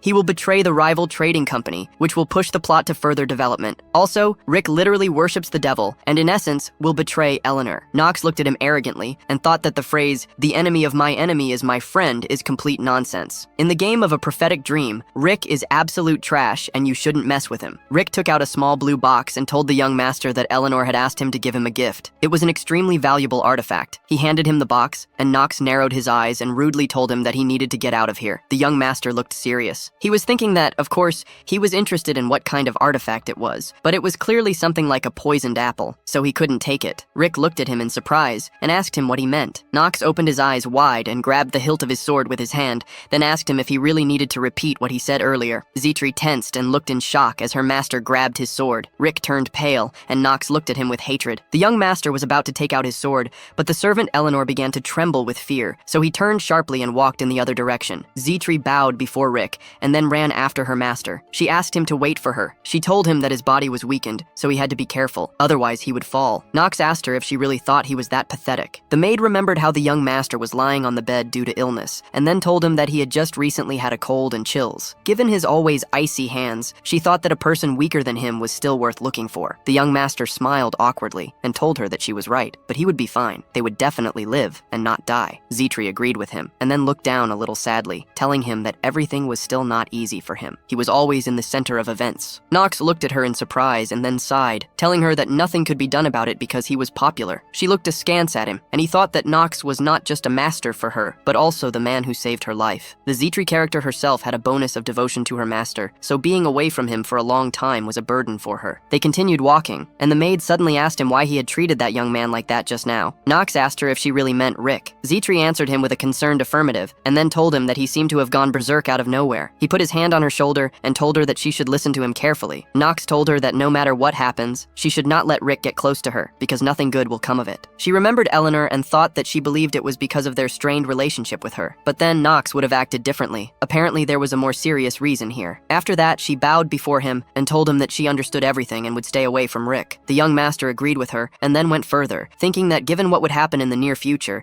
it would be better to stay away from Eleanor herself. Otherwise, there would only be more unnecessary attention in his direction, and they should be more careful. After some time, some students were sitting in the large hall of the academy. It looked luxurious. The students were sitting on benches, and a man was standing in the middle of the hall. Knox frowned and thought about how he and Zetri had recently talked. He wondered why all the adversity fell on his head. A gray-haired man with a mustache and glasses coughed and then loudly told everyone that from today they would have to form a team with which they would grow and undergo various tests throughout the next year. And for the successful formation of a team, the most important thing is that they must get to know each other well. The young master thought that he had begun to rejoice early. He held his head in his hand and looked ahead emotionlessly. He didn't think that not having friends would be a problem in a single-player game. The gray-haired man with glasses told the students that the guys who already got along could form teams of 4 people. He gave them 5 minutes to do this. Knox closed his eyes sadly and thought that this was impossible because an outsider like him would never recruit people to his team. He raised his hand and asked the man what would happen if someone failed to assemble a team. The man told him that they would not be given a grade, and in addition, they would not be able to take this course again. He looked at the young master seriously and told him that he could not work alone. He asked Knox if he understood him. Knox answered him in the affirmative and then thought that for this,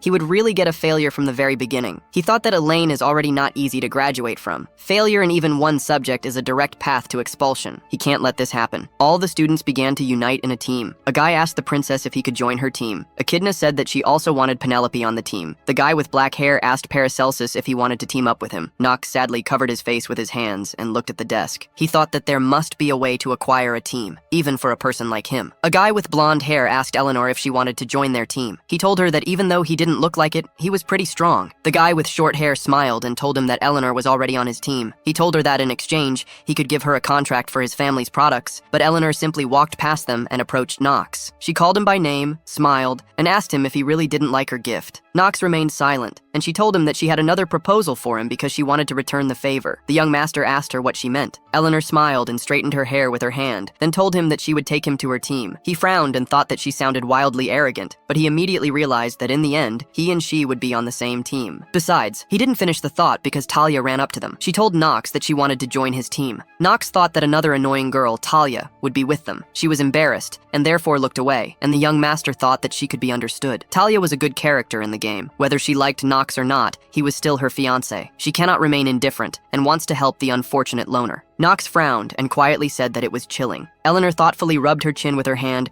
and said that this was very unexpected. The young master, displeased, asked her what she wanted to tell him. She grinned and told him that the funny thing was that even a man like him had friends. Knox remained silent and then thought that considering what he told her as a child, she could be understood. He wondered why her words infuriated him so much. Talia sheepishly asked Knox if he would take her on his team. Eleanor smiled and asked him if they needed one more member, didn't they? Knox calmly told her that she was pretending that someone cared about his opinion. She smiled and asked him if he had a choice. The young master looked sideways intensely and told her that she was very perceptive. He thought that Eleanor was right because, in order for him to regain his memories, he must continue his studies at the academy. He needs good grades because, already in the first episode of the plot, he must get into the top 10 students of the academy. Next, he will have to fight an archdemon. This will be the first time he will play the roles of a villain and a hero at the same time. All the students were happily talking to each other when, suddenly, a guy with brown hair and freckles on his face walked up to them and greeted them. This guy's name was Paul. He told them that he was glad to join their team. Knox looked at the black screen and thought that he was lucky because the last member of their team was an ordinary person. Basic information about Paul was written on the screen. He was male, 15 years old, and human. Paul had no attributes or accomplishments. His bonuses were survivalist, efficient, devout, and physically prepared for difficulties. His statistics were mediocre: 4 points of stamina, 3 points of mana, 2 points of will, and 10 points of charm. Suddenly, Knox noticed something interesting. Paul had an active skill, a one-time blessing, but no passive skills. The young master smiled and thought that this was amazing. His statistics were terrible, but that didn't matter because Paul could bless. He wondered how there could be such a person in the academy who possessed such a rare gift, inherent only to the saints from the monastery. He thought that now was not the time to think about something stupid. Paul smiled and told them that he looked forward to working together. Eleanor smiled, told him her name,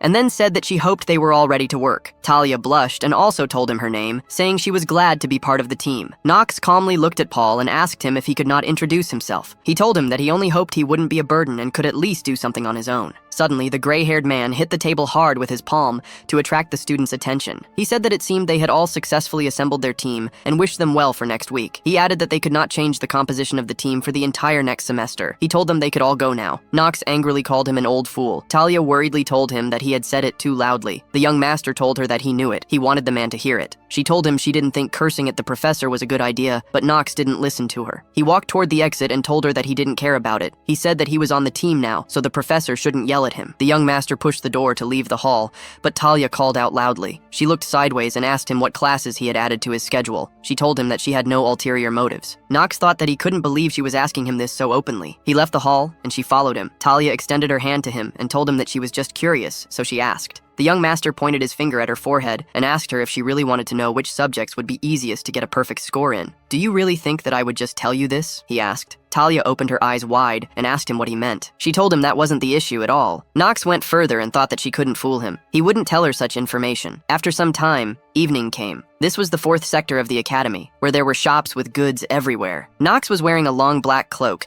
and Zitri told him that this was expected of Elaine. Studying here requires a lot of investment. She leafed through a small notebook and told him that he needed textbooks, equipment, and notebooks. Now she understood why commoners did not study at the academy for long. They simply didn't have enough money for it. The young master calmly examined the potions on the counter. He took 2 small bottles and told her that the problems of ordinary people didn't concern him. He looked at the jar of potion and thought that if a person is talented enough for the academy, they will easily attract sponsors, even as a commoner, provided that the person's talent is not something useless. Zitri gave the bag of money to the saleswoman, and Knox thought that the money issue would never become an obstacle. Suddenly, they heard a man calling someone a dirty brat. He was telling the person to get out of there. Zitri tensely told the young master that it seemed like it was getting noisy. Knox told her that a place where people gather is always noisy because anything can happen. She just needs to ignore it. Suddenly, he noticed a guy in a burgundy coat in the crowd of people. He opened his eyes wide in surprise and said, "That's the man." But he didn't finish the thought because the guy spat on the asphalt and then pointed his finger at the man, telling him to get out of here if he wasn't going to buy anything.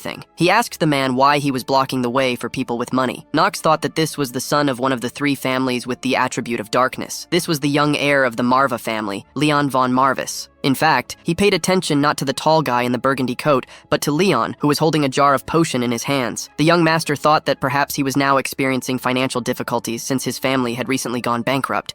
The guy got angry and asked him what could be reasonable about raising and lowering the same objects. He annoyedly told him that he should stop talking nonsense and get out of there. "Elaine has such low standards lately," he scoffed. "They're recruiting all sorts of beggars." Leon looked down and then raised his head, his eyes glowing green as green energy began to appear under his feet. He asked the guy what kind of poor people he was talking about. Green energy appeared around Leon. It looked scary. The book in his hands began to levitate. He put his hand in front of him, and clots of energy began to fly around. Leon told him that his family may have difficulties, but he would not forgive him for such insults towards the Marva family. Knox and the maid opened their eyes wide in shock. He thought that he had really gone. He ran towards them, and thought that this should not be done, even when a person is very angry. The young master panicked. He ran and thought that Leon was really seriously going to use mana in front of the entire 4th sector. Also, black magic skeletons with swords appeared around Leon. He controlled it, and there was green, ominous energy everywhere. Zitri loudly called her master. She worriedly asked him what he was doing. The young master called Leon an idiot and told her that he was completely crazy. You could see it in his eyes. He needs to be stopped before he does bad things. She asked him if he really understood it only from his eyes. Knox seriously told her that he knows what he is talking about. She should just believe him. Zitri opened her eyes wide, perplexed. The guy asked Leon in fear if he had really gone crazy. "Do you even understand what you're doing?" The guy frowned and told him, "How dare you?" But he didn't finish his thought because Knox sternly told him to step back. "You need to leave here while we ask you kindly." The young master stood in front of him, holding a black sword in his hands, and his body was shrouded in dark purple energy. He told the guy that he needed to leave if he didn't want to die. The guy asked him loudly what he meant. He called Knox an idiot and asked him how dare he stand in front of him. "Do you even know who I am?" The young master put his hand on his hood, grunted, and took it off. He asked him, "Do you know who is standing in front of you?" All the people looked at him with wide eyes. They were in shock. Meanwhile, Emma looked at Talia in bewilderment. Talia asked her if she really believed that even though she was now on the same team with Knox, he had a reason for not telling her his schedule. She looked out the window and asked the maid if it was the result of his puberty and if he was so shy about her. She turned sharply to her and asked her what she thought about this. Talia loudly told her to answer her. Emma looked at her nervously. Talia looked upset. The maid awkwardly asked her how she knew what was in Knox's head. She suggested that her mistress calm down a little. Talia looked sideways and told her that she was trying to act as mature as possible. She no longer judged people by their appearance. She did everything to win back Knox's favor, but and she didn't finish the thought because she began to awkwardly rub her hands together. Emma looked at her worriedly. She thought that at this rate, her mistress would be thinking about this for weeks. If she knew what would come of this, she wouldn't have defended that idiot Knox in front of her. She remembered how they were riding in a carriage, and Talia asked her why her fiancé was so cold towards her. Emma then told her that she thought he was just going through puberty. The lady looked at her in surprise and asked her what she meant. The maid, with a smart look, told her that all boys at his age behave like this. They are rude to others and pretend to be hard to touch. Talia was pleased with her answer and smiled. Emma thought that it all seemed to have started at that very moment. She began to have feelings for Knox. At that time, Emma did not yet know what this would develop into. She wondered if maybe she shouldn't have said something so thoughtlessly. The maid helplessly rubbed her chin with her hand and thought that it was now obvious that Talia liked Knox, and since this happened, but she did not finish the thought, and awkwardly told her that she was not sure that was why Mr. Knox was behaving this way. Talia asked her in surprise what she meant. Emma told her that he was already her fiancé, and then asked her if it was possible that he was trying to draw a line between his personal life and success at the academy in this way. Talia suddenly grabbed her hand and joyfully called her by name. She told her that what she knew was that the maid was good at relationships. Emma hesitantly asked her if she really thought so. Talia blushed with joy and told her that she sounded very authoritative now. She would only turn to her for advice. Emma looked at her mistress's joyful face and mentally apologized to her, and then thought about the fact that she had never actually met anyone yet. The maid smiled helplessly. Suddenly, their dialogue was interrupted because a man knocked on the door of the room. They turned towards the sound,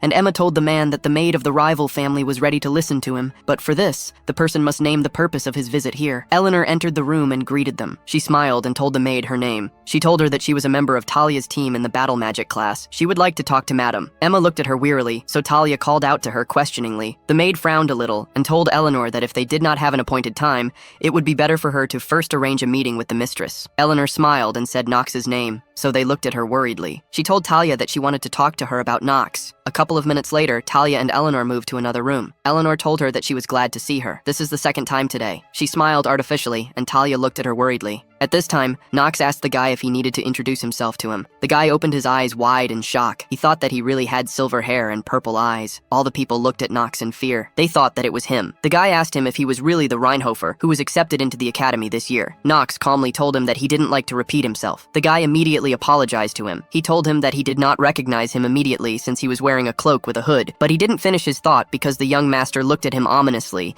and told him to get out of here before he got angry. The guy looked at him in fear, and Knox loudly asked him if he would really force him to repeat this for the third time. The guy turned around in fear and began to run in the other direction. He shouted to him that he would do what he wanted. Leon looked at Knox. He told him that he did not finish speaking with the guy. After that, the skeleton shrouded in green energy opened its mouth and rushed towards Knox. The young master extended his hand in front of him, and a clot of purple energy appeared in it. It looked like a ball. Knox asked him if it was now necessary to use black magic to have a conversation. He put the energy ball into the skeleton's mouth, causing the skull to split into small pieces. People looked at this in shock, and Knox told Leon that he was almost directly asking the Imperial family to capture him. Suddenly, Leon opened his eyes wide and screamed in surprise. He then told him that he was right, because using magic before they become adults is prohibited by law. He looked at his palm and told him that he had completely forgotten about it. After that, all the green energy disappeared, and Leon bowed to Knox. He apologized to him and told him that he had helped him out a lot. Knox took out a small bag and told him that since he understood everything, he could buy himself whatever he wanted and then leave from here. He threw him the bag and told Leon that he could use it if he didn't have enough money. Leon opened the bag. There were many gold coins inside and they seemed to glow. He was surprised and then asked the young master why he was helping him. He calmly told him that if he was trying to make him his debtor, it wouldn't work. Knox told him that such a small thing did not really affect his condition, although he would not say that he had no ulterior motives at all. Leon looked at him in surprise and then chuckled, telling him that he understood everything. After that, he put his hand in front of him, and a green magic seal appeared in the air, sucking in the skeletons. Leon approached Knox. He looked at the gold coin and told him that he thought it was payment for him not to tell anyone anything he felt from him, the unique magic of necromancy inherent only to the Marva family. Leon held the coin in his hands, and then it glowed with green energy and rose into the air. The coin levitated. Leon controlled it. He told Knox that he was not happy with such a deal. He calmly closed his eyes and asked him where he got the strength of his family. At this time, Eleanor and Talia were sitting at the table, drinking tea. Knox's fiancée told her that she wanted to talk to her about something. Soyuman, Alina watched Talia's expression, intrigued. This reaction was different from what she had imagined. Talia was so calm,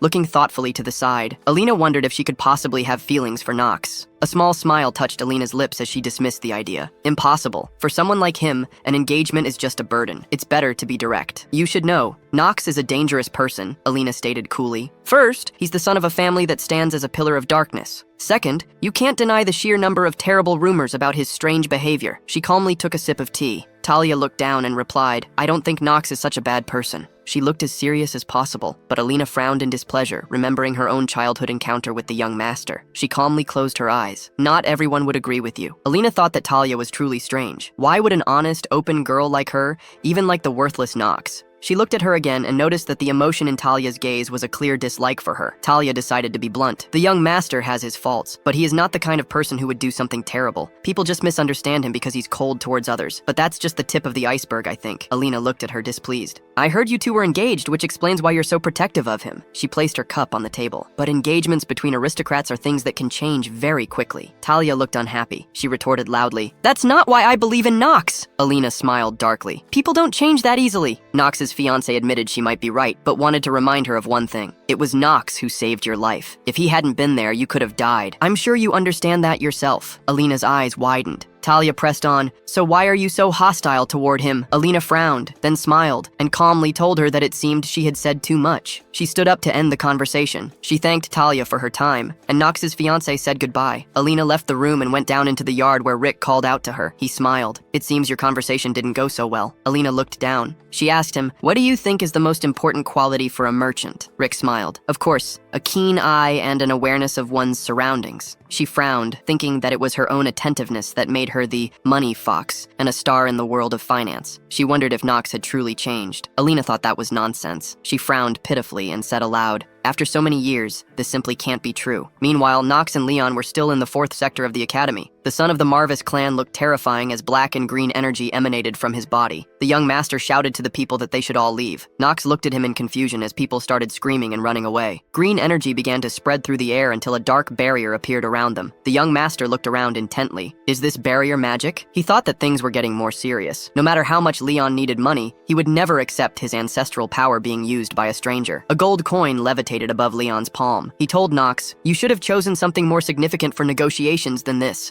The young master chuckled. Are you really saying I have something else to offer? This concerns your family. I don't think you'll be satisfied with anything in return. Leon looked threatening. You speak as if you know me well. The young master called his name and then told him, Your family once occupied a position as high as the Reinhofer family. Your family was so powerful, but he didn't finish because green energy flared in the air. Leon cut him off. I don't like that you're speaking in the past tense. Knox calmly replied, You yourself know that things are not going well for your family now. He said the word Sylvester's, and Leon immediately reacted. He frowned, and the young master continued, Those people are organizing a turf war to overthrow the head of the Marvis clan and take most of your lands for themselves. Leon clenched his teeth and then calmed down. He told Knox, You're trying to make yourself look more knowledgeable than you are. He asked him, Are you really appealing to my thirst for retribution? Knox smiled and chuckled. What are you talking about? That's nonsense. I have no such intentions, but I would like your family to return to its former glory. In addition, Knox continued, the new head of the family will defend what is rightfully theirs, and the Marvis family will once again be on top. The young master smiled. Is that not what you want? Leon admitted. That's not bad. You do know me well. After that, he pointed a finger at him. We should return to our dialogue about how exactly you acquired the power of the Marvis clan. Knox calmly told him that it was an accident, and he had only recently learned that this was the unique power of his family. Leon looked to the side and said, I believe you. The young master asked in surprise, Is that really all? You're not going to ask me any more questions? Leon became a little sad. You've already told me what I wanted to know. Knox frowned, realizing he understood. What Leon wanted to know from the very beginning was not how the family power came to him, but how much Knox knew about him and why he got involved in this conflict. After that, the black barrier began to disappear, and the young master told Leon he was glad he received his answers. The son of the Marvis clan thanked him for his help and promised he would certainly repay him in the future, but not with money. The young master turned and walked back to Zetri. He told Leon, You can forget about it. I don't expect anything from you in return. The next day, the weather was great, and the sun was shining high in the sky. It was a luxurious building with gold accents in the interior. Knox walked across a small bridge inside the building, and everything around was covered in ice. Noah sat in front of him, her throne also shrouded in ice. He thought about how she would be his light at the end of the tunnel, his island of peace. It's time to enhance my hour of genius skill. He smiled and his eyes seemed to glow. He thought that among all the brilliant skills in the game, prophetic dream was the most powerful. He remembered how, in a past life, he played a game and an inscription appeared on the computer screen saying that he had beaten the game for the first time. Therefore, the hidden skill was unlocked. Now, Hour of Genius was available to his character. However, the skill is only available for use by characters with 2 active genius stats. Now, he looked at Noah and thought that at first, he just liked this game. He didn't even know what would be in the expansion when he bought it. If he had not made the right decision, he would probably have died more than once by now. Just the thought of it made him shudder. Knox smiled, but he was a little panicked. The dean was eating a large lollipop. She smiled and told him, "You really did great on the test. Is your family secretly raising a monster like you?" The young master approached her. "I can't believe you're calling me a monster right to my face. Don't you think that's a bit much?" Noah smiled. "Am I wrong?" She lowered her leg, and blue energy appeared under it. The dean asked him, "How else can you explain the fact that you fought the ice troll so calmly?" She looked terrifying, a strange magical seal forming around her. Her face began to turn to ice as she asked, "Is it possible to call such a talented guy like you trash?" Noah looked at him carefully. "I can't believe it. Did the Sword Emperor himself not notice your talent?" She smiled. "This can't be true." Knox frowned with concern, thinking that she suspected something, but this was not surprising. After all, the original Knox was truly a nobody. A notification appeared. Master acting skill has been activated. After that, he looked at her confidently and smiled, then wondered, who cares about her guesses? Shock effect has been removed. The young master asked her, "Why do you care what I was in the past?" She told him he was right, but his talent was exciting. Noah smiled sinisterly. "I'm so excited about it that I want to make you mine."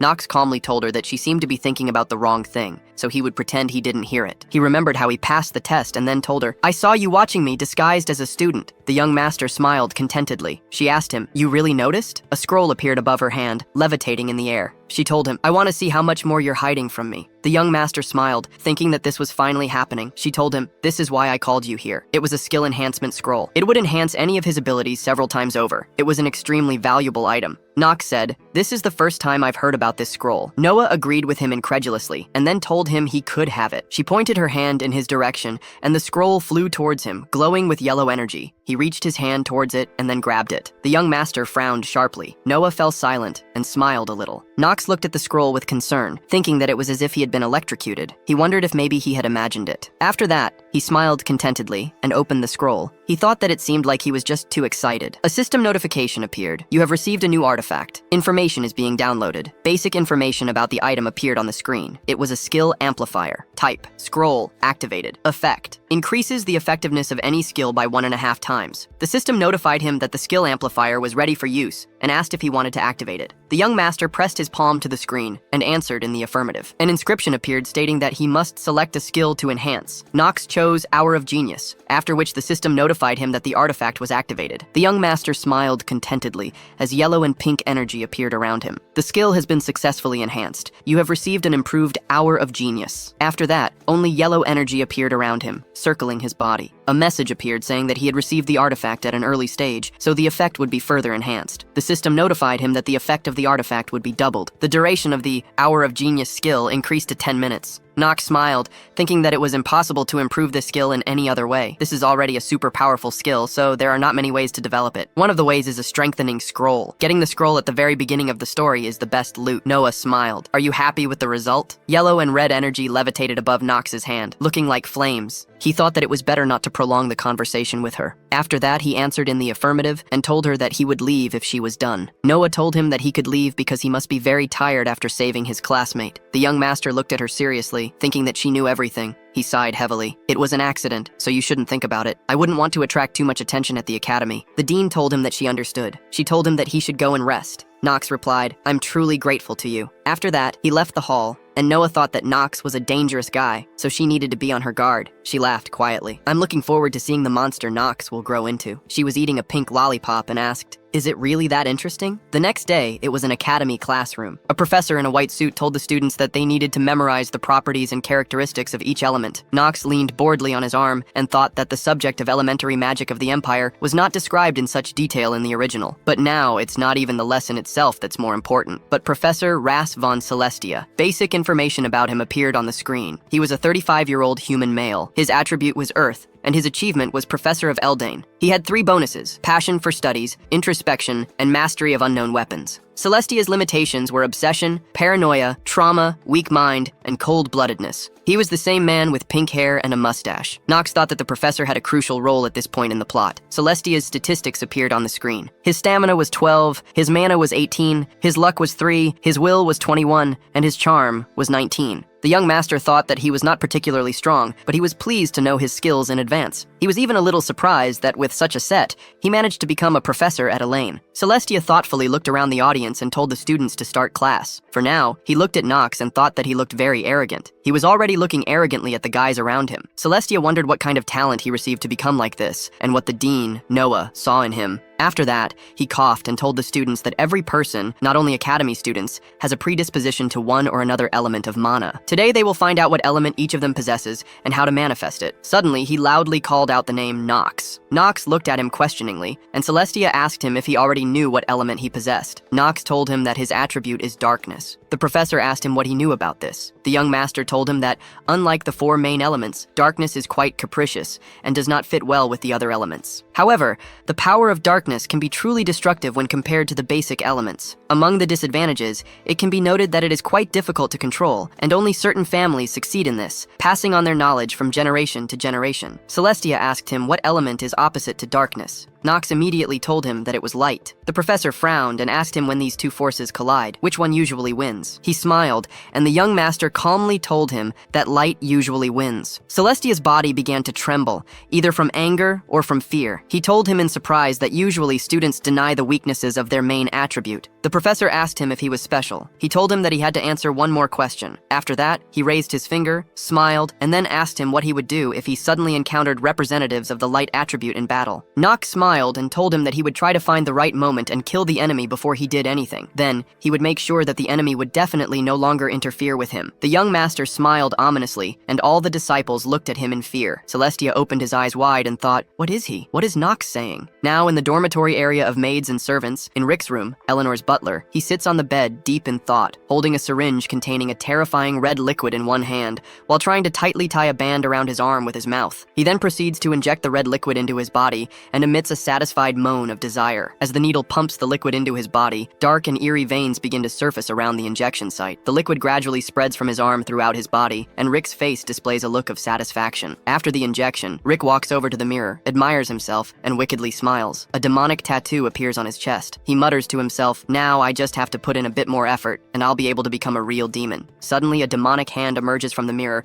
and the demon confirms, yes, it's like you said, Hausholzdeneffer. You'll be able to become a real demon instead of a mere human. You won't need sleep and won't age. You'll become a demon that surpasses the limits of humans. Rick joyfully smiles, then kneels to thank the demon, promising, I'll do everything in my power to revive you. The demon doesn't respond, but gives a wicked smile and gradually disappears into the mirror. Rick dresses himself again. His face changes, his eyes returning to their normal black color, and he continues his plans unnoticed. Back in the lecture area, Professor Rass and the students are surprised by the protagonist's response during a confrontation with an enemy. Knox calmly smiles and replies, well, while that person was still unaware, I'd kill that person. I'd make sure of the kill so that it wouldn't create any future troubles for me. Professor Rass is astonished by the response and remarks, you would want to pull out the roots before they grew into any future issues. I wasn't expecting such an answer. Knox sits down and apologizes, saying, I apologize if that wasn't the correct answer. I simply thought that was the most efficient method of doing things. Meanwhile, a notification appears indicating that acting genius has been activated powerfully. Professor Rass looks at Knox with a puzzled expression and silently evaluates him. Unwavering eyes, an upright posture, and shoulders that aren't bent downwards. Knox von Reinhofer truly meant what he said. I'm starting to understand a little why Dean Noah is interested in him. However, as his thoughts halt, he loudly calls out, Assistant, prepare the imp right away. The assistant, upon receiving the command, hesitantly asks for confirmation. Professor Rass coldly stares at the assistant and says, Did you not hear me? I'm asking you to prepare for the magic adequacy test. The fearful assistant, without further questioning, prepares as instructed. Professor Rass then looks back at Knox and asserts, that kind of haughty attitude needs to be brought down a level. He strokes his chin in satisfaction. In order to obtain a sharp sword, it must be tempered thousands of times. After a while, when the assistant brings a cart into the lecture hall, covered with a white cloth, the students begin to gather below. The assistant, still anxious, starts to unveil the cloth. As the cloth is removed, The students' eyes widen in astonishment at what is revealed before them. Professor Ras calmly explains, they're the lowest-ranked demons provided by the association. They're known as imps. A terrifying creature with a small red body and 2 horns on its head is revealed. Though the students become increasingly anxious and curious about the presence of a demon in the lecture,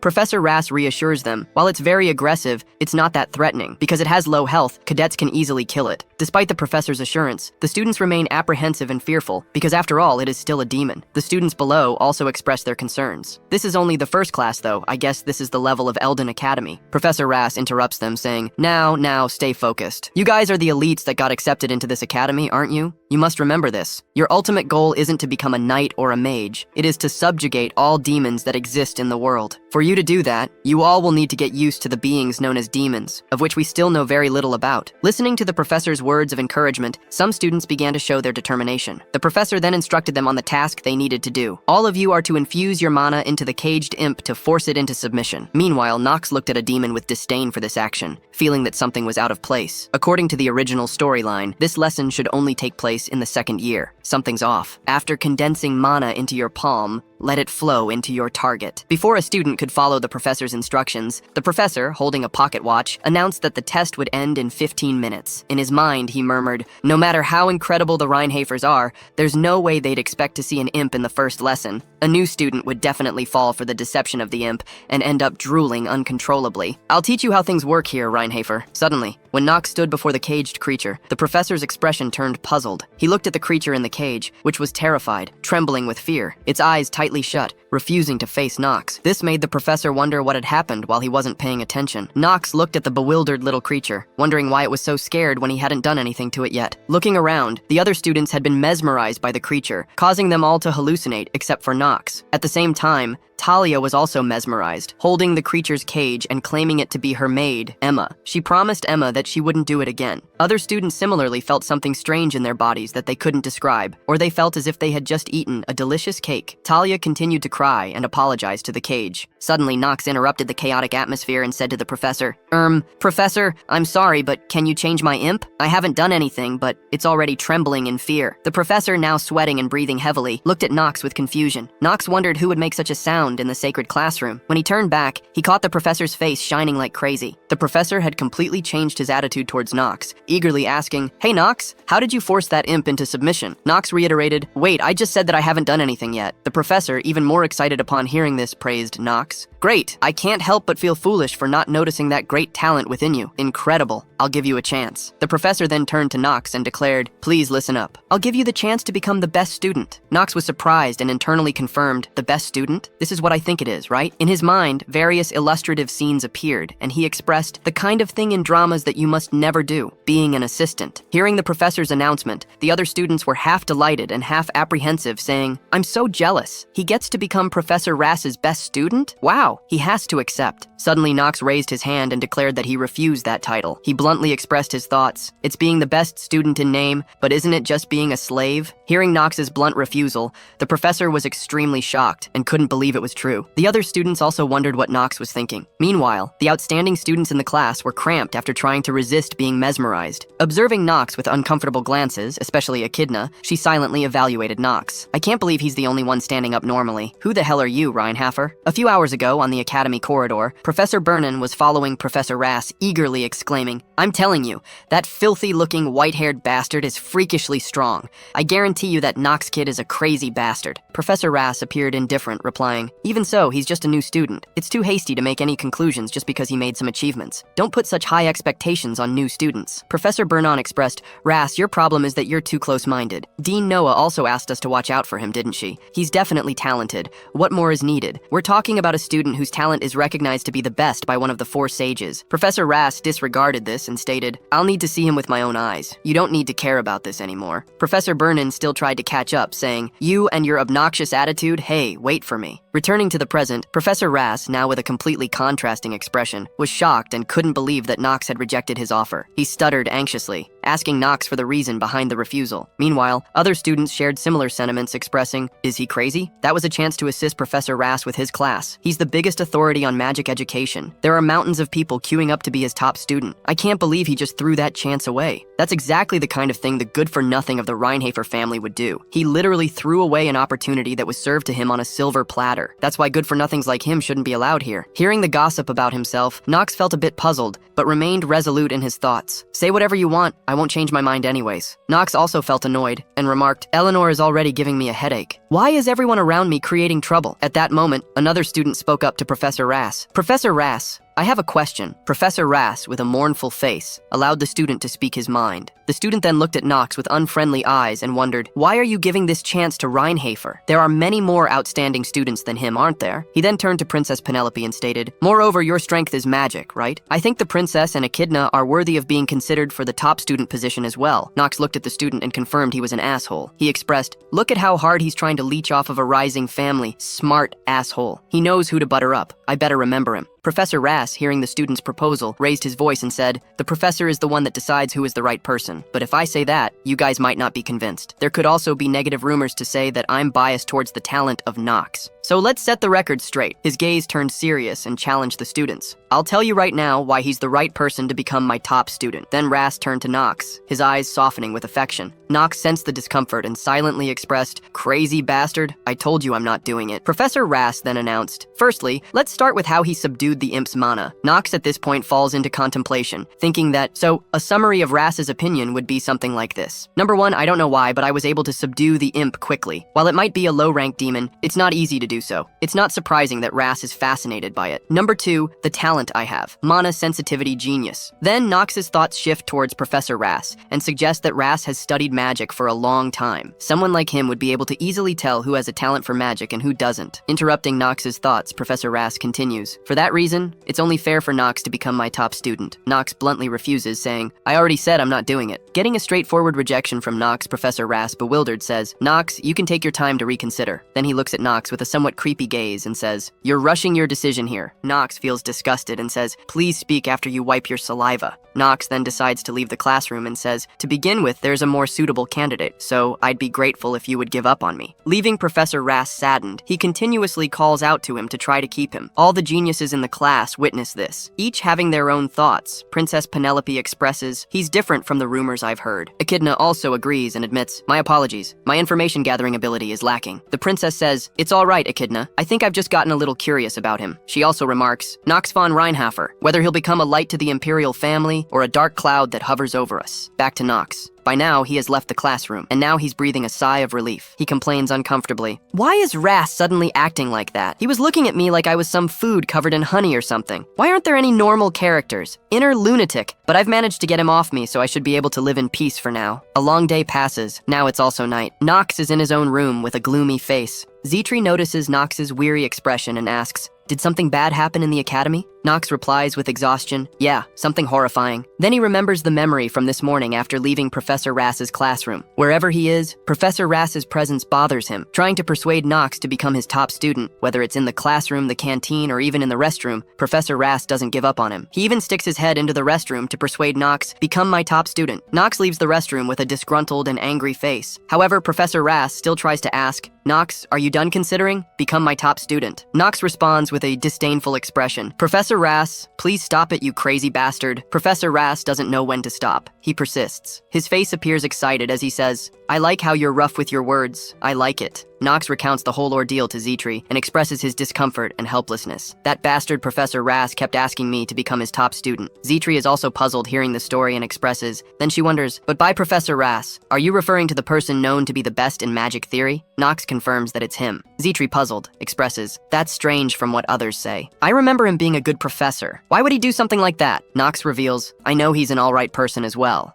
And Knox recalls the negative traits of Professor Rass. Then Knox looks out the window and expresses, "The problem is those traits he has." Meanwhile, at the Reinhafer family estate, a group of family soldiers with tense faces is demanding someone to stop and warn others not to let that person pass. At this moment, on the mansion's grounds, a blood-drenched sword is being dragged across the floor, held by a man with white hair and violet eyes. He emits a sinister aura, indicating he is also one of the heirs of the Reinhafer family. With a fearsome expression, he continues to advance towards the soldiers. One of the soldiers demands, "Everyone stop him! Did you not hear what the Patriarch said? He told us not to let Master Garen into the room." The man pays no heed to the soldier's warning, lightly chuckling and remarking, "That's so harsh." In the next moment, with astonishing speed, he appears right behind one of the soldiers. The soldier freezes in fear, trying to comprehend what just happened, and the sudden appearance of the man behind him. The bloodstained man says, "That's not how a father should treat his son, is it?" With that, he ends the lives of the soldiers present. Meanwhile, inside the Patriarch's room, Theo and the head butler are present, wondering about the unusual noises outside. Shortly after, the supposed heir of the Reinhafer family bursts in without the Patriarch's permission. His entire body emanates a terrifying aura of dark mana. With the corpses of the fallen soldiers behind him, the oppressive atmosphere renders the head butler unable to move, filled with fear as he wonders, Master Garen has gotten even stronger in that short time. The Patriarch, with an unchanged expression, asks his son, "Garen, I never thought you'd come back to the Reinhafer family again." Garen smiles and retorts, "What reasons do I need to come back to my own home, father?" Theo, with a somewhat intimidating cold expression, questions Garen, "Is this place your home?" Garen receives the question with a less jovial expression than before. He then lightly chuckles and tells Theo, "I'm sure I told you already, it's time to give up." He further declares, "There's not much time left, is there?" Theo responds, "That's none of your business." Garen warns Theo, "The demon is also lurking around you. When you become weak, it'll rise and devour everything in its sight." Theo, with a cold and firm expression, confirms to Garen, "It sounds like you want that to happen." Garen then states, "Well, my business here is simple." He then menacingly asks Theo, "Where did you hide that sword?" Theo, shocked by his son's audacity, looks fearful and reiterates, "The first Patriarch's sword. Where did you hide Stormbringer?" However, the first Patriarch's sword, Stormbringer, had already been entrusted by the Patriarch to Knox. The dangers awaiting Knox with Garen's return will be revealed in the next installment. Garen boldly questioned the Patriarch, "The first Patriarch's sword. Where did you hide the Stormbringer of Jean von Reinhafer?" Angered by this, the Patriarch scolded Garen, "Jean von Reinhafer! How dare you speak the first Patriarch's name? You must be really out of your mind!" Grain, unfazed by this, laughed it off, saying, "Is that what's important right now? What matters is getting stronger and building a stronger force. That's what's most important for a noble." Dismissing it, Garen argued, "Garen doesn't know what truly matters. Garen doesn't respect, but brings up things from the past. If you know what truly matters so well, then why did you leave that woman to die?" Hearing this, the head butler, concerned about the topic being discussed, warned, "No, that woman mustn't be brought up in front of the Patriarch." At this point, seemingly losing his composure, he said darkly, "Did you just say, that woman? You've truly disrespected your mother with that." Grain immediately denied what Garen said and confirmed, "My mother is Priscilla von Orl. She's my only mother." He emphasized further, "That woman is your mistake, and she's nothing but a guest within the Reinhafer family." Upon hearing Garen's criticism, the Patriarch refused to continue the conversation and demanded Garen leave the room. Grain tried to call out to his father as if to confirm what he was saying. The Patriarch, now emanating a terrifying dark aura, stared at Garen and reiterated, "I said, get out." Then he warned Garen, "I do not wish to cut off my own son's head." Faced with the threat from his father, Garen decided to leave, but before doing so, he ominously stated, "You'll regret this. Soon enough, you'll understand, is prepared for my sake." Garen then left, leaving Theo with a pensive gaze. The head butler, now worried, asked, "Patriarch, are you all right?" Theo turned away in shame and admitted, "I slipped up, I showed you an unsightly side of me." The head butler denied it and said, "Please don't say that. I'm someone who swore my eternal fealty to the Reinhafer family." But expressing concern, he added, "If the world knows that Master Garen is working with a demon, I'm worried that things will get dangerous. So, I think it would be good if you decide on a new successor soon." Hearing this, Theo pondered about a new successor he would have to decide on in the future. The head butler provided further implied information about a new successor he could consider. "Yes, it so happens that we just received some good news through a letter. Master Knox is the top student of this time's Eldane admission test." Surprised, Theo confirmed, "Is that true? From what I remember, the new dean of Eldane Academy is..." The head butler continued, confirming, "Yes, Noah von Trinity, one of the 4 sages, has acknowledged Master Knox's talent." At this point, reflecting on the name Knox von Reinhafer, Theo also felt contemplative and thought his growth might still be insufficient, but if he truly has the level of talent we witnessed before, then he has potential. Eventually, Master Knox might end up sitting there. Returning to Eldane Academy, Professor Rass still persistently invited Knox to become his apprentice. Knox remained steadfast in refusing, saying, "I don't want to." Professor Rass didn't appear saddened, but added, "I'll provide a lot of supporting funds. You could graduate from Eldane Academy without having to pay for anything." Knox bluntly stated, "I have tons of money. Don't you know that I'm from the Reinhafer family?" Professor Rass emphasized further, along with immense fame. However, Knox remained indifferent, saying, "What use is fame for a good-for-nothing? That's just a luxury that I don't need." At this point, Professor Rass had exhausted all incentives and attempted to persuade, "Please reconsider." Knox sighed irritably, thinking, "My ears are about to bleed from his persistent nagging." Knox recalled the previous evening when sharing everything with Zitri. Zitri, upon hearing Knox's concerns, asked, "Even so, shouldn't you listen to him if he's being so sincere?" She added, "I looked into Professor Rass more, and this isn't how he normally behaves. They say that he's an educator who's usually focused on helping weaker students." Knox chuckled wryly, admitting to Zitri, "You're right, this isn't something that I can just avoid. No matter how crazy he is, he'll give up after he knows what I'm lacking in." Zitri also conceded, "Yes, I did think he was a little strange." Returning to the present, Knox still felt uncomfortable but wanted to clarify things and spoke to the professor. "Although you did explain yesterday, honestly, I still don't understand. Why would a professor as good as you want me to be your apprentice?" Professor Rass explained, "Because you're outstanding." Knox disagreed and asked earnestly, "I'd like to hear the real reason. Why do you need me and not the other outstanding students?" Professor Rass, now with a serious expression, asked Knox, "Do you have some time?" and expressed, "You must have heard a lot about what a good-for-nothing I am." Knox mockingly replied, "That means I have nothing but time." Professor Rass chuckled and said, "You got me good. In that case, will you please listen to a long story of mine? You'll enjoy the tea I've prepared. It's the best herbal tea that I bought from the rival in merchantry." Despite not wanting to, Knox tried to comply with Professor Rass's request. Professor Rass poured another cup of tea for Knox and began to explain, "The reason why I need you, I mean an outstanding apprentice, is so that I can complete my research." Knox became curious about the professor's research. Professor Rass elaborated, "Yes, in order to obtain someone weak who can't use mana, so that I can fulfill my lifelong wish." As the professor's face grew increasingly somber, he continued, "That is why I need you, because I no longer wish to see anyone die while too powerless to even struggle." He also revealed that, "Yes, just like how my son died." The Knox character listened intently to Professor Rass's story. In his mind, he thought about the behind-the-scenes stories of each character that he didn't know while playing through Inner Lunatic. In this world, there would always be an abrupt new situation that would appear. Then Professor Rass began to recount his own life story. "I was born into the family of Viscount Celestia as the first son, and I had led the family.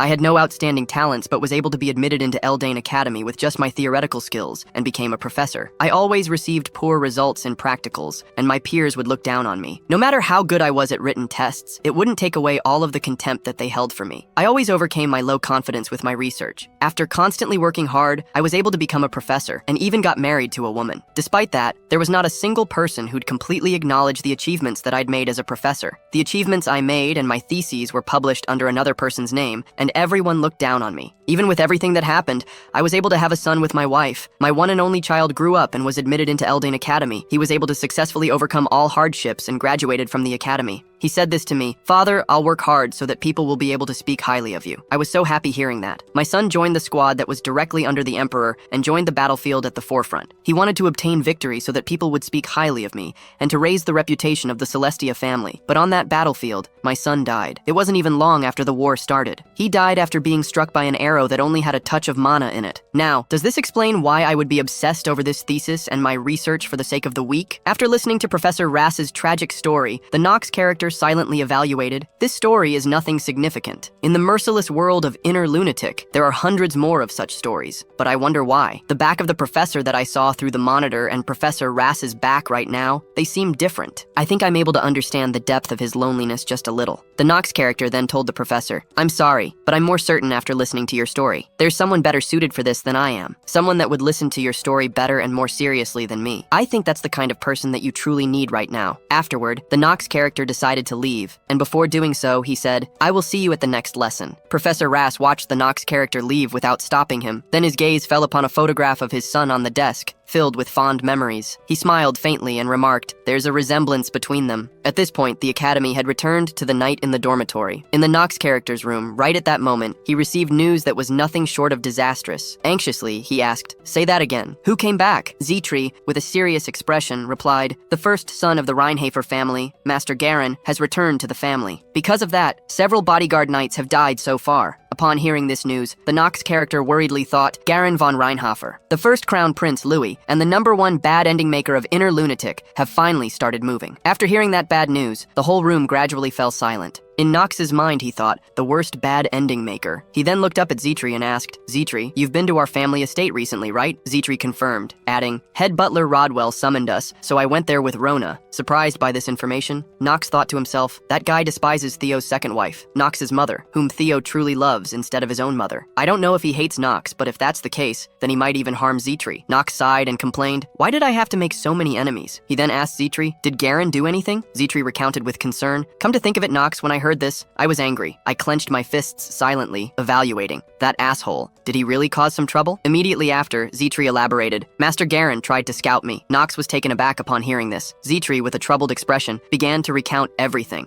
At the Reinharfer family estate, Rona and Zetri, who hadn't seen each other in a long time, were engrossed in conversation. Suddenly, Garen appeared and approached them. Rona and Zetri stood respectfully. Garen, noticing Zetri, remarked, "What's with that maid? She looks extraordinary." He then called Zetri over and asked her identity. "Who are you? I've never seen you around before." Zetri stood before Garen courteously and replied, "Greetings, I'm Master Knox's exclusive maid. My name is Zetri. Nice to meet you." Garen, impatient, said, "Enough with the formalities." He then made an offer. "I want you to become my maid. I know you're capable." Garen smirked and continued, "You have enough ambition within you that can satisfy me?" However, Zetri politely declined, stating, "My apologies, but I'm already serving Master Knox. I'm afraid I'll have to reject your offer." Irritated by the refusal, Garen warned her, "I'm sure you know who I am. Why on earth are you refusing my offer? Did that Knox brat give you a lot of money?" Zetri calmly responded, "It's because I want to serve him. Master Knox respects me. I'm sorry. I don't know what kind of person you are, but..." She paused briefly, her face shining brightly as she spoke of Knox. "Above everything else, I wish to stay by Master Knox's side to see what he'll do." Hearing such words from a servant, Garen felt uncomfortable and sighed. "I can't believe she wants to serve a brat like him. She's a strange one." He then offered a lucrative deal. "I'll pay you 3 times whatever he's paying you." However, Zetri remained steadfast. She bowed respectfully, apologizing to Garen. With Garen's temperament, he was clearly angered by her refusal and wouldn't overlook this matter. Returning to the present in Knox's room, Zetri continued to recount, "He asked me to become his maid and even offered to raise my wages." Hearing this, Knox felt somewhat saddened and asked Zetri, "By how much?" Zetri honestly replied, 3 times my current wage." Knox, worried, silently contemplated. "Although I do have money, the real story hasn't even begun yet. I can't use that much money, but I can't give up on Zetri." Zetri, puzzled by Knox's expression, stood up. Facing Zetri, Knox offered, "If you want a wage raise, I'll match his offer and pay you 3 times more. Don't worry about it and focus on your work." Zetri was surprised to find that Knox had been worrying about her salary all this time. Zetri suddenly chuckled charmingly. Knox found it perplexing, wondering if he had said something wrong. Zetri teased Knox. She turned away and said, "Oh, about that? I'm sorry." Knox, upon hearing this, felt a wave of confusion, thinking, "What just happened? Did she just laugh at me? No way." Knox gently asked her again with regret, "Have you already decided to work with Garen?" She replied, "Whatever you're thinking of, that's not what's happening. I won't follow Master Garen, and the wages I'm receiving now are sufficient." Upon hearing this, Knox felt less worried, but still curious, so he asked again, "Why did you laugh then?" Zetri, being mysterious, replied, "I can't tell you that." Knox became irritated, saying, "This is an order." Zetri responded casually, "Something funny just came to mind, so I laughed." Knox retorted, "Zetri, you've gotten worse at lying." Zetri turned away and sighed at her foolish master. However, Knox was lost in thought, thinking, "Whatever the case, I'm good as long as I haven't lost her. But Garen, that asshole, I won't let him off if I ever catch him. Of course, that'd be after I become stronger." After their conversation, it was time for the outdoor class at the academy. The students lined up, waiting for their turn to participate. There are 5 mandatory classes in the Elden Academy that a new student is required to take. The first is the History of the Archive Empire, which talks about the creator god, Arden, and the strongest unified kingdom that people have forgotten about. The second is Horsemanship. The third is Knightly Code and Etiquette within the Academy. The fourth is Basic Magic of the Empire. And lastly, the subject that Knox has the most difficult time with, the Cursed Stamina Training. Thinking of this, Knox's body was exhausted. He was panting continuously. Other students were still running ahead in the line as usual. However, with his negative attribute, Knox was struggling to keep up. His head was spinning, breaths coming in short gasps, running chin-ups. Knox's stamina had reached its limits. Knox sat on the grass, drinking water and complaining about himself. Suddenly, a teacher approached and remarked, "This is so strange, Knox. You're like a mayfly." Knox sprayed water out of his mouth in surprise and asked, "What do you mean by that?" The teacher explained, "You're exceptional when it comes to short-term results, but it feels like you have a lot of trouble when it comes to stamina. It's as if you're being blocked by a large wall that you can't overcome." Upon receiving the teacher's evaluation, Knox pondered. As expected of an Elden Academy instructor, it's as he said. Due to the terminally ill trait, Knox's stamina is stuck at 15, which is half of the maximum possible stamina. Knox then stood up and questioned, "Aren't you an instructor? Why would you say such discouraging using words. The man replied, I apologize if that was rude, but it'd be good if you take heed to what I said. If you move recklessly in this manner, you might end up shortening your life. Knox responded, I'll keep that in mind. In his mind, Knox evaluated, there's a countdown for my heart. How could I not take heed to what you said? At the same time,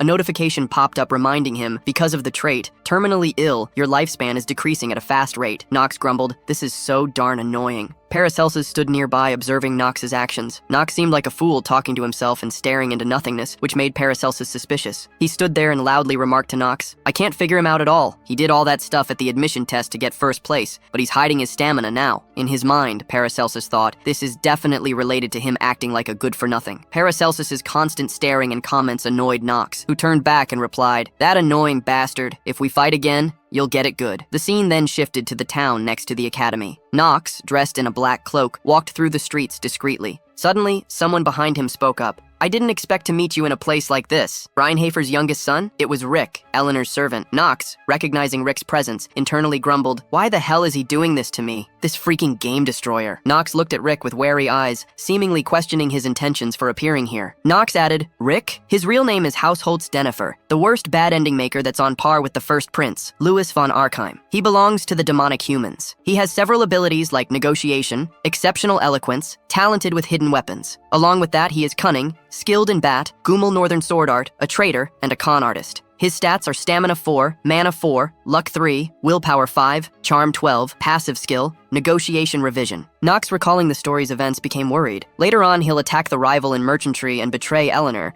which means he's the #1 person to avoid. Knox looked at him with disdain and said, You're the one who came to give me that gift previously. What business do you have with me? Rick maintained his cheerful expression and replied, It's nothing serious. It's just that I saw a noble of the influential Reinhafer family walking around without a servant. I was just a little puzzled. Knox immediately responded, That's none of your business. Rick didn't mind and continued smiling. That's true. Then he changed the subject. Oh, since it's fate that we met here, shall I help you as you purchase some items? I have a lot of free time right now. Knox sneered and said, I doubt that's the only task that the head of the rival family assigned to you. Rick, showing respect, replied, Since the past, great nobles have always closed their eyes to servants who deviate a little from their work. But the next second his eyes changed, looking at Knox with hidden meaning. In Knox's mind, he thought, I must find out what he's scheming. There must be a reason why he approached me. Then Knox responded, I don't like people who talk a lot. Rick understood and answered, Yes, sir. I'll make sure to remember that. Meanwhile, in Eleanor's room, a maid approached and handed her a letter. These are the documents you've requested. Eleanor accepted the letter and thanked the maid. Holding the documents, she focused on examining them. Most of the documents she received were related to Knox. After reviewing the additional information about Knox, Eleanor pondered, Knox von Reinhofer, why on earth did he save me? She felt a mix of confusion and sadness. There was no reason for him to do that. In the first place, the Reinhafer family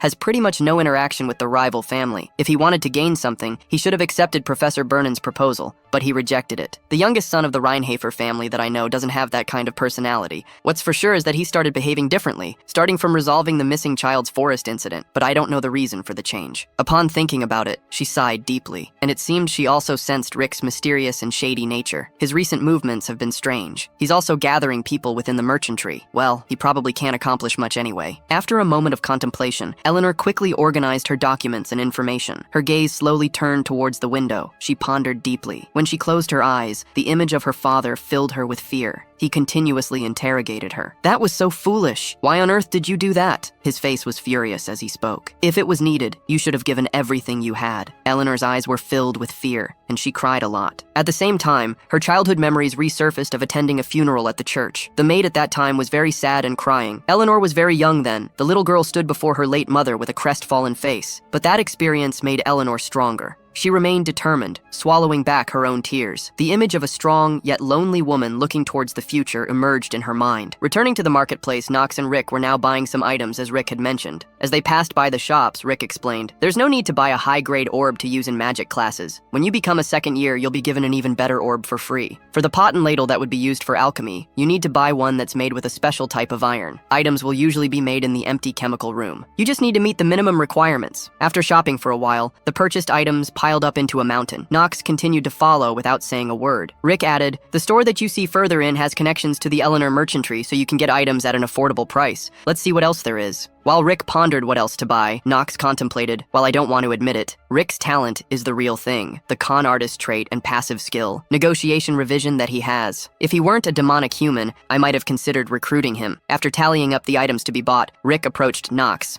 I think you've probably purchased everything you need now, right? Knox confirmed. Yes, this will be sufficient. Immediately after, Knox's gaze turned cold as he interrogated Rick. But I still don't know why you were looking for me. Suddenly, Knox lost his composure. He grabbed Rick by the collar and forcefully pushed him against the opposite wall. The impact was strong, causing Rick's face to contort, losing the fake smile. Knox growled, "Why did you approach me?" Rick pretended ignorance and asked Knox, "What do you mean?" Rick's response only fueled Knox's anger further. Knox tightened his grip on him and lifted him higher. "Wasting time isn't in your favor, is it?" Rick dropped the pretense and began to smile sinisterly. Well, it looks like my conversation with you will be a quick one. I'll get straight to the point." As he finished speaking, a terrifying aura enveloped them. Knox sensed the danger and turned back to assess. A barrier, based on its appearance. It's magic that blocks out sound. At this moment, Rick's face turned menacing. He smirked devilishly. Then with both hands, he tightly held Knox's hand with immense strength, making it impossible for Knox to resist, even though he tried to exert more force. Knox instinctively pulled Rick's shirt,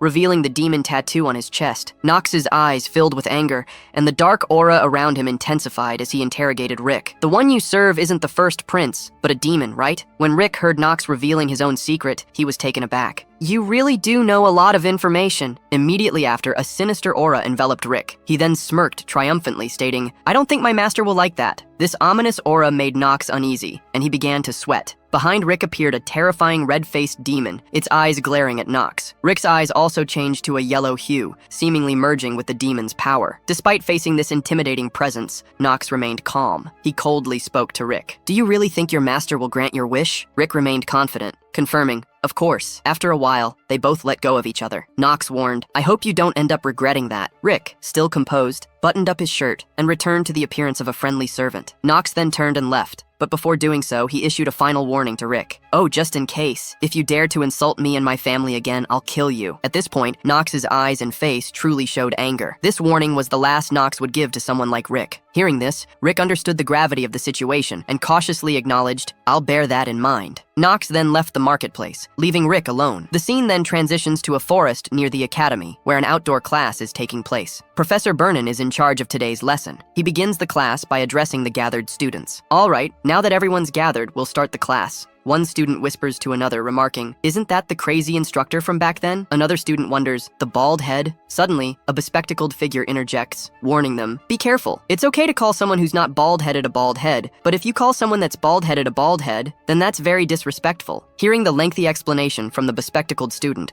the others simply respond with an, "However." Professor Vernon seems to have overheard their conversation. His face tightens in anger. He doesn't say anything, but clears his throat loudly. His bald head shines brightly. In his mind, he thinks, "Calm down. I can't crush these sprouts from our academy just because of my hair." He then composes himself and continues the class. "I'll tell you about the location for the class first. This place is the Clarial Plains. It's a famous place within Eldine Academy that has lots of amazing trees and plants.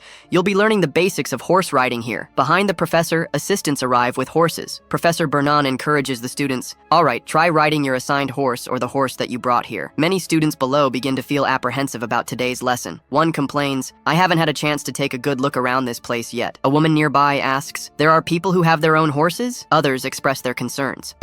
A horse? I've never ridden one before. And, "Why must we come to Eldine Academy just to learn how to ride a horse?" A man beside them reassures, "We don't have a choice. It's a mandatory subject. You know you'll be expelled if you get an F, right?" While the other students grumble about the horse riding lesson, Knox pays no attention to their complaints. He immediately summoned his horse, which was Carl. Right after that, a shiny black horse with vibrant blue eyes appeared energetically. Then, the other students also received their assigned horses from the academy. Professor Bernan spoke up, "All right, try to ride them. Please grab on tightly so you don't fall off." Knox's gaze at this moment was fixed on another person, Paracelsus. He was riding a horse, no matter how awkwardly. It seemed quite clumsy. Knox looked at him and evaluated. He's pretty good at riding a horse. He's lived in the East for so long he should be able to ride a camel or a horse. Then, Knox mounted Carl and began to move, looking quite majestic. The other students were quite surprised and whispered among themselves, "How could a good-for-nothing like him have such a horse?" The Rheinhafer house is rich, although they're still not as rich as the Rivalen house. The image of Carl with the blue flame was stunning. Knox smiled inwardly, thinking, Carl is indeed a fine horse. This is the benefit of being a veteran player. Back with the other students, one of them was practicing riding a horse, successfully mounting one and feeling joyful. The professor standing beside him praised, "Well done, slowly communicate with your horse and ride it." Then he turned to all the students who were ready on their horses and announced, "Okay, it seems like all of you have gotten familiar with riding your horses. It's time to start the Knox race of this class." Hearing this, the students were quite surprised. A race? But aren't there people who only started riding a horse today? Other students chimed in. That doesn't make sense. Especially one student was very angry and complained, "This horse tried to kill me with its hind legs." The brown-haired student appeared frightened, saying, "This is madness." The bespectacled one standing nearby seemed dangerous, saying, "Is he angry because you guys called him a bald head?" But before he could finish, the professor with a shiny bald head appeared behind him and gave him a tap on the head, knocking him unconscious onto the grass. The bald professor looked serious and said, "The rules are simple. Each of you will ride your own horse and turn the corner located in the nameless forest at the end of the forest, and then return to this place. The first to get back will be given additional points." Any questions? Knox, standing at the opposite end, facing the shiny bald head, silently thought, "The rules are as simple as his hair." Then Knox muttered to himself, "Well, that's not what's important now, though." Talia, standing behind, nervously asked Knox, What did you say?" Knox replied coldly, "Nothing. Mind your own business." However, he had many plans in his head, and the information he knew beforehand helped him strategize. Even though horse riding is a class everyone takes, the event that takes place is very important. It's an episode where a demonic human appears for the first time. Since it's their first appearance, it's been arranged so that the protagonist meets the demonic human Rudger. The demonic human that appears in this episode causes all the students to be stuck in the nameless forest. The protagonist then overcomes the demonic human, along with the other academy cadets. That's the basic sequence of this episode. Thinking about this, Knox tightened the reins and thought, there isn't a protagonist here. In such a place where there are so many strong personalities, I wonder how things will turn out with the absence of a leader. Thinking carefully is important, but actions must be taken. At this moment, Talia proactively suggested to Knox,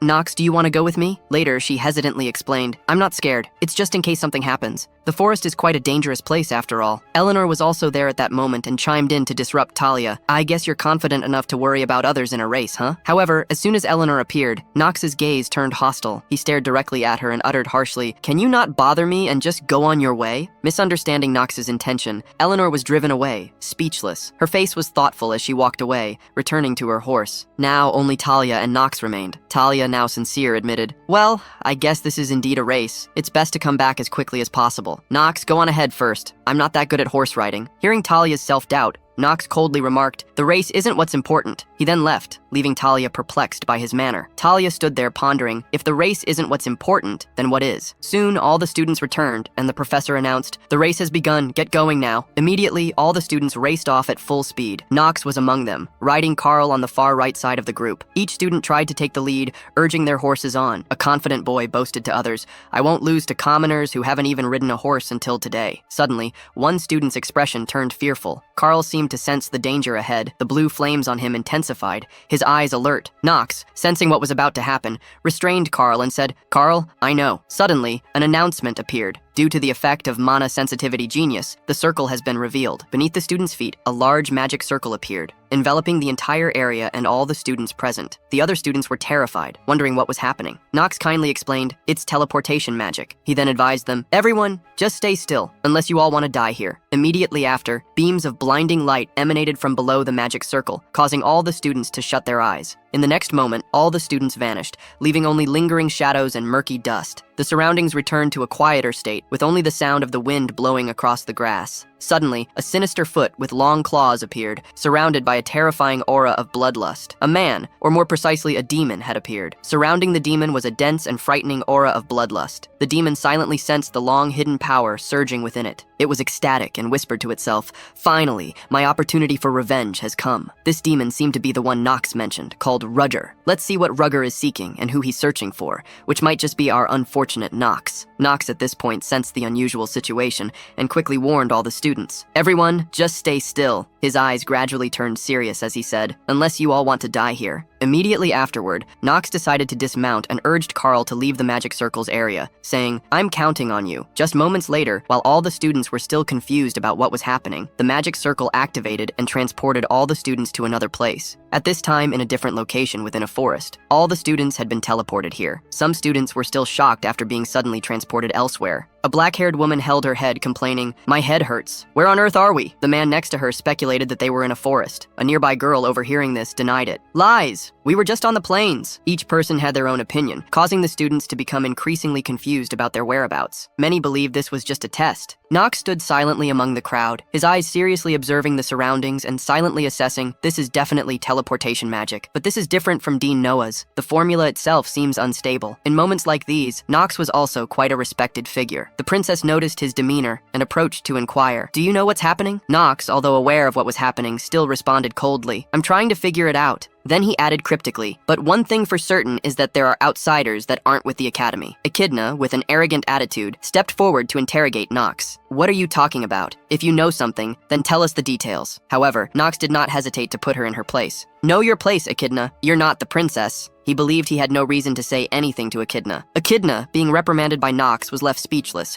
her face angry, but she kept her thoughts to herself and said nothing. Eleanor, who was also behind, inquired to confirm, teleportation magic, that's what you said, right? And that this is due to outside influence. Knox did not hide and confirmed it was true. Eleanor, needing a reasonable explanation from Knox, questioned why he thought so. Talia, also present with a worried and curious face, said, I'm also curious about why you think so. This could be a test of sorts from other professors too. Knox sighed in frustration at the group of privileged people, thinking, this is why people who live comfortably can't make it. They're way too complacent. In his heart, he was certain, this is inner lunatic. We're within a game that boasts of being one of the most difficult games. However, he did not share this with them as it was his own secret. He found a reasonable excuse and told them, the magic power looks way too unstable. At the same time, the skill acting genius had been activated. Knox continued to explain, a disorganized formula, the fact that it completely disregards the safety of the target and is only focused on the function, is proof. One of the elite students, hearing Knox's explanation, agreed and said, yes, the formula is strange. Moreover, if this was done by the professors,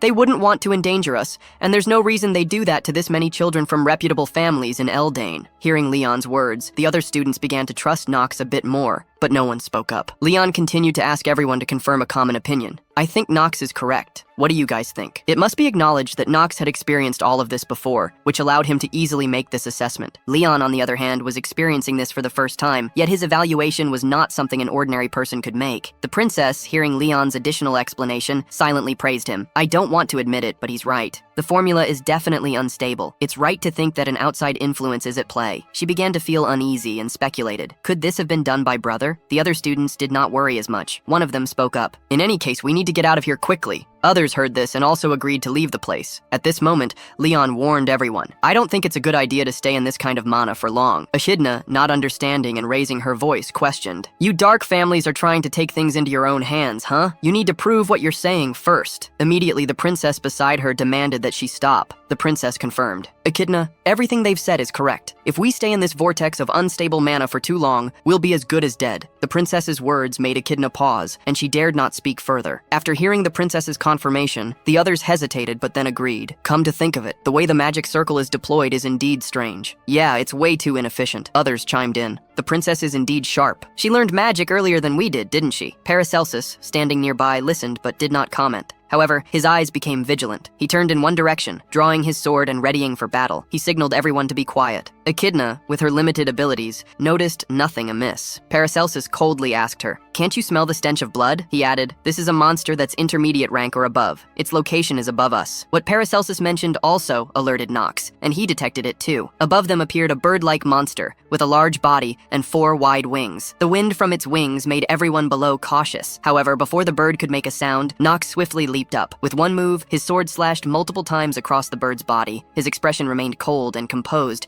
as the bird took the hits from Knox. He warned all the students, all of you, get ready. The large bird, easily cut down by Knox, lay on the ground. After defeating an intermediate-level monster effortlessly, Knox seriously declared, in this dangerous situation, I'll take command of the fight. The other students, hearing this, were reluctant to acknowledge. Who's taking command? Many thought, Knox is taking command? The good for nothing? That's crazy. The princess, surprised by Knox's quick response, thought, the ambush of a monster whose presence I didn't even detect? He was the first to detect it? The good for nothing of House Reinhafer? The elite students witnessed this, but neither denied nor agreed with with Knox's declaration. The bird monster was not entirely defeated, as its body seemed to be infused with a bloodthirsty mana, making it more ferocious. The princess, still in deep thought, wondered, how is he suddenly so different? Knox von Reinhofer. Meanwhile, a bald professor looking at his stopwatch wondered, seriously, is the current batch of students completely talentless and horse riding? How is it that no one's back yet? This is the worst time record in history. This indicated that the bald professor was unaware that the students had been transported away. Suddenly, Professor Rass rode up quickly to report an incident.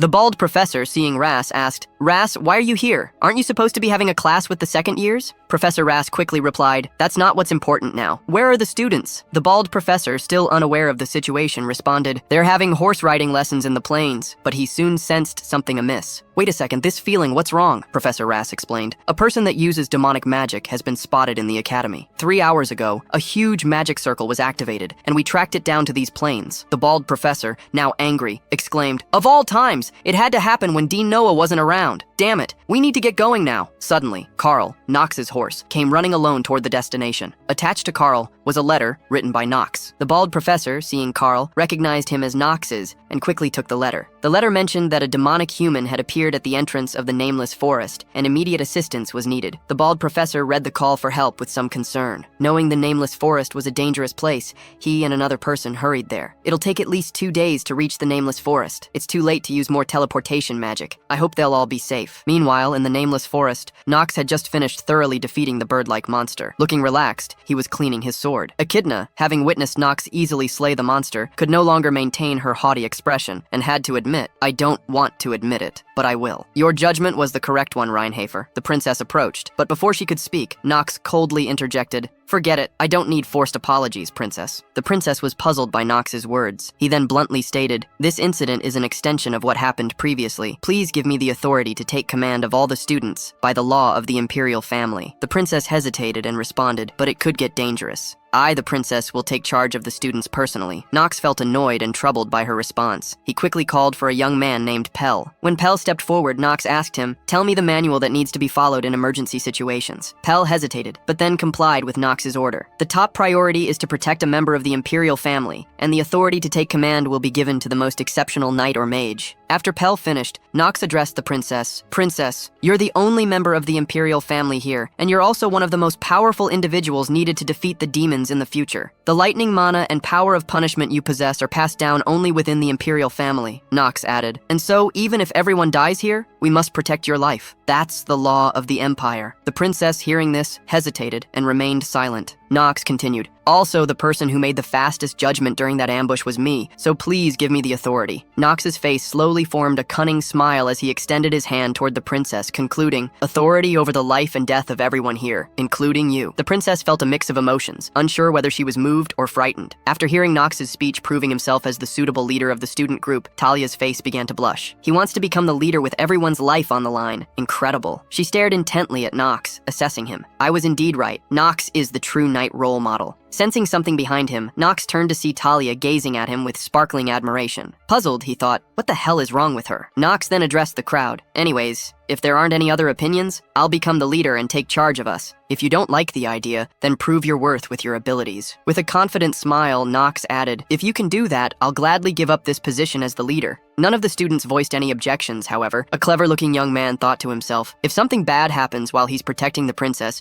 the leader would definitely face severe punishments, even if he does well at the start. Something will surely go wrong eventually. That means Knox is drinking poison from a holy grail right now. He stood right behind Knox, mocking him. Ha ha ha, mindless idiot, do what you want. Knox heard his words and turned to look at him with utmost affection. Seeing Knox's gaze, he broke into a cold sweat and quickly turned away, terrified by Knox's love for him. After a moment of silence, everyone tacitly understood that Knox would be the leader. Knox then declared, it's decided then, starting from now, follow my instructions. If you don't, you'll be punished according to the law. The princess silently agreed with Knox's every word. Even the echidna, who disliked Knox, could only grumble internally. After clarifying everything, Knox began to command everyone. We'll start moving now, everyone. Follow me. Knox then took the lead. Eleanor, seeing Knox leave without further explanation, felt confused. Wait, shouldn't you tell us where we're going first? Knox, without bothering to explain, gave her a frightening look and said, "I'm not good at explaining things, so make sure to follow me closely." Then he led the group, thinking to himself, if you guys knew just how many times I've played this chapter, you'd be horrified because I'm a veteran of this damn game. Meanwhile, in a cave, someone was observing the students' actions through a magic orb as they encircled and killed a beast. This man was none other than the demon Rugger. He leisurely watched the students struggle like prey. Suddenly, a voice called his name, Rugger, accompanied by a terrifying black mist. From within the mist, a mouth appeared, surrounded by numerous eyes. The entity commanded Rugger, "Devour the humans of Eldine. Get rid of all the sprouts that do not grow." Rugger obediently listened, kneeling, and then extended his hand to receive the black energy into his body. The mysterious figure continued, "If you do that, I'll share my power with you, even though you don't deserve it." As the black energy entered Rugger's body, the veins in his arm turned black, his body seeming to endure immense pressure. But soon, he controlled the power, clenched his fist, and responded, "Yes, my lord. I'll deal with this in a way that shall not disappoint you." At that moment, he was holding a dark purple magic core. Once the black mist disappeared from the core, the mysterious figure vanished, and the core fell to the ground. Rugger, looking into the magic orb, muttered to himself, "Eldine, this is a perfect mission for me. I'll punish you for the sin of abandoning me." The orb reflected the image of two professors riding towards the nameless forest. His gaze focused on Professor Ross, uttering his name, Ross von Celestia. It seemed they had known each other before. The terrifying aura from Rugger spread throughout the cave,